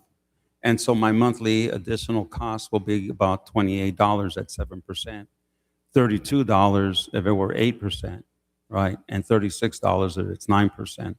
So again, everybody will be paying differently, but I calculated what mine would be for 7, 8, and 9%. Thank you. All right, thank you. So staff have got direction? All right, thank you.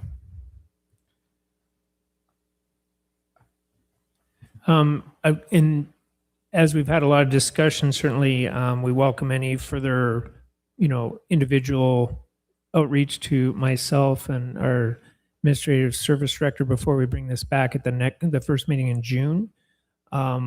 If there's any, serious issues with us having to start from scratch or do things, we'd like to know. If not, we hopefully can answer the questions and bring back the budget for approval.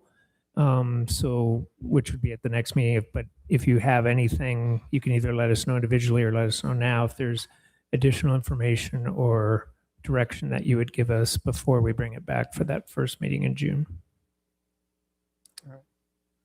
All right. I would like, I'm concerned about going higher with the fee, because I think the community is struggling, and we don't know what it's going to be like in November. And I think that this is not going to look well. I think we have to be prudent with our finance. We have to, I just think that, so I have some reservations. Yeah, so at this point, the budget is one bucket of conversation that we just had here. And that's what we'd bring back the next meeting in June for your decision.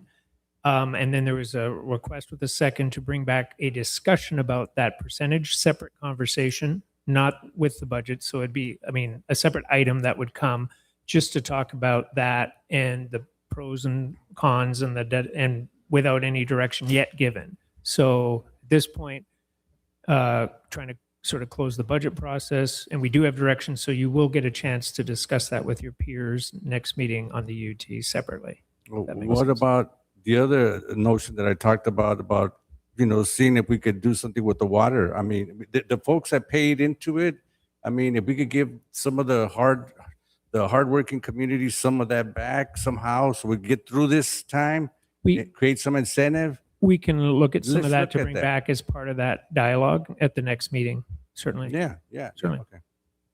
Mr. Mayor, I know, Luis, you indicated that we are 2 million less than what was projected in sales, correct? Yes.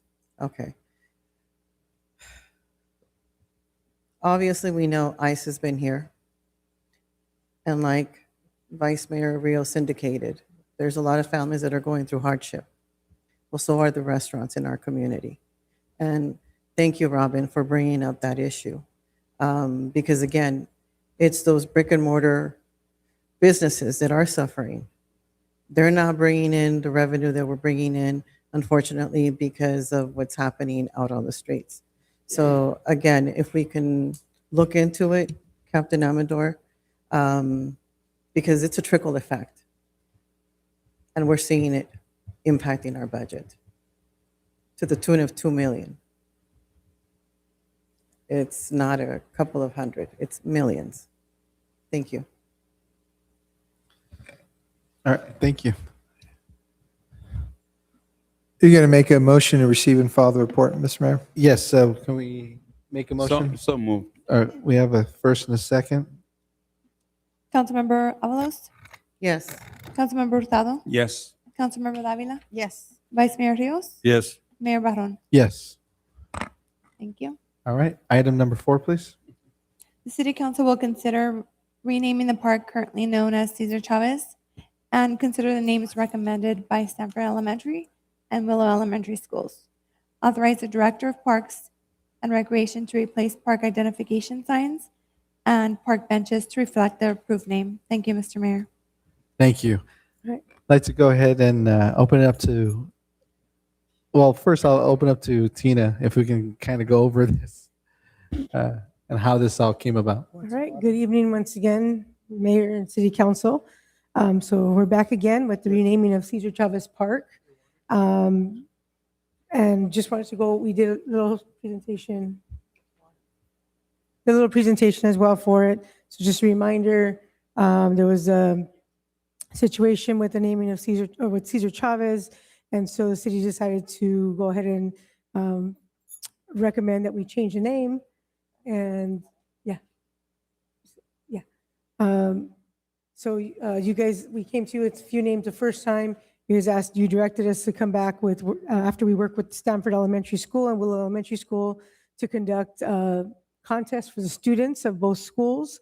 And as part of the process, each school submitted 3 names for recommendation. So again, there's a picture of Cesar Chavez Park. Can we change the slide, please?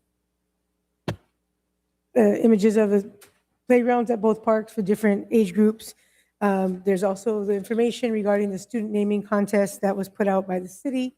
So they had their opportunity to run their own contest, and the criteria that we asked for, thank you. Criteria that we reminded the students or the schools was to look at local history, geographic features or landmarks, or unique characteristics of the community. So I think we also attached in the agenda the different submissions from the students, the ones that were chosen by each school. Oops. That's not it. It's a different one. It was from Giselle. Will I be here Nope. Thursday? It's the one from I'm Giselle. not sure. Is that it? Just It was the You one that wanna was talk sent by Thursday? Giselle. Um, But What time? we'll go ahead and proceed. Right. But the recommended names that the schools came up with, we have Sanford Elementary, and their names were Azalea City Park, De Rancho Park, and Henry C. Gonzalez Park. The names recommended from Willow Elementary was Parque Libertad y Alegría, Wild Roses Park, and Tongva Park. And like I said, I believe you guys had the opportunity to look at the submissions from the students, which give a little bit more background and information as to why or how the students came up with each one of the park names. So those are the recommendations from staff. Thank you. I'll go ahead and open up to members in the audience. If any member of the audience has any comment regarding this item, please step forward. All right, so this is a classic example of the serious lack of leadership that is on our city council. Our council members just really don't know how to lead or take initiative. So this item came before the council members and with the recommendations by our commissioners on the Park and Recreation Commission. And what did Councilmember Davila come up with? Her bright idea was, let's let the kids decide. Let's let them pick the name for our park. And I read the names and they're all trash. These are shitty names that the kids came up with. The only one I think is usable is Tongva Park. And, you know, who's going to know who the Tongva people are? I mean, these are an ancient people that, here, we wiped out and eliminated. What the hell's all that? That we wiped out and eliminated. But I do like the idea of paying tribute to, a lost group that are, genocidal homicide. We killed all these people. The other one I want to ask is Wild Roses Park. So, Ms. De La Rosa, I'm pretty sure Southern Avenue doesn't have any flowers or roses. Maybe you can clarify. I don't even know if that one's applicable, Wild Roses Park. So I want to suggest to the council members, let's go back to the original list by the commissioners. They had Southern Avenue Park. I like that one. I think that one works. And the other one was they had one Linear Park. And the one I pitched to the council last time around was West Side Park. This is the only park that our city most likely is ever going to build on the west side of our city. So it only makes sense to call it West Side Park. But since Cesar Chavez Park is a linear park, I would throw in West Side Linear Park and Southern Avenue, calling it Southern Avenue Linear Park as well. And then just for the fun of it, let me just toss these names out and let me see what you think of this. What about Top Gun Park? Top Gun? How about that? What about Maverick Park? Maverick Park, I like that too. What about Rambo Park? Rambo Park, I love that one. And then Deliverance Park. Did you ever see that movie, Deliverance, with Burt Reynolds? You're a Burt Reynolds fan? I love Burt Reynolds. That's one of my favorites, Deliverance Park. And then the last one, Trash City Park, since that is how you've rendered our city to be a trash city. I'll end with that. Anyone else? Robin Logan, resident. I just want to congratulate the schools for actually participating. They didn't have to. And the fact that the kids actually took the initiative to make some pretty pictures as to a sign, that shows initiative and creativity. And as a parent, I would only be as proud of my student if that was the case, that they went ahead and did it. And if I was a teacher, I'd be even more ecstatic to be able to show the diplomatic way of coming to an election and voting scenario. So I think this actually taught the children a little bit better than what we would have done if we had just picked out of a hat. Thank you. Thank you. Seeing no other, Madam Clerk, any emails? We have no emails, Mr. Mayor. All right, thank you. I'll bring it back to council Mr. for Mayor. discussion. Go ahead. So first of all, Councilwoman Avalos, I thought it was a great idea to take it to the students. We originally had asked the Park Commission to put some names together, which I thought was a good idea too, but to allow the students to do it was great. And when I saw the list, there was actually nothing on the list that I thought, oh, no, that doesn't even make sense. They all make sense. And the one that actually caught my eye the most, I'm almost reluctant to say it because that's the one that Mario liked. But that's the one I actually like the most, the Tongva Park. A lot of people don't even know that this was Native American. Well, maybe they do know, but they don't know which tribe it was. And years ago, I received a phone call from members of the NAVA organization, the Native American veterans, and they started wanting to do a powwow here in Southgate, and we've been doing it. We did it for many years. It's been a while since we've done it, right? I think they've kind of sort of found other locations, but we did it for many, many, many years. And there were some discussions on this tribe, particularly because they were from this area. So I really think that that was a very good choice. But I think all the children made a good, I think there were a lot of really good choices. But that would be the one I would recommend reluctantly today, I guess. But I'm going to stick to my original thinking, Tongva. Anyhow, thank you. All right, thank you. Anyone else? All right, thank you, Mayor. I kind of like that one too, only because Now I know I'm wrong. I'm no, kidding. no, I'm because of kidding. the history. I'm kidding. The history of the first natives Yes. to the area. I mean, in LA in general. So, but I also like Southern Avenue Park, but that's the one I would go with only because it's kind of honoring them in a way, and bringing that back to the community, so they can understand who were the first ones here. So yeah, that's the way I would. But I like to thank everybody that participated, including the Parks Commission and the students. That's what it was about. So in the end, we got more names, more opportunities. So I don't know, More options. more options. Councilwoman? Let me go ahead. Thank you, Mr. Mayor, and thank you for comments. When this was brought to the two principals, they were pretty excited. And they were actually glad to see that the council decided to ask the schools to name a park which is in their backyard. And to have kids participate, it really means a lot to the school, and it really means a lot to the kids.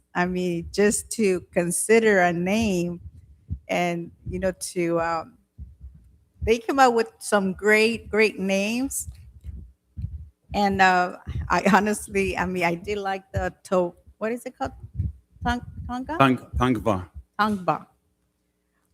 But You don't speak Tongva? Tongva, no, and I wish I could, but I don't. Henry C. Gonzalez, he already has an auditorium. So Henry, we love you, but at least for me, I'm gonna pass on that. I like Azalea. I like the Azalea Park. We have we have Azalea. I like the Azalea. I'll tell you right now. Azalea Park. So we can actually, put some azaleas out there. Hopefully they will take care of them, but I don't know. I like Azalea. I like it.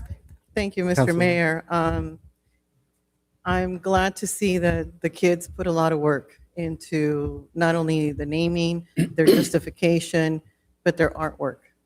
And we have the Azalea Plaza over on the east side. Yep. We need to have an Azalea Park Oh. on the west side. And growing up in that area, there were all of these bushes, and they always had this particular flower. And I remember I would pick them and I'd say, "Here, Mom, I bought you some flowers." And she's like, "Where did you get them?" "Oh, I got them from, over here on Southern." And so she's like, that flower that you're picking is the azalea flower, which is what represents the city of Southgate. So the fact that time went into this, I would definitely concur. Azalea Park would be fitting in that area. Growing up on the west side, not having a playground and seeing that there's a playground there today. It would be nice that it be named after a flower. Because a lot of our community in that area, unfortunately, is low social economics. And unfortunately, it's plagued with a lot of substance use. Yeah. I know that because when I was a clinician, I literally had to go to one of those parks and meet one of my clients. I did not realize the magnitude of substance use in our city until I had to do that. So I think naming it Azalea gives us that opportunity to know we're resilient, we're going to get through this. So to me, it has a special meaning. So hopefully, Make a motion. I'll make a second the motion motion. to name the park Azalea Park. Well, you have a motion in a second now. We got the deciding vote in the middle. Go for it, Mayor. All right, we got a first and a second. Roll call. Councilmember Avalos? Yes. Councilmember Hurtado? I'm going to say no. I'm going to stick to my guns. Councilmember Davila? Yes. Vice Mayor Rios? No. Mayor Barron? Look, I live in the west side as well. And I think one of the things that we need to do in that area is give it a facelift. And I think naming it the Azalea gives it an opportunity of being able to do that. Go sit over there. It's our city flower, and if we can fill that park up with beautiful azaleas and make it a space for families to be able to go there and walk around and see what our city flower is, I think it's a great opportunity. I'm also mindful that when we make that investment, there's an additional cost to our street and landscaping fund that we have to worry about, right? If we just name it a Tonga Park, I'm not sure, what the cost of that would be, right? But when we Mr. start, City Attorney, is it appropriate so we can make it unanimous that I can change my vote?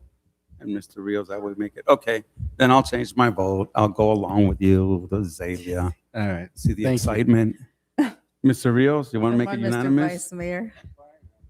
Oh, you're, stick to your guns. Okay. all right. There So you I'm go. going to go with the Azalea. All right. So Motion 4-1 or 5-0? 5-0?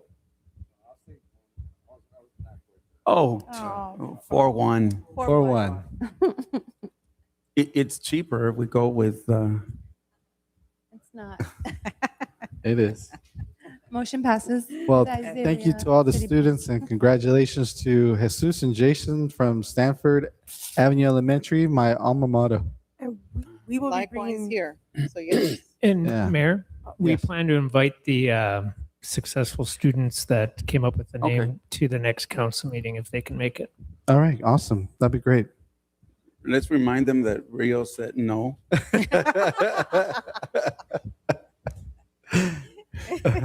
One more chance, Rio.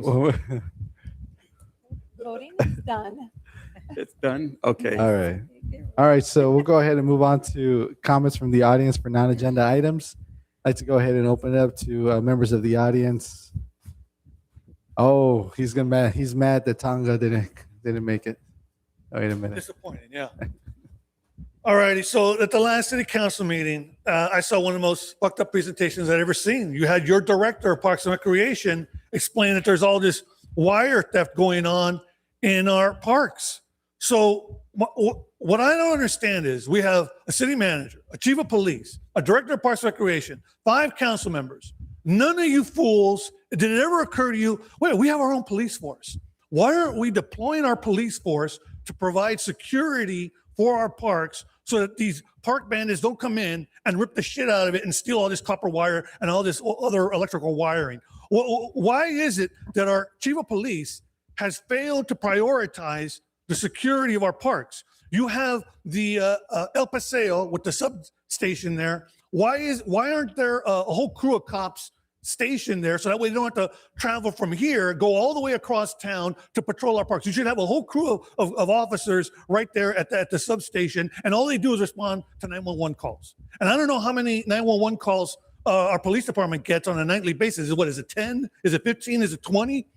But our parks should be at the top of the list. Also, we have these cowboy cops, these cops with horses. Why aren't they patrolling our parks at night with night vision goggles so that way they can see 200 to 300 yards down away and get on the radio and call in for backup and say, hey, they're hitting our park. Get the General Lee, the little dune buggy. Get the General Lee out here and get the canine unit. The $9,000 dog that the council members bought us last year. It's time to release the Kraken. Why isn't you have all these assets? When this type of thievery is happening, you need to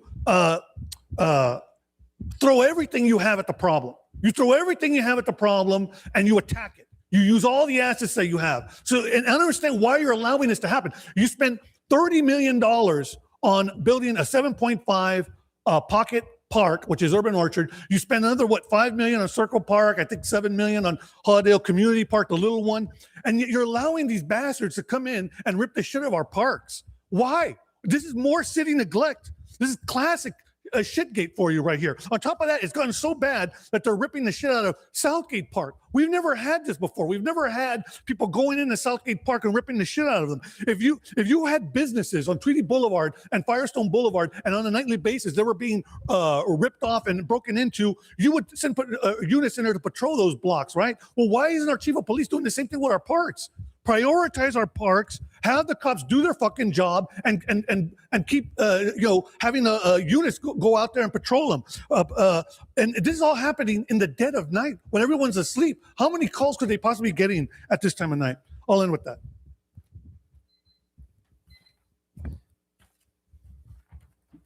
Next.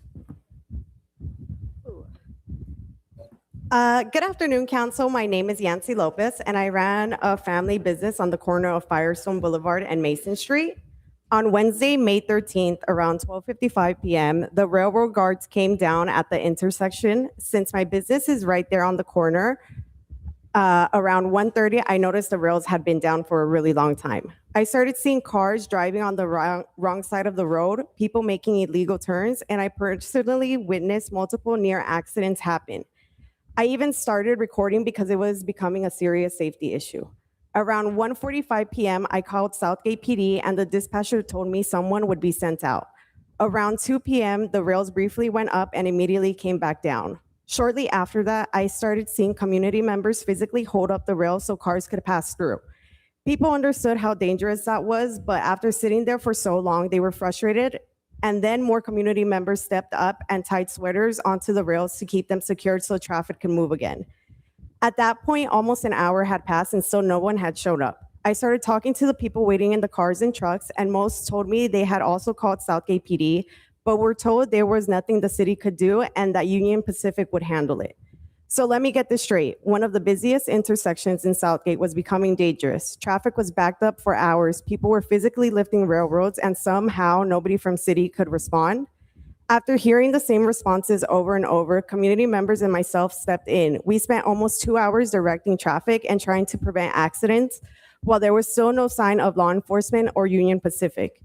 Finally, around 3:30 p.m., Union Pacific arrived. The worker tried showing me where the emergency contact number was posted, but the number was covered. He pointed to another location, and that information was partially covered in graffiti too.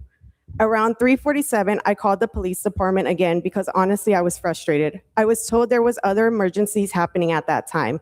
And I understand emergencies happen, but for almost 3 hours, not one officer could have been sent to traffic control at one of the busiest intersections in our city, especially during school release hours and shift changes. And what makes this worse is that the exact same issue happened again the very next day. So my question is this: if this happens again, who exactly are residents and business owners supposed to call? Because from what I experienced that day, nobody was coming.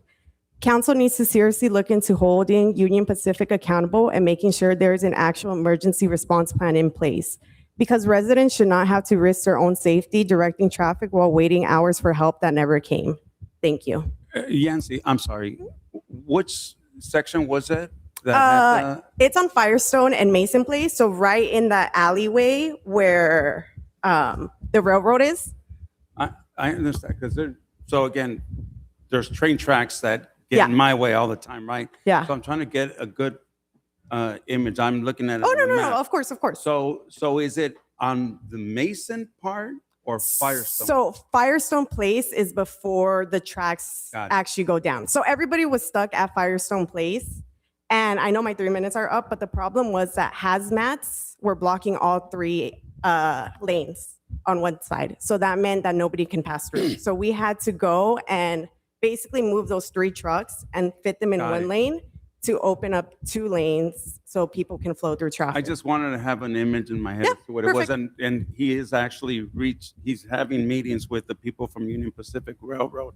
This is another thing he's probably going to add. But so thank you for bringing. Yeah, I also attached you guys, tagged you guys as well in the videos and all that in social media the day it happened. I know you don't have one, but everybody else I did. I'm old. I don't have that social media thingy, so sorry. Francisco Gallegos, 50-year resident of Southgate. By the way, that guy back there makes quite a bit of sense to me anyway. But wanted to talk to you again for I don't know how many times about illegal fireworks, especially now that we got all the good news from our budget and all the cuts and less police, less patrolling, less everything. Gil Hurtado, you just said that public safety was your #1 objective. It should be all of yours because that's what you should be looking after is your citizens. So I don't understand if you see where we're at, where you haven't done anything about illegal fireworks that has been a problem in this community for years and years. The problem is that it's gotten worse. So the illegal fireworks are more and more dangerous each year, and they, it's risk for the community. So why haven't you moved, if it's a problem, to make illegal fireworks or fireworks altogether, ban them like other communities? Because it's apparent that you won't be able to patrol. The police department cannot do that. It's too much. Everybody buys illegal fireworks. So you have to think the pros and cons. What are the pros about illegal fireworks? The only one I've heard from you guys is that it provides fundraising for some programs. But the cons? I'm not gonna stand up here and tell you all the negative things about fireworks. We're already experiencing them, and it's not even 4th of July yet. What I'm telling you is that if you have a community where you allow safe and sane fireworks to be sold, I don't know how much money you make out of the permits from these booths, but it can't be a lot of money. Who is making a lot of money is the illegal fireworks industry. It's millions of dollars a year. And then we've already seen stash houses in Southgate with tons of illegal fireworks. I'm a homeowner. Every year I have to hose down my house and pray that one of those illegal fireworks does not go inside my attic and burn down my house. And then I'll have to put up with my insurance company to see if they'll pay or I'll be homeless. I hate that. I hate that 4th of July used to be a very nice time for us to celebrate, but those times are gone. I ask around in my community, why do you guys buy illegal fireworks? A lot of them think that they're not buying illegal fireworks. You know, these are very serious fireworks that should be handled by professionals. Please do something about this. I don't want to have to come here and you guys say, oh, something happened in our Thank community. you, Francis. Thank you. Yeah, so do something about this quick.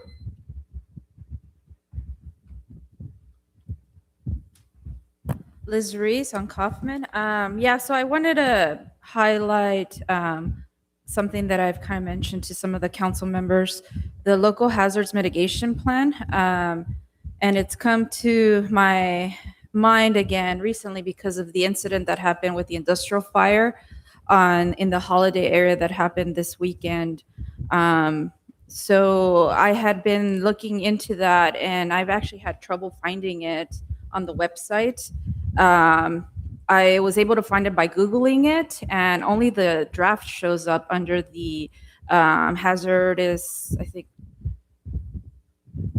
It's just something that's not really correct on the website. And the reason I really looked into it too was because of the pipeline rupture that happened upstream. And I wanted to see exactly what was mentioned in it. And even though hazardous materials are listed within the plan,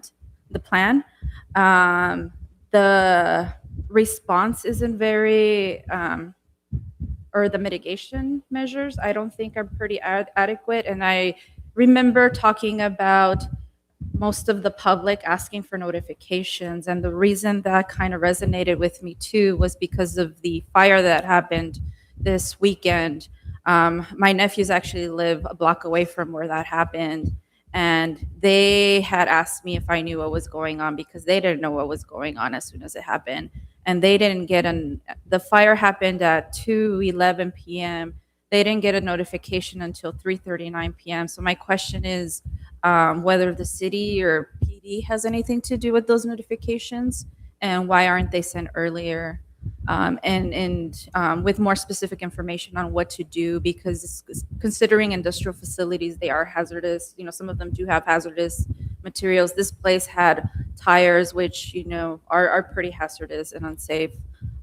So that's kind of my question, whether that's, and it should be addressed a lot better. I don't know if I'm going to have time to stay for the pipeline issue, so I'm going to try and work it into this, because I think that there should be better coordination with the city and these franchise, companies. We're moving from a 5 to 10 year cycle, and I think you really need to make sure that these agreements are ironclad in general, not just that. I hate to interrupt you, particular but we have the pipeline issue later on in the agenda. This is for non-agenda items. And so Liz. bring it back to the pipeline rupture that happened upstream. A couple of people had an event that happened this weekend. We had elders from the Tongva tribe actually come and do a prayer at the LA River. And I was able to get close enough to the water to see and smell the petroleum still on it. And so I think it's something that you guys should really keep in mind whenever these franchise agreements come to you, because it's going to be 10 years until you can All right, thank readdress you. them. Thank you.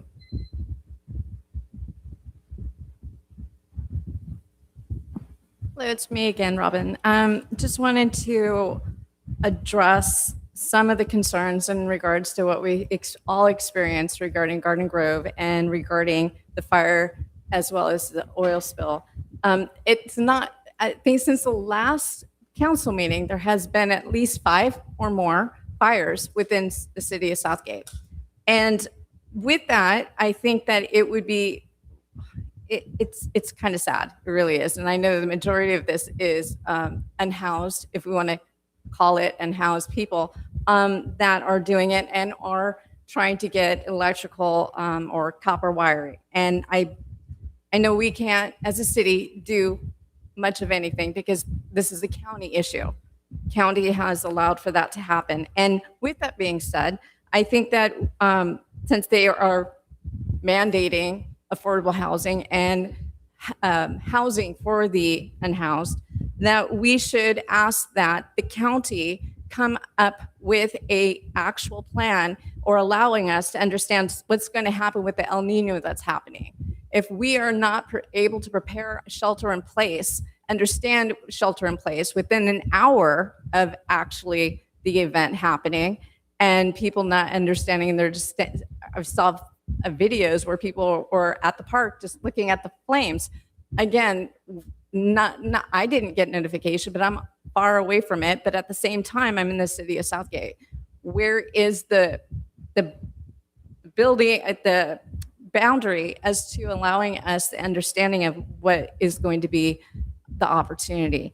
If there is the strong El Nino that will be coming, what is going to happen? And I think the fire department, you guys get a chance to sit back for a minute, but the fire department should be able to give us an understanding of what we need to do in the case of there is a flood. What will happen? Our cities and our streets have the opportunity to overflood because the drainage.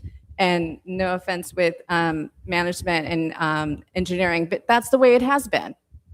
If it's as strong, and it hardly rains in LA, but when it does, the streets flood. So what are we going to do with our elderly neighbors and or parents that we live with?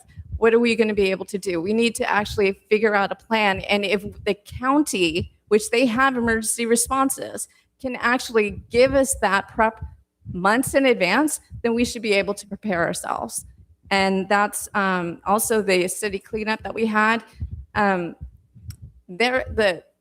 There was a lot of negativity from the business that was right next to it. They actually spilled a bunch of resin that literally was a good permit violation. They were storing chemicals that were not on pallets. So there was a lot of things that was illegal, but. Thank you.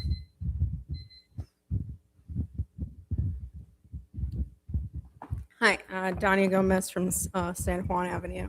I'd just like to reiterate some points from this week's and the last meeting, and I'd like to thank Councilmember Davila for expressing us to educate ourselves. I think that's really important, but also I'd like to throw that back at you guys to be educated when you come to these meetings, because these agendas come out, before this, and sometimes it feels like you guys are coming here with not all the information that you should have. Like you said, you can call everyone here, all the managers, clerks, everyone here. So please come prepared, because sometimes I've learned new information in this meeting that makes sense, and then you've confused us. So I urge you to come here to fight for us and not give us more confused. Also, provide us with the information you want us to support, like how much we're going to pay and our city services. That's a big thing. You said if the city services are cut, maybe come back in January, and then our treasurer says 3 years. I want to know that information, because if we're paying and also losing, that's 2 losses. And listen to your treasurer, because the last 2 meetings, he's said really good information, and we've gone against him. Like the laundromat, I thought that was a bad decision. You guys should have let that pass. And today he's giving us good information that we didn't hear in the presentation. Besides that, please fight for us, but also come prepared with the things we want to know, and prepare yourselves for this meeting with everything you know before. It seems like you're fighting with these guys, and they're doing a great job providing us information. Get that for us before this. Thank you. Thank you. All right, seeing no other comments, go ahead and close the audience portion. Is there any emails, Madam Clerk? No emails, Mr. Mayor. All right. We'll go ahead and go to staff reports. Yeah, Mayor, I don't have any updates. All right, thank you. Just a couple of things. We had our spring dance recitals that happened last week. Turned out great. We had a Memorial Day ceremony this past Saturday, the great keynote speaker. And last Sunday, we had a golf tournament that went very well, attended. And just to want to invite everybody, next Wednesday, June 3rd, is our summer kickoff at Southgate Park. And Saturday, June 6th, is our Eco Garden workshop at Urban Orchard. Thank you. Tina, can you give some information, or can you add at that Urban Orchard event about the planter boxes, how residents can sign up to grow things at that location? Yeah, right now, currently, our staff that are there have been working on growing items there. And as part of the workshops, I'm not sure which one it is because it's a series of workshops, but as part of one of those workshops that we have, I don't have the sheet with me, there's a specific date where they'll be able to come out. And then right now, it's like the learning phases of all that. And then once that part is finished, then they're going to start allowing the residents to come out to actually start planting items there. Mhm. All right, thank you. I know I had a lot of residents, especially there at the Thunderbird Villa, ask those questions when they can start growing things there. Yeah. As soon as that learning, the educational component is finished, then they'll start doing that. Thank you. Mayor, nothing from community development. All right, thank you. Luis? Yes, Mayor. So we have in the background, I think you might have heard it in the first session, we are testing Zoom. So this whole meeting, there has been Zoom running simultaneously in the background. And so we are working through that. And so our hope is that by next meeting, which happens to be budget adoption, so it works out, we hope to have a real world test of our Zoom setup. And so that's some good news. And I think there might be a report out. Is it next meeting, City Manager? Next meeting about those efforts in a little more detail. Thank you. John? Good evening, council. I have nothing tonight. Thank you, John. Captain? Mr. Mayor, nothing for the police department. Thank you. I'll just summarize a bunch of the comments that I heard from the community, which is going to become a broken record very quickly, but a lot of requests for more police, more park patrols, more traffic response, more fireworks enforcement, more stopping wire theft.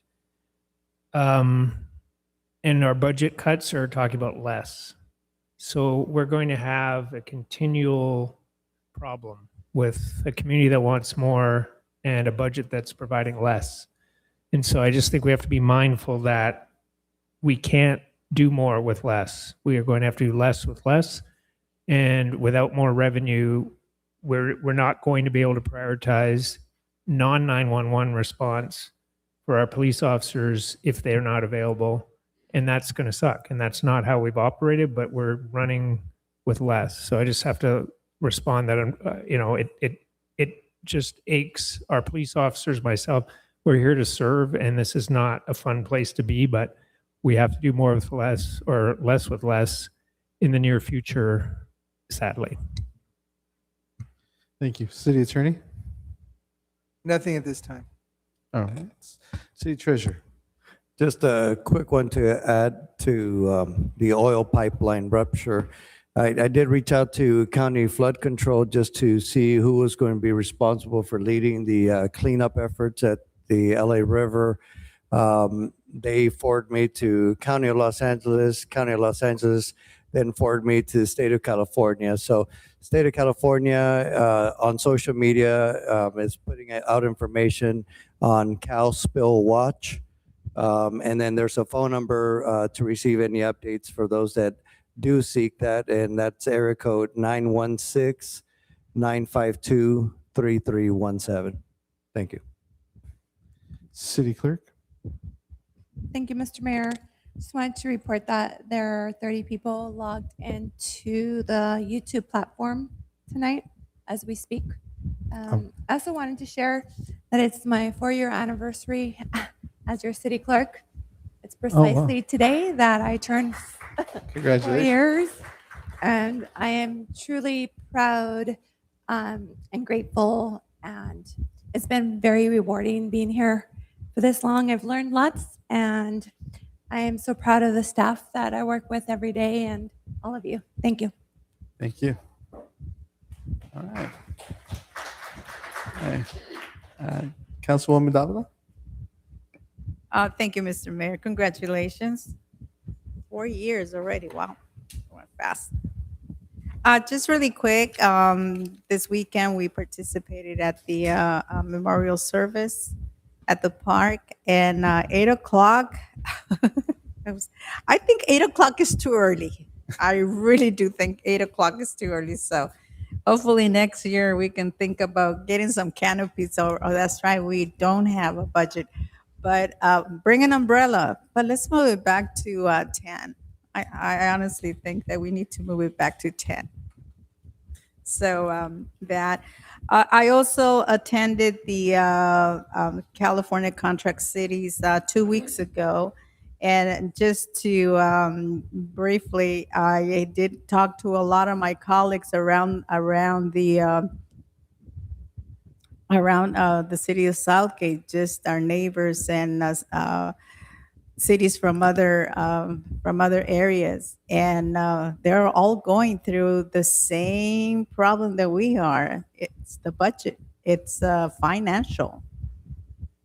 their financial, and that was, I think that was the talk, and I mean, that we came up, that we all talked about the financial problems that all the cities are having. And look at what LAUSD is also having a financial problem. The state, everybody's having financial problems. So I think that was something. I also took my ethics training, and I will get you the certificate. What else? I think that's it. I know it's late, and I'm going to cut it on that. So, thank you, Mr. Mayor. Councilmember Hurtado? I'll take your time, okay? I'm just messing with you. So I attended the Independent Cities Finance Authority, and there was a presentation on a program called SOMAH, SOMAH, which is Solar on Multifamily Affordable Housing. And I asked our director to participate, and maybe he can chime in a little bit. It's a lot of really good information, and in short, this program, what it does is it provides financial incentives for installing solar panel and integrated storage systems that benefit both low-income tenants and property owners. So I don't know if you want to add anything, but at the end, we decided on, as the Independent Cities Finance Authority, to support it. And I asked staff to participate because if there's an opportunity for us to pass this information on to local property owners, maybe there's something that can help them lower their energy costs. And at the same time, being a tree hugger myself, I think it's something that'll help the environment. So if you want to add anything. Yeah, so the program, it's an acronym. It's Solar on Multifamily Affordable Housing. So the benefit is for property owners for multifamily housing, but also the tenants that live in the multifamily developments. So the program funds the installation of solar facilities. So you can see up here, it mentions it could offset up to 68% of the cost for solar, provides technical assistance to those owners. But there's also a benefit to the tenant that lives in the multifamily, but it's also mobile home parks. And so the average savings could be up to $80 a month for tenants that that live in these multifamily developments. The other thing I just want to highlight, what's the eligibility? So a property owner of multifamily would need to own at least 5 units. That it be deed restricted for low-income rental housing, that have a certificate of occupancy, and that all the units are metered separately.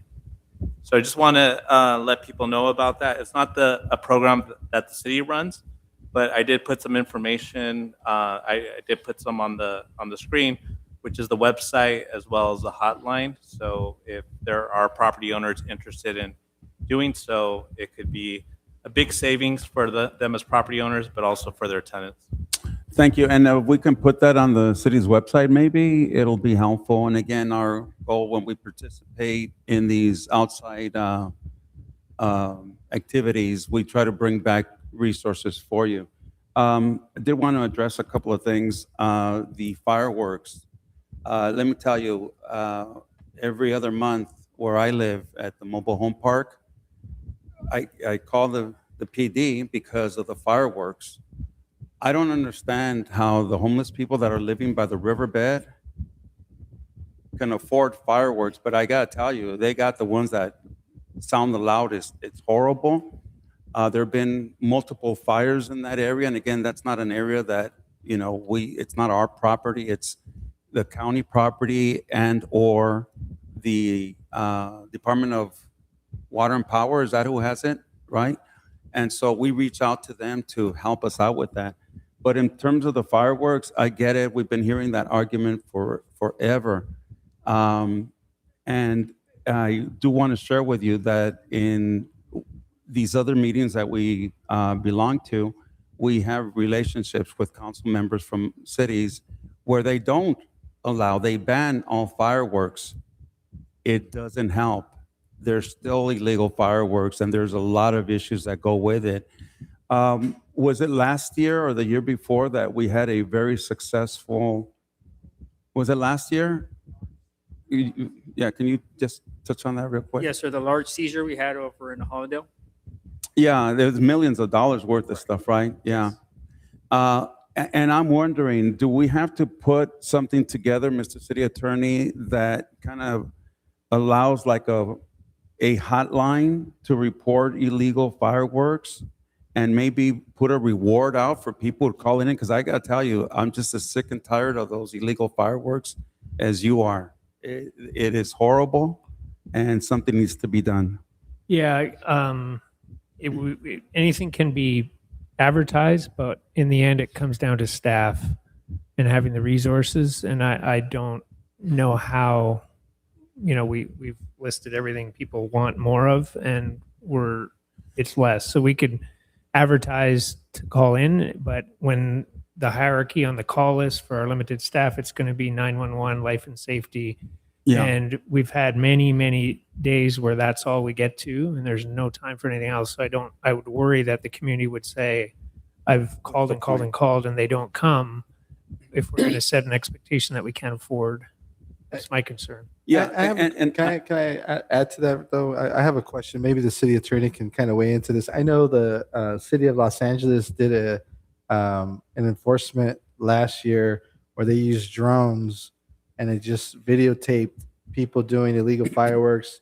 They had images of them entering a home, and then they just mailed the citations to the residents of that residence, right?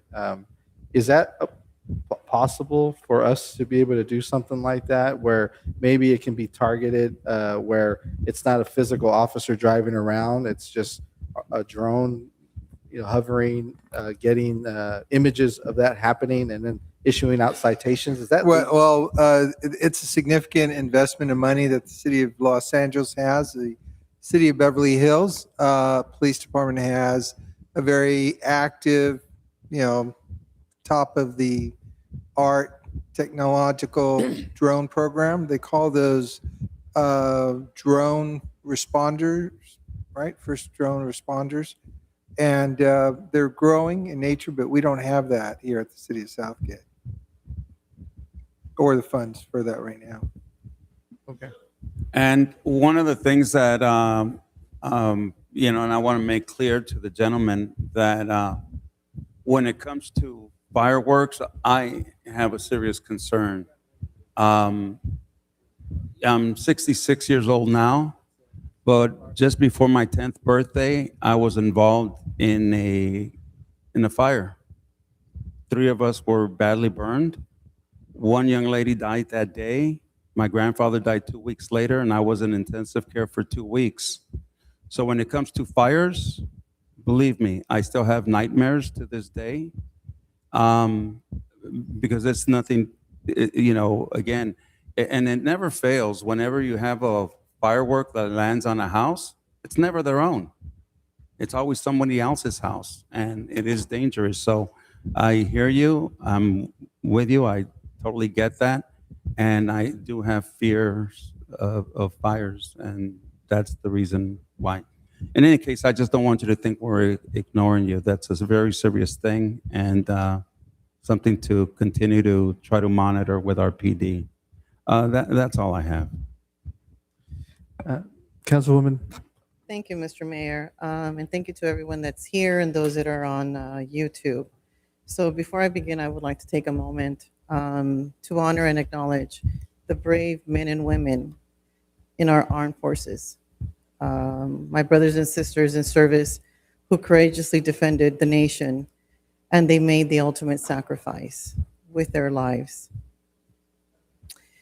in order for us to be able to enjoy the freedoms and the opportunity that it affords us living in the United States. Their sacrifice and service should never be forgotten. Unfortunately, I wasn't able to make it, but I saw some pictures, so I'm glad my colleagues were able to attend. In the last council meeting, a statement was made by our mayor. Why would someone appoint someone like that?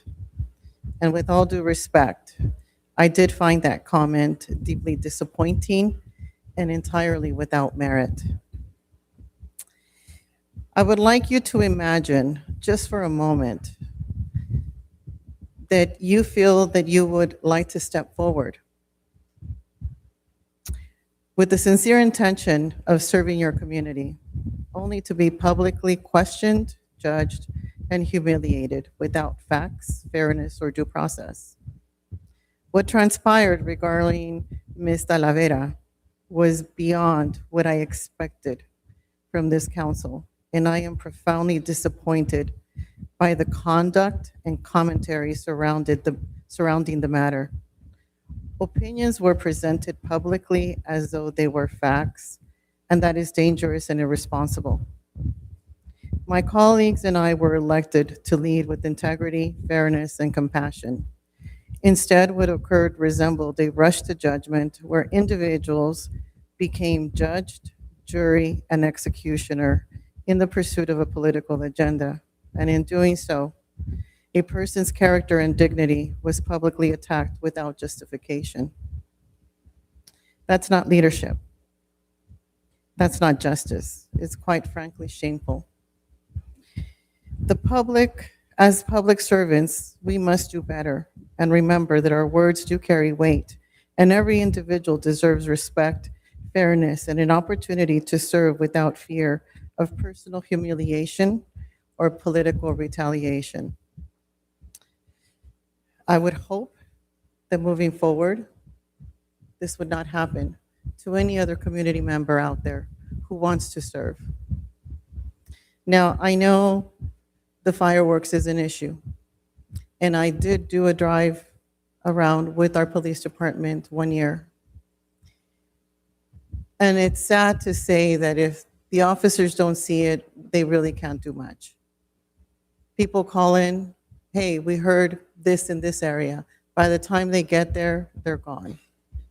So I don't know if implementing something of a video and then forwarding it over to the police department would help, because it's usually the neighbors that are next door that are seeing that happened.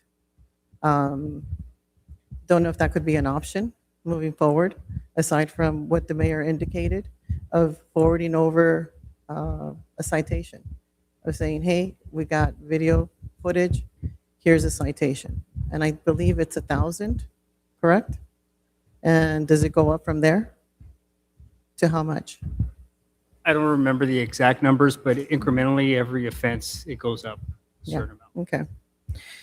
So, Mr. City Manager, can you provide us with an update of the ad hoc committee? Because I had to go back to the April 28th meeting just to check.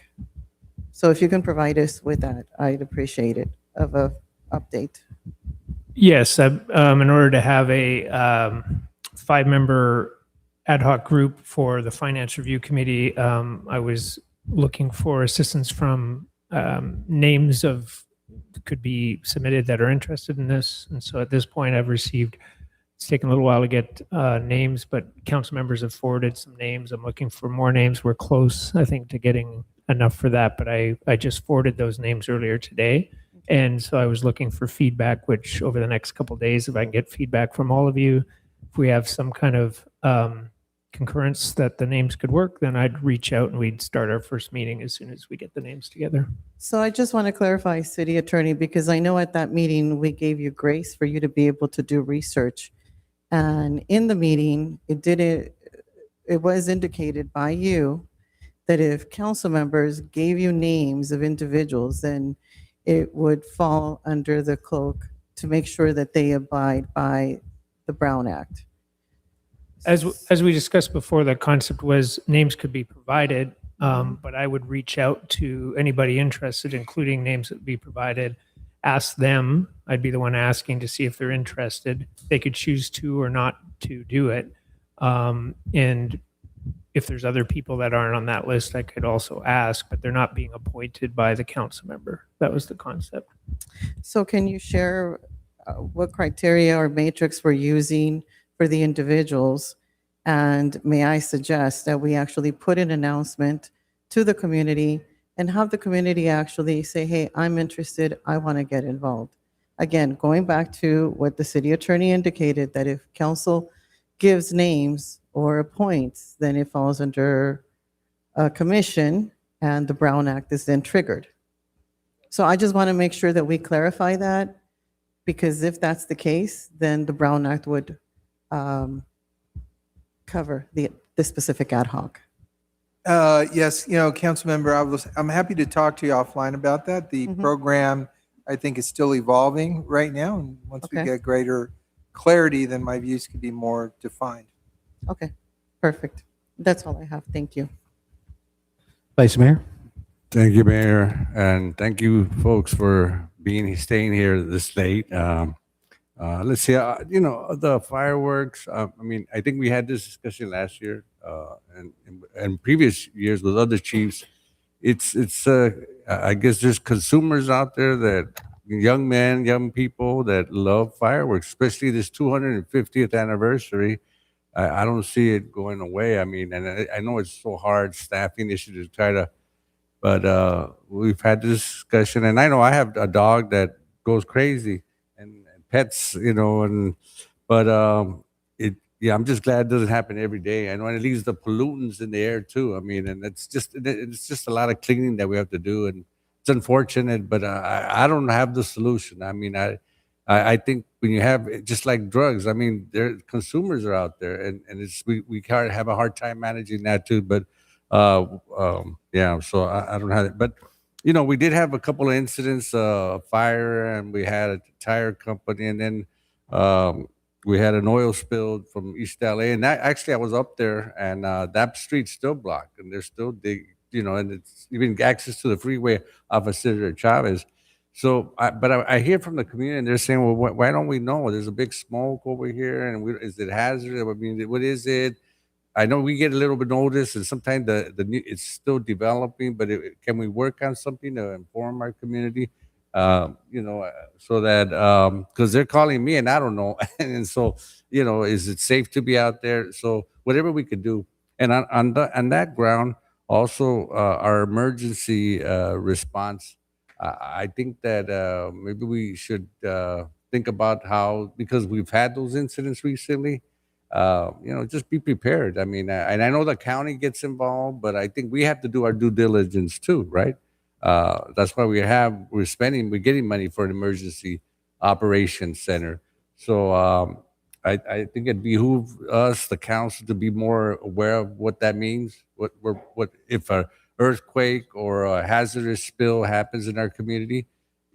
What are the first steps? What's the protocol? I think we need to kind of at least think about it, plan it somewhere. Maybe captains, we could plan it somewhere down the line in our schedule, just because it's a heads up, right? And we have to be aware. It's better to have at least some plan than no plan. I mean, it could save lives. I had an opportunity. Maloney Meats is one of my favorite places to get meat there. Mama Maloney. She was turned 100 years. I had myself, Councilman Hurtado went there. We celebrated her 100 years. Milestone. I mean, not everybody lives to 100 years. And the Maloney family has always been very involved with the high school, fundraising the community. So that family hope will continue to have that tradition here. At that event, Father Angel was there. And we got word that Father Angel from St. Helens is leaving. June 30th is his last day. He's going to the Archdiocese in Los Angeles. He's going to take on a bigger role. And I think that we should, Mayor, plan something for him. Maybe give him he was here, find out a little bit more how we could acknowledge him before the end of June. And I hear that we're going to get Father Gutierrez from St. Emilius. Yeah. So he'll be transferring over here starting July 1st. But something we could do. I mean, he's a very well-liked religious faith leader in our community. I think we should do that. And then I had the opportunity also to attend one of our also community service persons, Father Bishop, what is that? I'm going to say Pastor Brady passed away. And So I was there representing the city. He was very much, I knew Pastor Brady. He was a good man, a caring man, was involved in Southgate for many years, served as our chaplain for the police department at one time. Just gave had a weird sense of humor, but he cared about this community, loved this community. And so maybe we could end the meeting on his behalf, Pastor Brady, for all his contributions to the community, Chuck Brady. And then let's see what else. Just a quick update on the college, community, East LA College, the satellite campus. So we're gonna, looks like everything's in line for February, first instruction, starting February of next year, meaning that we'll have when the campus will open finally. I know we've said this many years, and that's the time frame. So we're gonna have a soft opening in February, in this fall, where we're gonna invite elected officials and others to kind of spend some time there, get a tour. So sometime in the fall we'll have that, and that's all. All right, thank you very much. Just want to offer some clarity on a comment that was made by Councilwoman Pilar Avalos, and maybe ask a question. Councilwoman Avalos, if the information comes in regarding a potential appointed commissioner of yours to one of us, and we bring it up to you or bring it up to the city manager as, hey, this is what we're hearing, you may want to vet this, is that not the proper way of bringing that up to you in private? Because it wasn't brought up in public. It was brought up to our city manager. I said, City Manager Houston, I got notification from people from the PTA regarding a questionable things that have happened with this person. I don't know anything else about it. Can you please let Pilar Avalos know so that she may vet this and let us know what the outcome of it is, right? Is that not the proper protocol that you would like us to follow, Ms. Avalos? I would have appreciated you calling or informing me. I can't hear you. I'm sorry. I would have appreciated a phone call. Well, I went through our city manager to let you know that. But I just want to make sure it wasn't made public. None of this information was made public. I went through my city manager to have that conversation with you. Ms. Talaveras has said publicly that you informed her that I had been talking to the public about her. Never did that. I just want to make sure that that is made aware. And I want to apologize to Ms. Talavera because she is being victimized here for political reasons, and I feel really bad that this is happening to her. This was ultimately a decision that Ms. Avalos made to do that, and I am sorry that this is happening.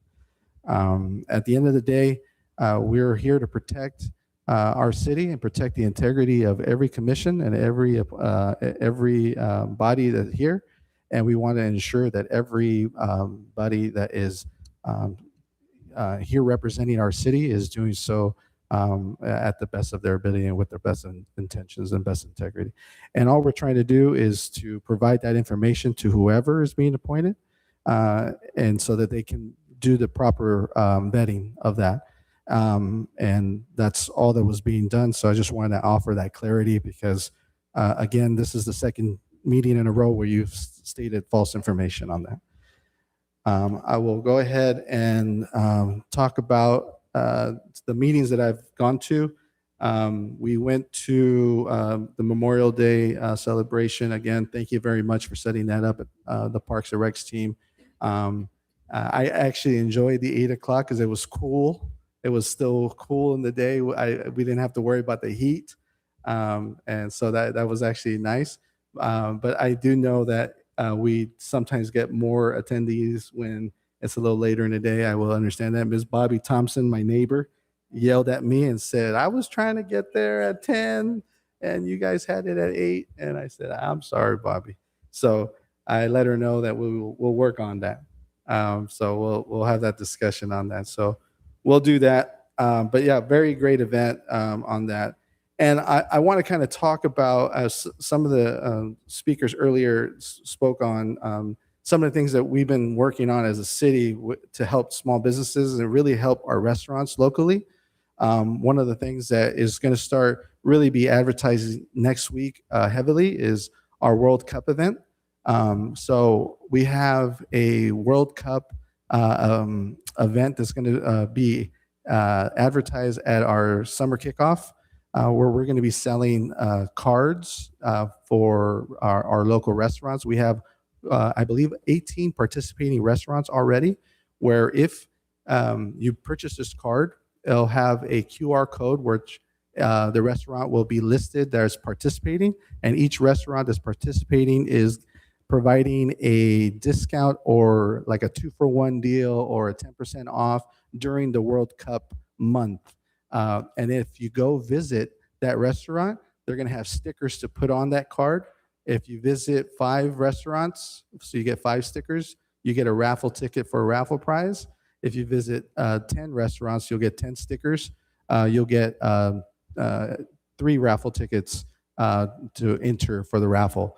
So all this is self-sustained. The sale of the passes, the sale of the marketing T-shirts is all going to fund the raffle prizes, which will also include items. We're going to buy gift cards from the restaurants, so that way, as part of the raffle prizes, so that way we're not just the restaurants are not just providing discounts. They're also going to be part of the return customers that are going to be winning the raffles as well. So it's a partnership with our 2 soccer facilities, with SoFi Soccer and Street Soccer USA. Street Soccer USA will be hosting a viewing event with Visa.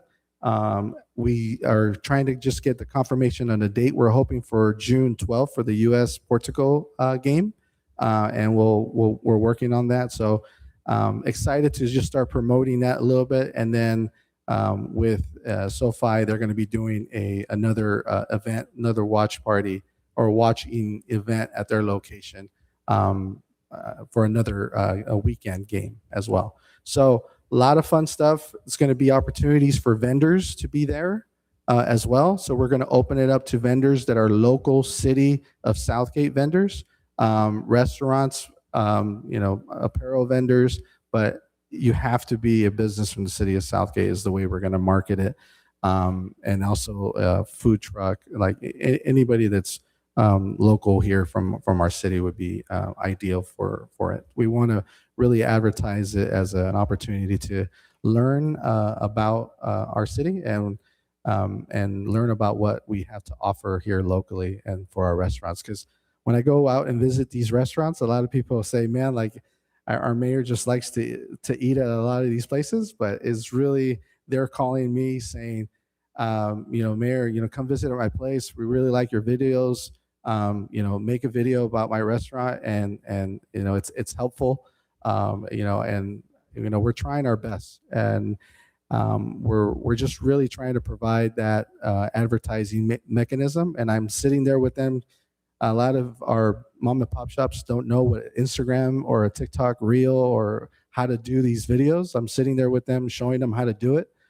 So even if they can do it themselves and kind of help advertise themselves ongoing after this, how to tag themselves on my video and share that video and do other things from it just to help their business kind of grow a little bit. A lot of people are enjoying that, and they're starting to learn a little bit from that. So hopefully it's helpful. I'm hopeful that this event will go off well. So on June 3rd at our summer kickoff, come by, buy a card, $10. We're going to be selling. The Chamber of Commerce is the one that's going to be selling the cards for us. They're the ones collecting the revenue or the funds for the raffles and everything, selling the cards. And we're also going to have some marketing shirts for the event as well that we're going to be selling. All proceeds are going to go to get money for the raffles prizes that will go to that as well. So all self-sustained. We're not using city funding outside of just the staff assistance and some of the things that we're doing. So thank you guys. We're also, tomorrow, I'm going to the LA County Sanitation District meeting where we're going to have our final discussion regarding the rate increase for the LA County Sanitation District. Again, we've been talking about this for some time. It is going to be a $3 rate increase for the LA County Sanitation District per month for the next 5 years. So every year is going to go up $3. Even with that rate increase, we are still nowhere close to being even half as expensive as any other county sanitation district in California, right? So there's other districts that are already at $700-800 after the rate increase goes in. Most of our residents will be paying close to $300 to $400 depending on what your normal usage is for that. So yes, we are part of District 2, so it will go into our LA County sanitation rate increase in our property tax and our property tax. Yes. No, sorry, in our sewage tax. Yeah. So the LA County Sanitation kind of withheld a rate increase during COVID. They're in the same position we are. They've kind of kicked the can down the road because they were in the middle of trying to do a lot of projects. And if you guys are wondering what they do, they make sure that everything that you flush or goes through your pipes goes to where it needs to go. So if it doesn't happen correctly, or if we don't have the right infrastructure to make sure that that's happening right, we can have a very messy situation in our cities. And some of the things that they've asked us to, as city, to really partner up is to make sure that any open manholes are being reported, that especially during rain time, if businesses are opening up manholes to make sure rainwater is going into the sanitation pipes, that's not what they're supposed to be made for, and sometimes it overloads the system, which causes some backups as well. So we want to make sure that that's being watched out for. But tomorrow we'll have that meeting. I know a lot of cities have been arguing because a lot of cities are struggling with the same deficit, saying, we don't want no additional increases on any bills, regardless. I think Linwood just said, we just increased our water rates. We can't increase our sewage rate.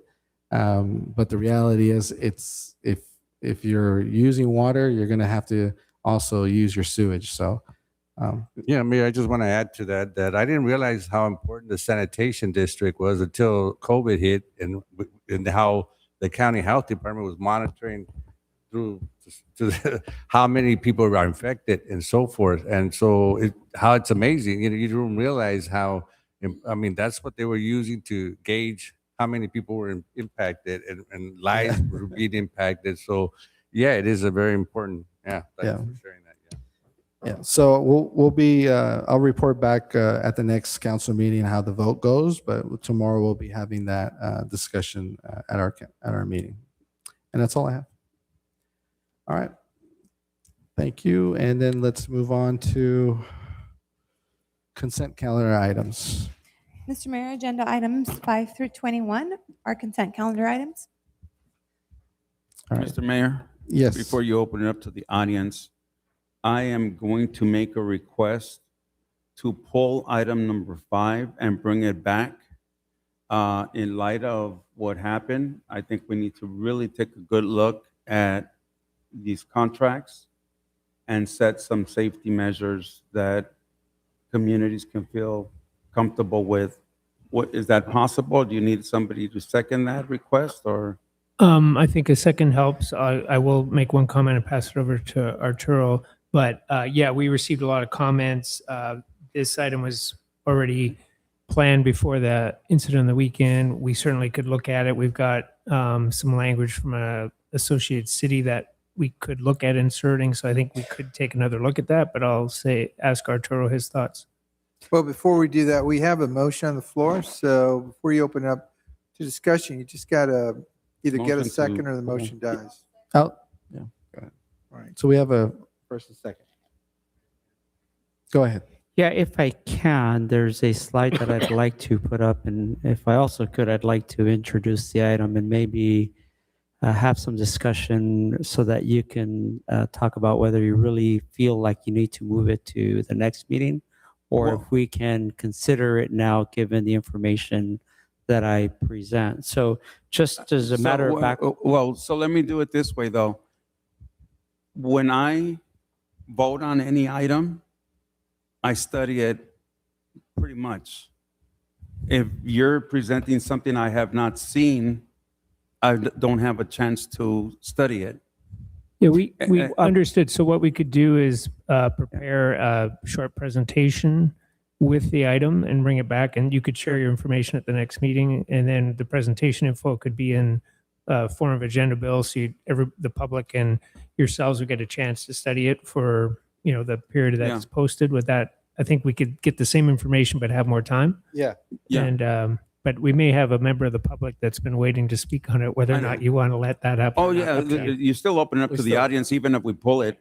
Yeah. So, Mr. Mayor, just to follow our standard protocol, this item wants to be pulled by the council member, but we should figure out if there are any other items going to be pulled and then open it up to the This public. is the only item, but I don't want to pull it for today's discussion. I want to bring it back in. I the future. understand, but we can then take that up if there are any other items here That's it. from any of your colleagues here. So, Just recuse myself from this one. from which one? From the 5, being that it's near the college, the pipeline, yes. Okay, all right. So what about the balance of the consent calendar? We're okay. I'm okay with dealing with it. So we should open it up to the public then? Yes. Okay, so I'll go ahead and open it up to the members of the audience if you have any comments regarding the consent calendar. Yes, thank you. Liz Ruiz on Kaufman. And yeah, like I mentioned before, I want to reiterate the importance of having an adequate emergency response plan for this. I know that that's something that has stated in the franchise agreement is something that you all have to have, and once and it becomes effective once you receive it. My concern with that is that it's not something that has become, that should be reviewed before this franchise agreement is granted. I think it's something you guys should review in concurrence with everything that goes with this. That's right. And just speaking on the oil spill, as an environmental professional, somebody who's drilled right next to along pipelines, I don't know how this incident upstream happened, but I know it shouldn't have happened. It shouldn't have reached the LA River. I don't know why, or if in the emergency response plan, there's any city involvement, something that the city can do to, to have, to prevent or cover storm drains at the very least. Professionally, I've seen, or I've used or contracted to use vacuums with oil tankers to pick up contaminated or hazardous materials. So I don't know why that wasn't done upstream, but those are just some ideas that could be or should be included in the emergency response plan. We don't know very much on what led to what happened upstream, but it's definitely something that shouldn't have happened. It shouldn't have gotten as bad as it did. And I think it's something that, and I'm glad that you're all considering and making this franchise agreement ironclad, because like I mentioned earlier, it's not something that you're going to be able to revisit in 5 years. This is a 10-year deal, so it needs to be strong. You all mentioned language from another city. I was looking into language from the same agreements that they have with the city of Linwood for the same pipeline, and they actually had a part in it that says in emergency equipment, section 38 of their agreement, at all times during the term of the franchise must maintain or arrange for on a 24-hour basis an emergency telephone number. They have to have the adequate equipment and properly trained emergency crew. and they must be available within a radius of 25 miles. And so I feel like that at least makes sure that there isn't a crew that is available to respond to incidents should they occur. And again, this is from the same agreement for the Torrance pipeline extension that the city of Linwood had. I also spoke to one of their council members, and they said that they required additional, I think he said it was pressure testing information to make sure that the pipeline was functioning adequately. And so they reviewed that before signing on to the agreement. But those are just some ideas, and thank you. Thank you. All right, so unrelated to this item, we had an oil spill this past Friday, and it was, I'm 49 years old. I've lived here my whole goddamn life. I've never seen an oil spill into the LA riverbed. So this is really like the doomsday scenario that we all dread and want to avoid from happening. So council members, in the item report, it states that this, the M145 pipeline, this is the Torrance pipeline for item 5, that this pipeline has an 12-inch diameter, and it runs 18 miles. Can you believe that? 18 miles is what this fucking thing runs. And the last inspection was in 2024, but hang on a second. Let me just get my hang on, the item report here on my phone. There's one bit here I want to read to you. Hang on a second here. Hang on. Let me see if I can find it. So the Department of Forestry and Fire Protection, they have an office called the Office of the State Fire Marshal, the OSFM. They're the ones that regulate the inspection of these pipelines. And they had an interesting note that, hang on, let me see if I could get this sucker here in just a moment. Got to blow this up here. Hang on a second. Where is it? Oh, no, hold on. It went up. Hold on a second here.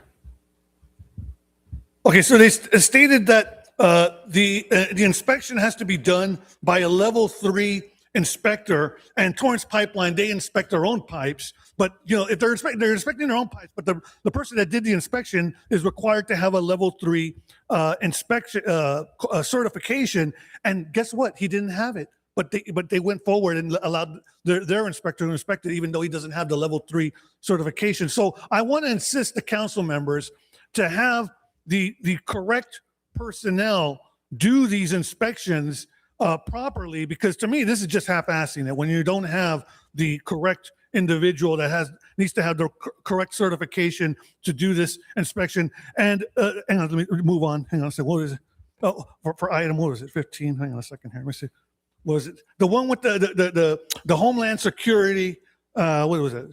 16. Yeah, the one for Homeland Security. I want to instruct the council members to use the $75,000 from the Homeland Security for one purpose and one purpose only, and that is to fund cameras inside Southgate Park. Outload, have that park properly outfitted with cameras. It's the biggest park in our city. For it not to have cameras, that's a disgrace. Downey, in 2024, they did a presentation how their parks have cameras and they pay for security as well. This park should have cameras, and for you not to make use of this $75,000, that's a missed opportunity.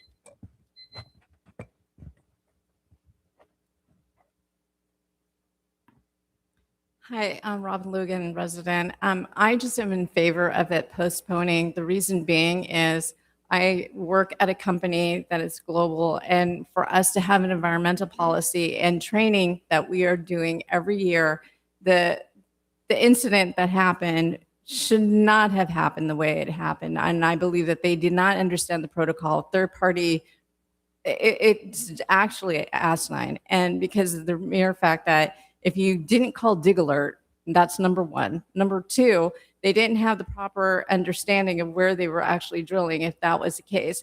So I do not fault anybody outside of the third-party vendor. They were the ones that are at fault. And unfortunately, with this response, it is just a generic, and it doesn't show what the oil company's response is, if that is what their response is.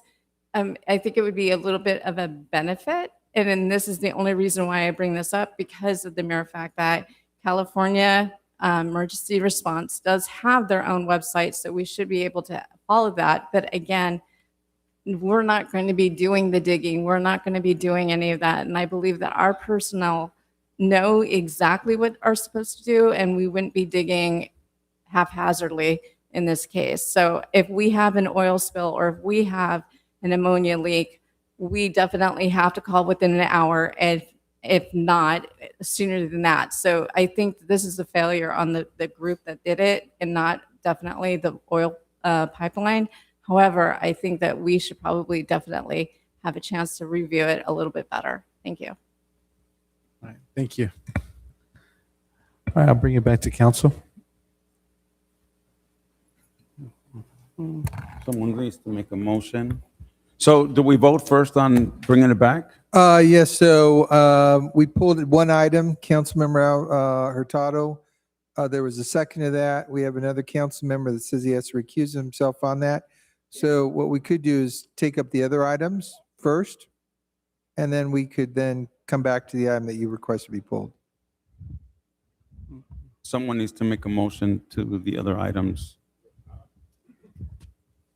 I'll go ahead and motion. 6 through 21? 6 to To 21. approve 6 through 21. For what? I have questions on some of these. Okay. I'm sorry, I can't hear. I have questions on a couple of these items. So for item number 7 and 8, both agenda bills indicate the same contract number. However, for item number 7, it indicates it's a different contract number in the title, but in the recommendation actions, it's the same contract number as it is on 8. So I want this item to be pulled so that it reflects the record, given the fact that the community does need to have at least 72 hours to make sure that it is correct. Yeah, let me just weigh in on that. On item number 7, in the purpose, it says to approve amendment number 2 to contract number 22-41-CC. In the agenda attachment, amendment number 2, it reflects the correct contract number 2022-41. In the recommended action under item A, there's a amendment number 2 to contract 2022-42. It's clear that is a typo in the agenda bill, but the Brown Act requires reasonable compliance. It's clear if someone reads the amendment number 2 that they would understand that we're talking about contract number 22-41. So it's up to the council. There is a motion made, but I believe that's the only error on item number 7. Item number 8 appears to be correct with the correct contract number in the subject line and the correct contract number in the recommended action and the correct amendment number 2 contract number there. So I think we're just looking at one typo on item number 7A. So there's a motion. It would require a second. Unless the councilwoman would like to retract the motion in light of the explanation. So nobody, okay, so I'll retract that. I made the motion, right? No, She made, Pilar made I the made motion. the motion.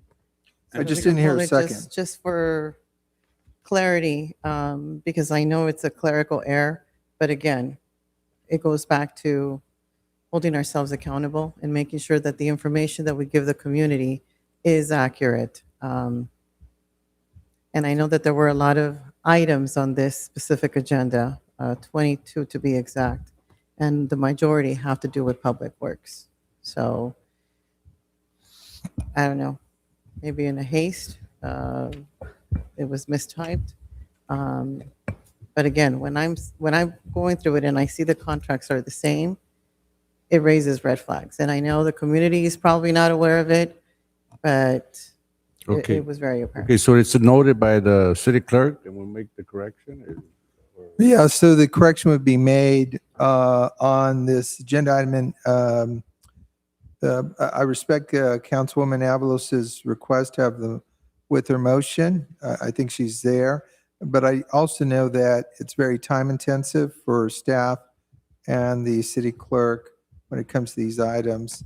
And I do note that on item number 7, when you look at the analysis, the correct contract number is laid out there as well. So again, just from a legal perspective, the Brown Act requires reasonable notice. It does not require perfection. Yes. And thank you for that clarification, City Attorney. Is there more questions? Yes. So for item number 10, item number 6 under recommendations, what would trigger the city manager to approve change orders? So the exact amount of this contract does not lie with the 579,000, but it actually lies within the 758,000 figure. So this is not the only contract that this is in. There's several contracts and agenda items where that would happen. So I want to know, what is it that would trigger that additional funding? Okay, I can pass over to Art, but just, it is a pattern, as you've noted, that is in all the public works contracts that have been there well before I ever got here, and has been a normal practice in public works contracting at other cities as well. But if it would help to have a total amount explained in a little more detail, I'll pass it over to Arturo. I'm sorry, I guess I didn't quite hear the question. You're asking what would trigger a $179,000 change order? Is that? No, it's, I think So she's asking the in contract contingency. 10 and in The contract contingency? 12, Yes. there are several. Yes. Yeah, so we have, We've gone through this from the last one, but she wants to clarify what makes it on a contract that we add a contingency on it.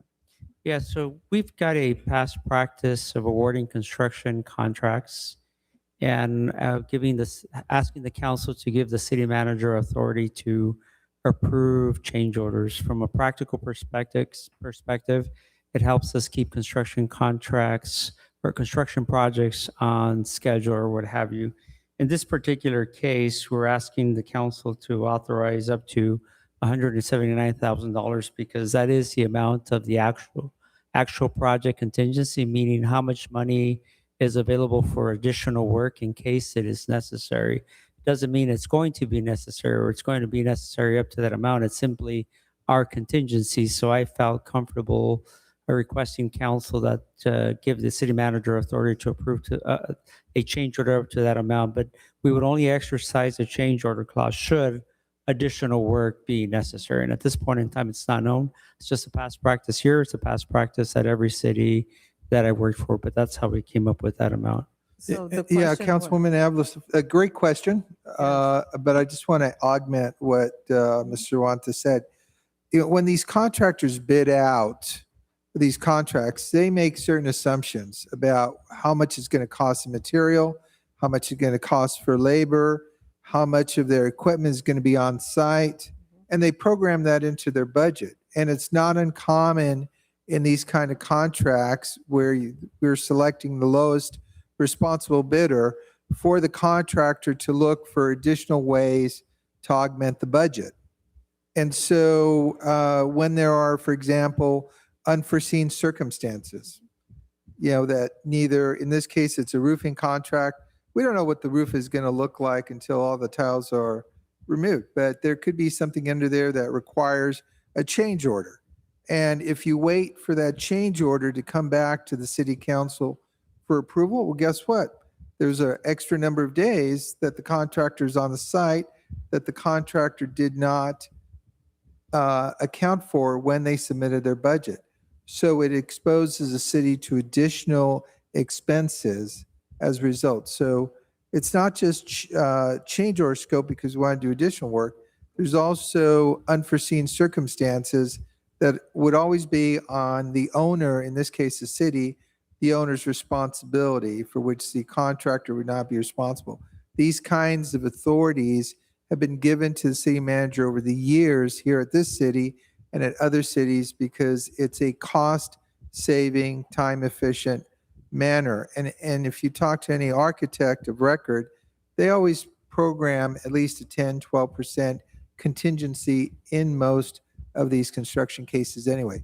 people understand that costs will go up as change orders get added. So, Mr. City Attorney, just for clarity, is this something that's new, that's just No, it is happened? not. We go through this all the time. I'm No, trying it's to. it's a fair question No, for the at some councilwoman to point- at ask, but some it's point our- also, At some point, I'm sorry, at some point, we got to start doing this. it's We go also through this all a, the time. it's a fair question to ask. Thank you. Yeah, I want to weigh in here because I remember we used to see change order on the point, and it's not here no more. That's So, not what's happening. Exactly. I mean, it does raise a flag, right? I mean, because we used to, and it also goes to the fact that we're not getting it right. Maybe these, and especially when our budget's tight, we have to kind of work on maybe. I hear that there's some discretion you need money, but at the same time, we know they're always everybody's trying to make more money, right? So, Yeah, I'd invite the council to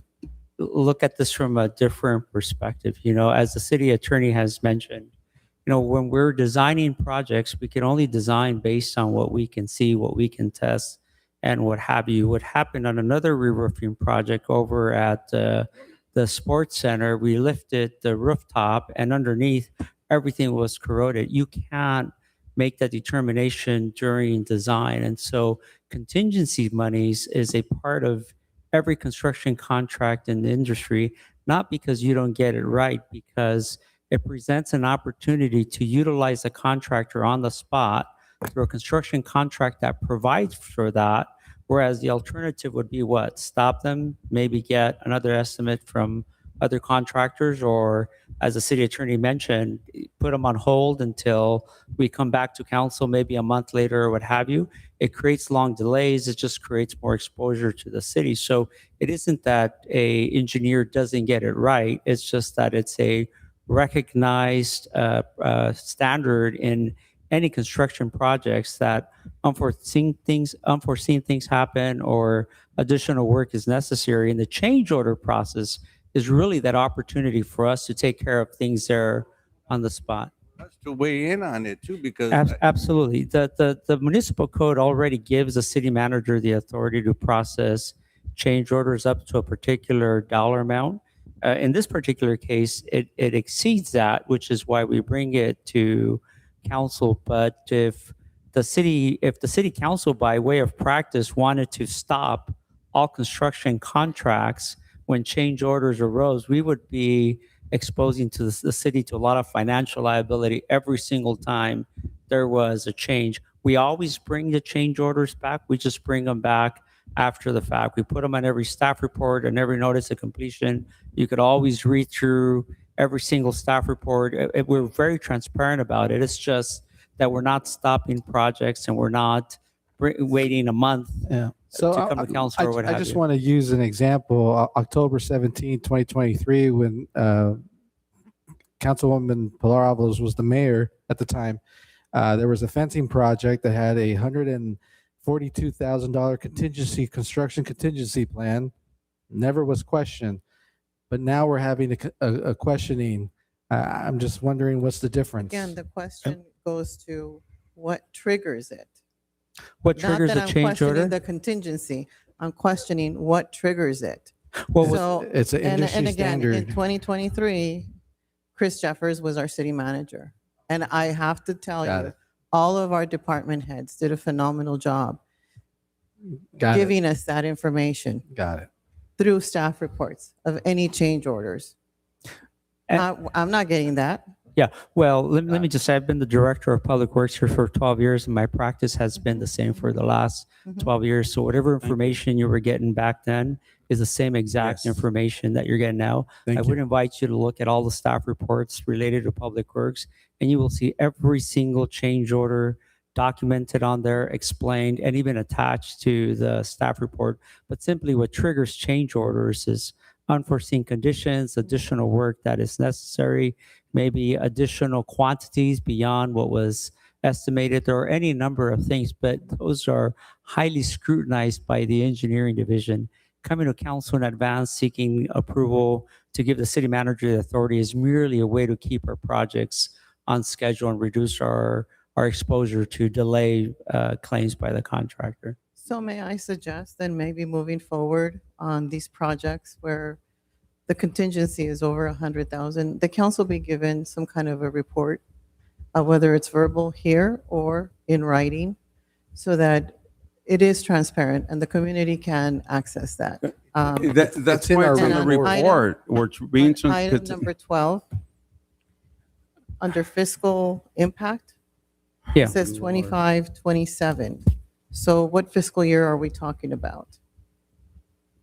On the fiscal impact of item number 10, No, 12.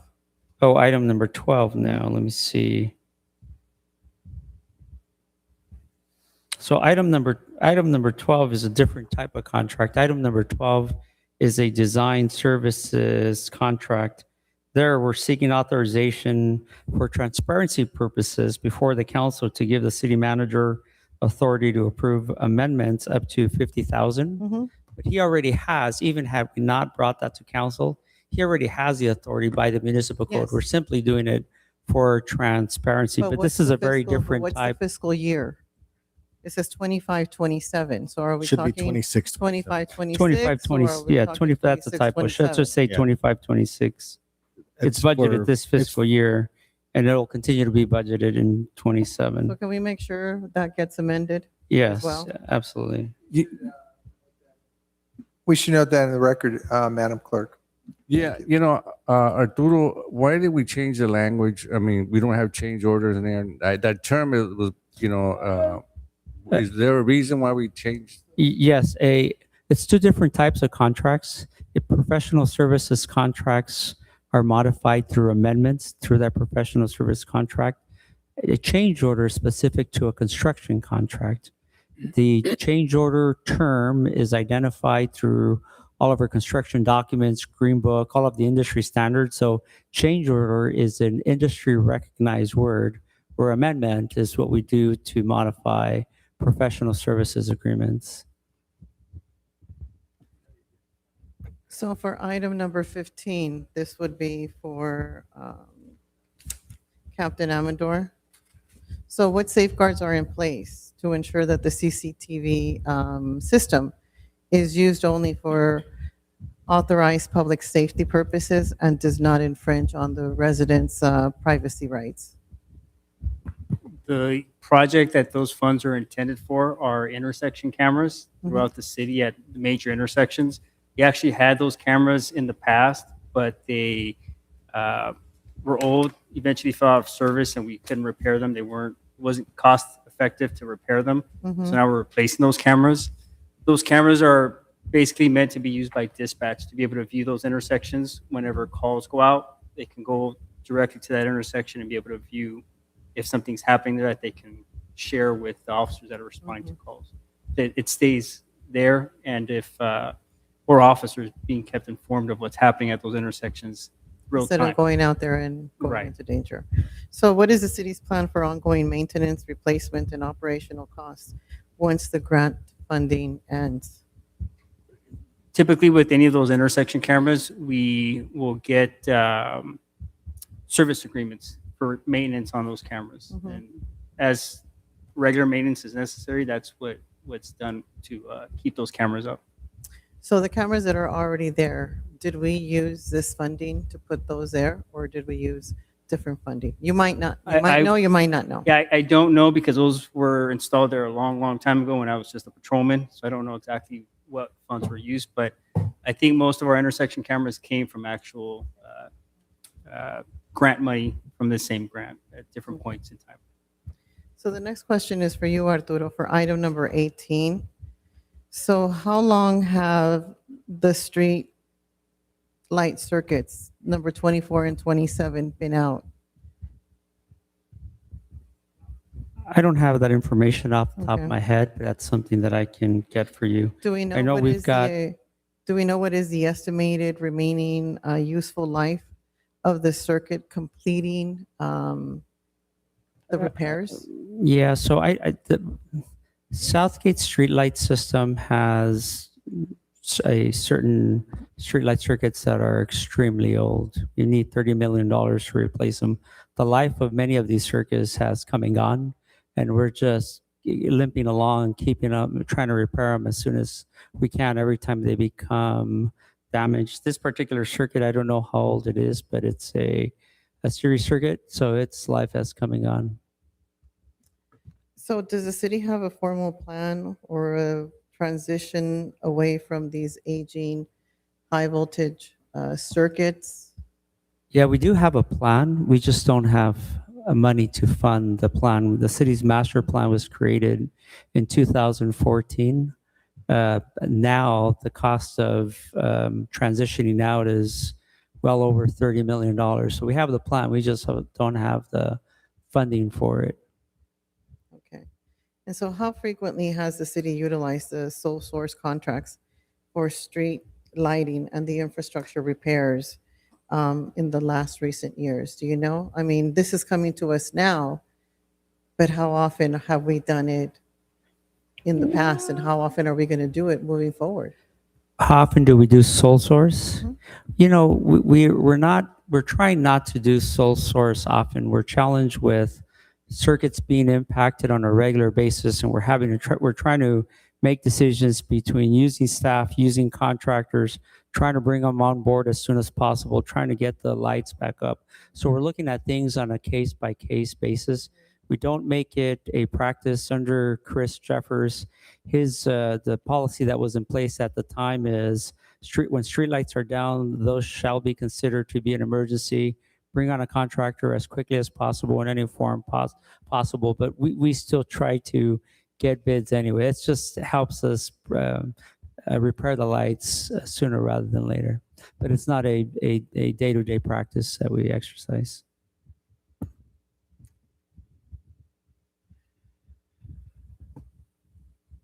And I believe that's it. That's all the questions that I have. Thank you. Thank you, Mr. John. Mayor. Yes. Yes. We had a speaker earlier, made a very good comment to read the material, be prepared before we come in here. And as I sit here, I swear to you, when I get this package on Thursday night, I read it Thursday night, I read it Friday, 3 to 4 hours, spend a couple of hours on Saturday. I might send emails to the city manager saying, hey, I got a couple of questions here. Can you or staff kind of sort of give me a heads up on this? Not familiar with it. I do research online on some of the other things. Sunday, I spend a few more hours. Monday morning, I meet with staff and I go through all the questions that I need to. And then I come in here and I help move the meeting along just by asking the minor details. We don't go into all these details all the time, and it's just getting old. I'm getting complaints from people on this. And again, ChatGPT is a great device, but again, I'm just getting frustrated for the people in the community who are having to listen to this all the time. Change orders, that's not a brand new thing. I've been dealing with change orders since 2005. It was explained to me once, I got it. Just come in here every time. Mark this down. It's going to happen again in the future. Let's just take a vote. It's getting late. People want to go home. I'm retired. I can be here till tomorrow morning. I'll order breakfast for everybody if you want. Well, I want to add something to that because in the past we did talk about, we start at 5:30, and we're here all these hours. I mean, at one time it was 10:30 or 11 o'clock cut out because it does become kind of after so many hours, maybe that's something we should look at. Because we've been going it's after 12 right now. I mean, and it's just, I don't know if that's, are we doing sometimes what we used to do is put it on for the next meeting, some of the items. I shaved before the meeting started. Yeah. Maybe that's something, I'm just thinking that's something that a protocol that I thought it was pretty good because. Yeah.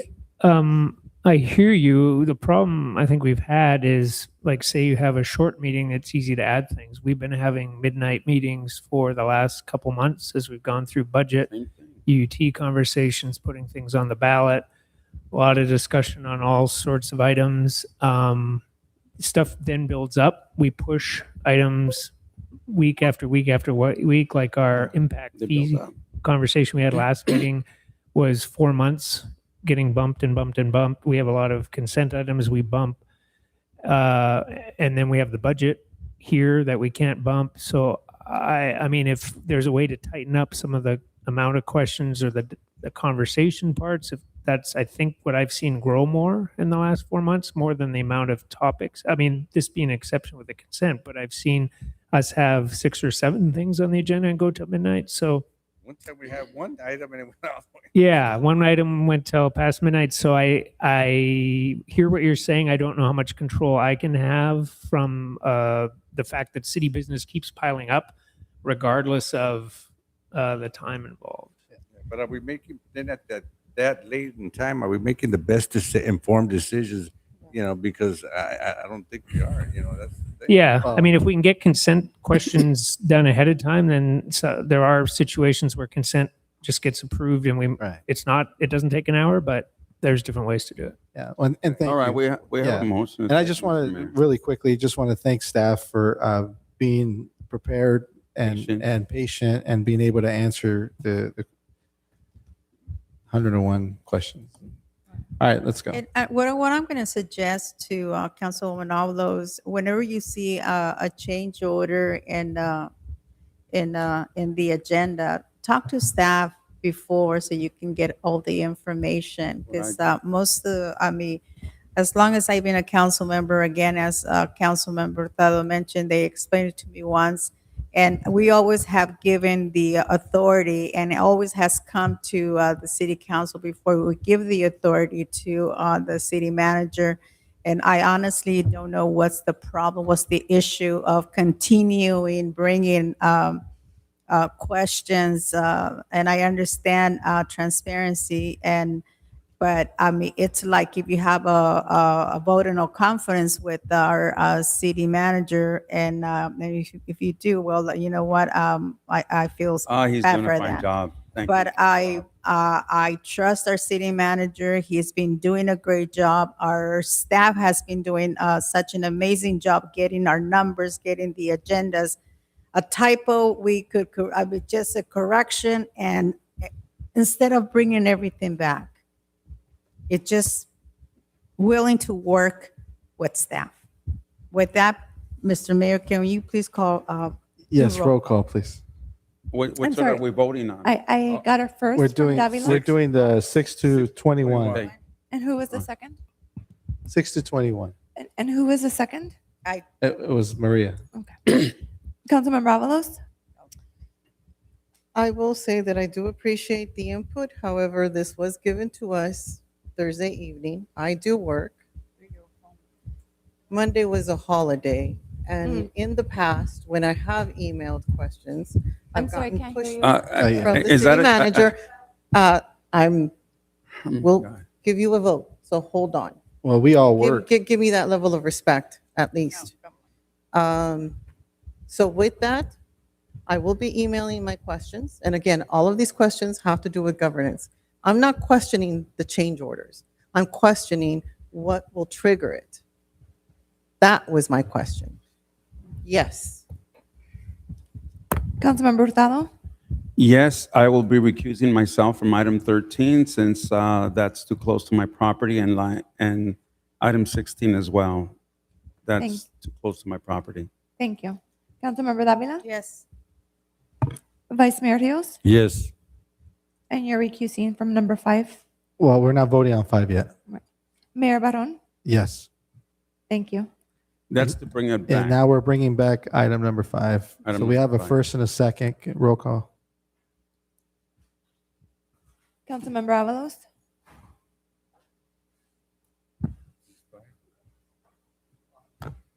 To continue it for the next one? Yes. Councilmember Hurtado? Yes. Councilmember Davila? Yes. Vice Mayor Rios? I'm recusing myself. Mayor Barron? Yes. Thank you.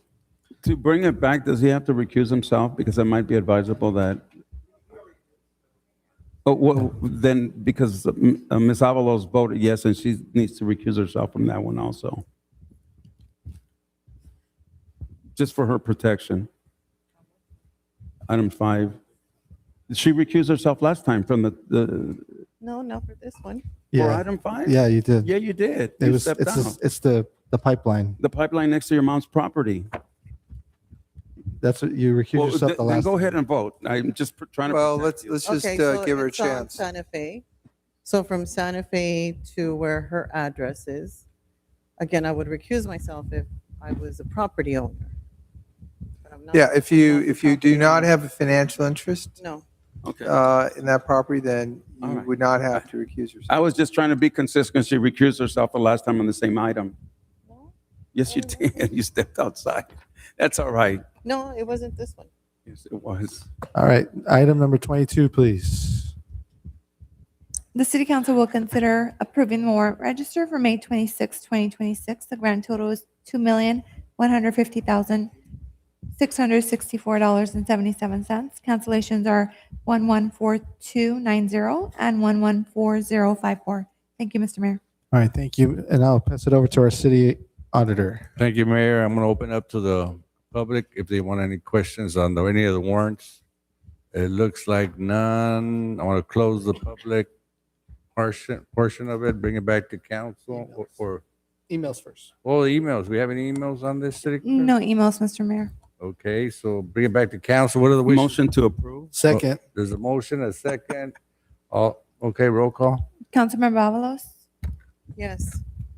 Councilmember Hurtado? Yes. Councilmember Davila? Vice Mayor Rios? Yes. Mayor Barron? Yes. Motion to adjourn. So moved, and I'll go ahead and adjourn in memory of Pastor Brady. Again. Thank you. All right, good.